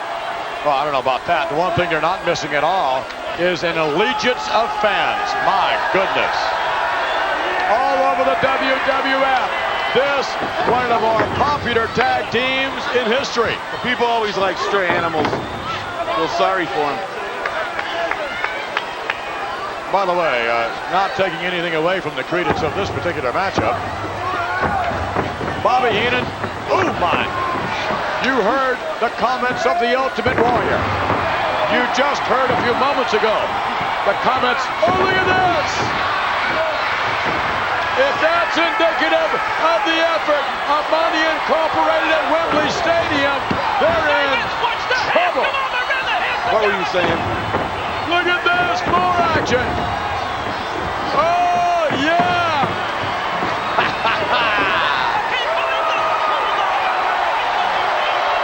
What I was saying. Oh, Jimmy Hart, take a powder. Uh-oh, from behind.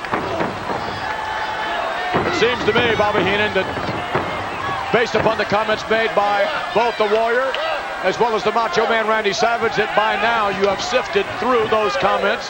You have formed an opinion as to where Mr. Perfect will be. Whoa. Don't box me into a corner. Oh, come on. You're the one with a Sherlock Holmes outfit on now. Who do you think is telling the truth? In whose corner will Mr. Perfect be? You tell me what you think. You're not going to box me into a situation. Well, Come on, you're a know-it-all. You tell me, McMahon. I'm not a know-it-all, but I don't know. I somehow believe Randy Savage a little bit more than I believe the Ultimate Warrior. And I know it's preposterous, but I think Randy Savage makes a point. If ever there were ever any individual that would have Mr. Perfect and Ric Flair come down and pummel them just to convince the public that they're not going to be in his corner, the Warrior would be that man. I'm sort of inclined to believe the Macho Man. However, I must say I know I don't have all the facts. And you've been collecting facts all evening, so spill the beans. Well, I'll give you a little bit what I think. I believe the Warrior. And I'll tell you why. Savage has had that title now twice. He's like an animal. He's tasted that blood. He's felt that prestige. He knows what it takes to make that money. He's made the big buck. Yeah. He'd mortgage his life, his soul, the WWF title, just to hold on to that. That's true, he would. Yes, you're right. Well, so he's got to be the one that's going to have Perfect in his corner. No, wait a minute. You will recall both men, both Savage and Warrior, stated that they would do anything. They publicly stated they would do anything to either gain or retain the WWF Championship. And I wouldn't put anything past either individual because of the importance, the significance of this matchup. I agree with you. But then again, you're wrong. I'll tell you why you're wrong. It's because you're not looking at one very, very important factor. What's that? Well, I can't tell you now. I haven't got all the facts yet. Ted DiBiase, Urban R. Shyster squaring off against the Bushwhackers. Turn your back on me. Oh, yes! But both men down. You know, it's easier to hold on to a title than win one. Warrior has to go out there and beat Savage. Savage don't have to beat the Warrior. Good point, Bobby Heenan. A championship in the WWF changes hands by only a pin or a submission. Now, can you see Savage giving up? No, I can't. Can you see the Warrior giving up? No, I can't. Put Perfect in either one's corner, and you're going to see something. No question about it. Anything can happen. But wait a minute, here comes the battering ram by the Bushwhackers. Yes, cover that man. 1, 2, oh no. Loom leveling. DiBiase and Butch is all over it. Jimmy Hart, get out of there. Get out of there, Jimmy Hart. You have no business in that ring. The referee's lost control. He doesn't know who's legal, who isn't legal, who should be legal, who's illegal. Oh, no. Well, did he catch one in the kidneys? 1, 2. Oh, please. They won't be riding their mechanical sheep this week. The what? They have a mechanical sheep they ride over at the down under bar they go at. Money Incorporated. So it wasn't too bad a ride.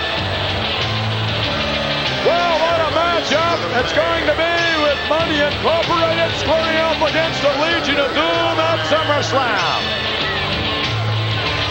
The Event Center is brought to you by IcoPro, for everybody who cares about their body. IRS and the $1 Million Man obviously fired up for their collision in London. Coming up, we will hear from Hawk and Animal. There is only one way to experience all the excitement of SummerSlam. That is on pay-per-view. Make the call now to place your order.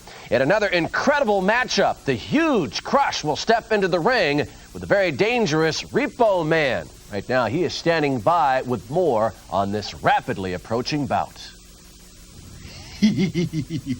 Crush, this is gonna be great! SummerSlam! In front of 80,000 people at Wembley Stadium and millions of other people watching! I bet you're just a little bit nervous. Well, you know something, Crush? I do most of my work at night. Nobody's around. Well, this time, I get to do my work in front of all those people! I'm gonna repossess your career!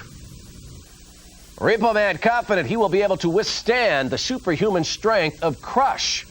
Also, we saw Money Incorporated in action. Now it's time to hear from their opponents. Hawk and Animal are standing by with Paul Ellering and Rocco. SummerSlam, London, England, Wembley Stadium, Money Incorporated. As the old saying goes, money can't buy love, but it can pay your hospital bills, buy you a nice headstone, a nice, well, maybe we say a nice solid oak casket, and a vault to place it in. You see what we're getting at? We don't like you. We don't like you at all. Tell them, big man. I can't imagine what's going through your stomachs right now, Money Incorporated. The butterflies, the nervousness. When you go up my shoulders, Hawk ripped your head off. It's going to be one thing. Oh, a rush. See SummerSlam, Monday night, August 31st, available on pay-per-view. Order now. Call your local... Yeah, well, Skinner is going to be hunting for a victory against his opponent. And wait till you hear the ovation for this man coming down the aisle.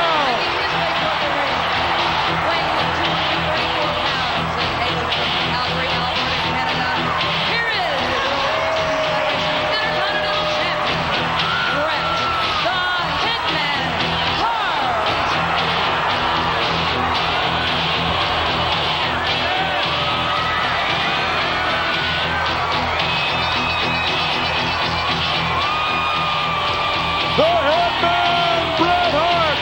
Oh, yeah, the ladies love him. And Bret Hart kissing the belt. However, Maybe kissing it goodbye. he could very well be kissing it goodbye at SummerSlam, but look at this now. Oh, yeah, that youngster now possessing Bret vision. And when you have Bret vision, that means you see things very, very clearly. And I wonder if the Hitman is not seeing himself victorious at SummerSlam against the British Bulldog. Two ways to look at that one. At least. Which way are you looking at? Well, he's in the Bulldog's backyard. The last thing the Bulldog wants to do is lose in front of millions and millions of people, plus 80,000 people at Wembley Stadium. The last thing Bret Hart wants to do is lose that Intercontinental title. Now, is this going to put too much pressure on the Bulldog, or can he handle it and get a victory in front of his hometown fans? I don't know about that. Oh, look at that maneuver. Nice maneuver on the part of Skinner. Bret Hart, pell-mell, through the ropes to the outside. Now, the Hitman, oh no, he's hurt. He's hurt. He hurt his elbow. What's Skinner got there now? Oh, he's got that alligator foot. Oh no, look at this. Skinner now. Skinner coming down on the Hitman, Bret Hart. What a shame it would be if the Hitman were hurt, having to go to SummerSlam. Oh no!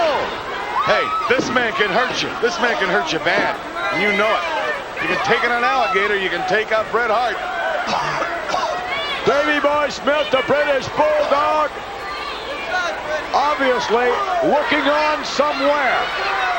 To me, it's stupid to take a match against a tough guy like Skinner right before it. Why is that stupid? To take a match right before SummerSlam, a title defense against the Bulldog. I mean, their families are being torn apart. You know, they finally unloaded Bret's sisters so the Bulldog would marry her. Now, wait just a minute. How dare you say that? They've been trying to do that for years. They have not indeed. They're very proud of Diana, as they should be. Diana caught between a rock and the proverbial hard place. Diana, of course, Bret's sister, and Diana, the wife of the British Bulldog, Davey Boy Smith. She'll be at Wembley Stadium. She will witness the matchup between these two. Now, will the Hart family sit with the Smith family? Oh, no, not on your life. That's like the Hatfields and the McCoys here in the States. So basically, no matter who wins, there's going to be a winner because, let's say Bret wins. That means he don't have to buy the Smith family any gifts at Christmas. He still comes out ahead. Yeah, that's the way you look at it. I look at it a different way. I look at it, no matter who wins, they're a loser. Because, let's face it, if you win the championship or if you retain the title, as the Hitman might, there's still that big division of the families. I mean, it just seems to me that if either individual gets hurt in the matchup, I mean, what a catastrophe that would be. But if you win the gold, you can always go to Families or Us and rent one. It doesn't matter. That's not important. Get the belt, get the money, get the gold. Forget the families. They're just a bunch of parasites anyway that bum a Thanksgiving dinner off you every year. You know that. I can't believe those comments. Those are your views. Those are your family values. In this day and age, Bobby Heenan, it's a good thing you're not running for office. Or I'd win. Well, the hitman Bret Hart taking a pretty severe beating thus far from Skinner, and I'm beginning to believe that what you had to say earlier on has a great deal of merit, because Bret Hart is taking some punishment here. And a lot of punishment. And I'm not too sure he's going to win the match here with Skinner. It's a good thing this is a non-title event, because if he loses this match, at least he won't lose the championship. At least not to Skinner. But he very well may lose it to the British Bulldog.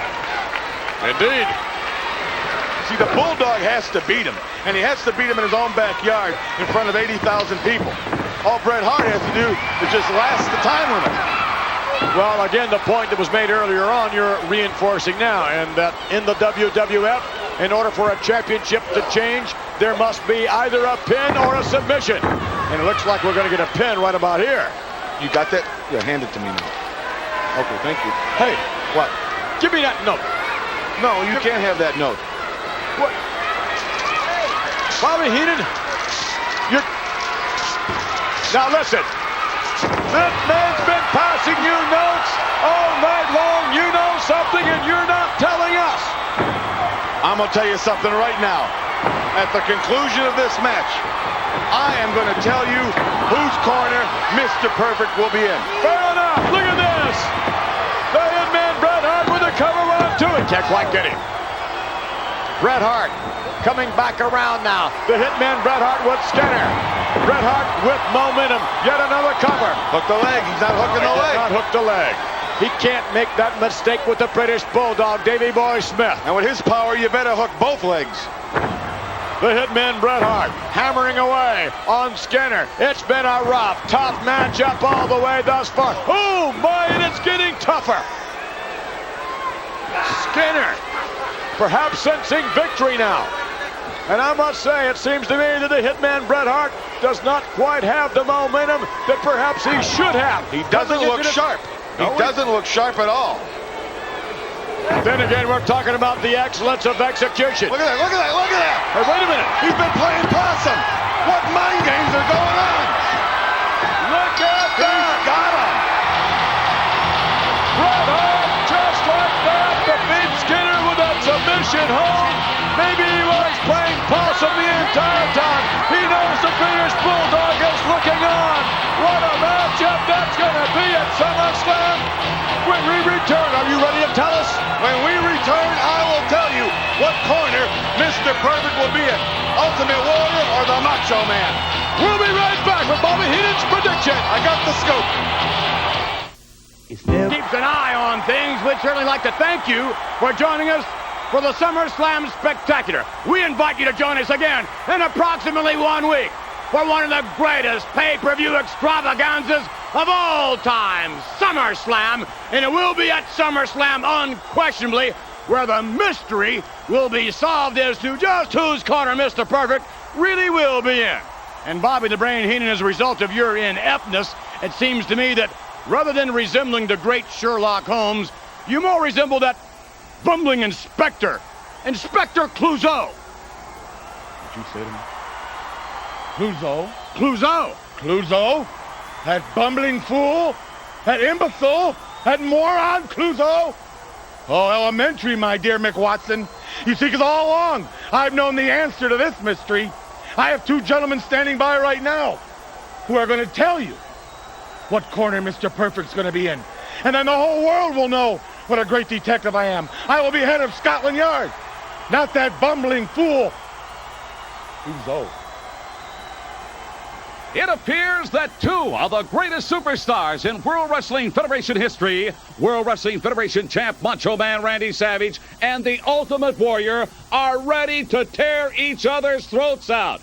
From the moment that main event at SummerSlam was announced, the two of you, Mr. Perfect and you, Ric Flair, have been at the center of that controversy. Now the accusations are flying. Both men are convinced that you're going to be in the other man's corner at SummerSlam for that title match. Well, we've waited long enough. We demand to know whose corner you're going to be in at SummerSlam. Well, I guess it's time.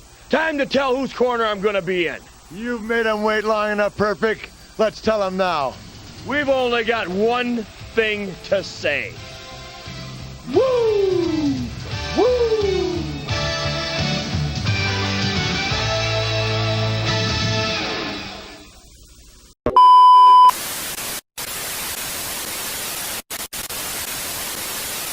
Don't watch TV. Don't read magazines. Don't even listen to NPR. Create your own roadshow.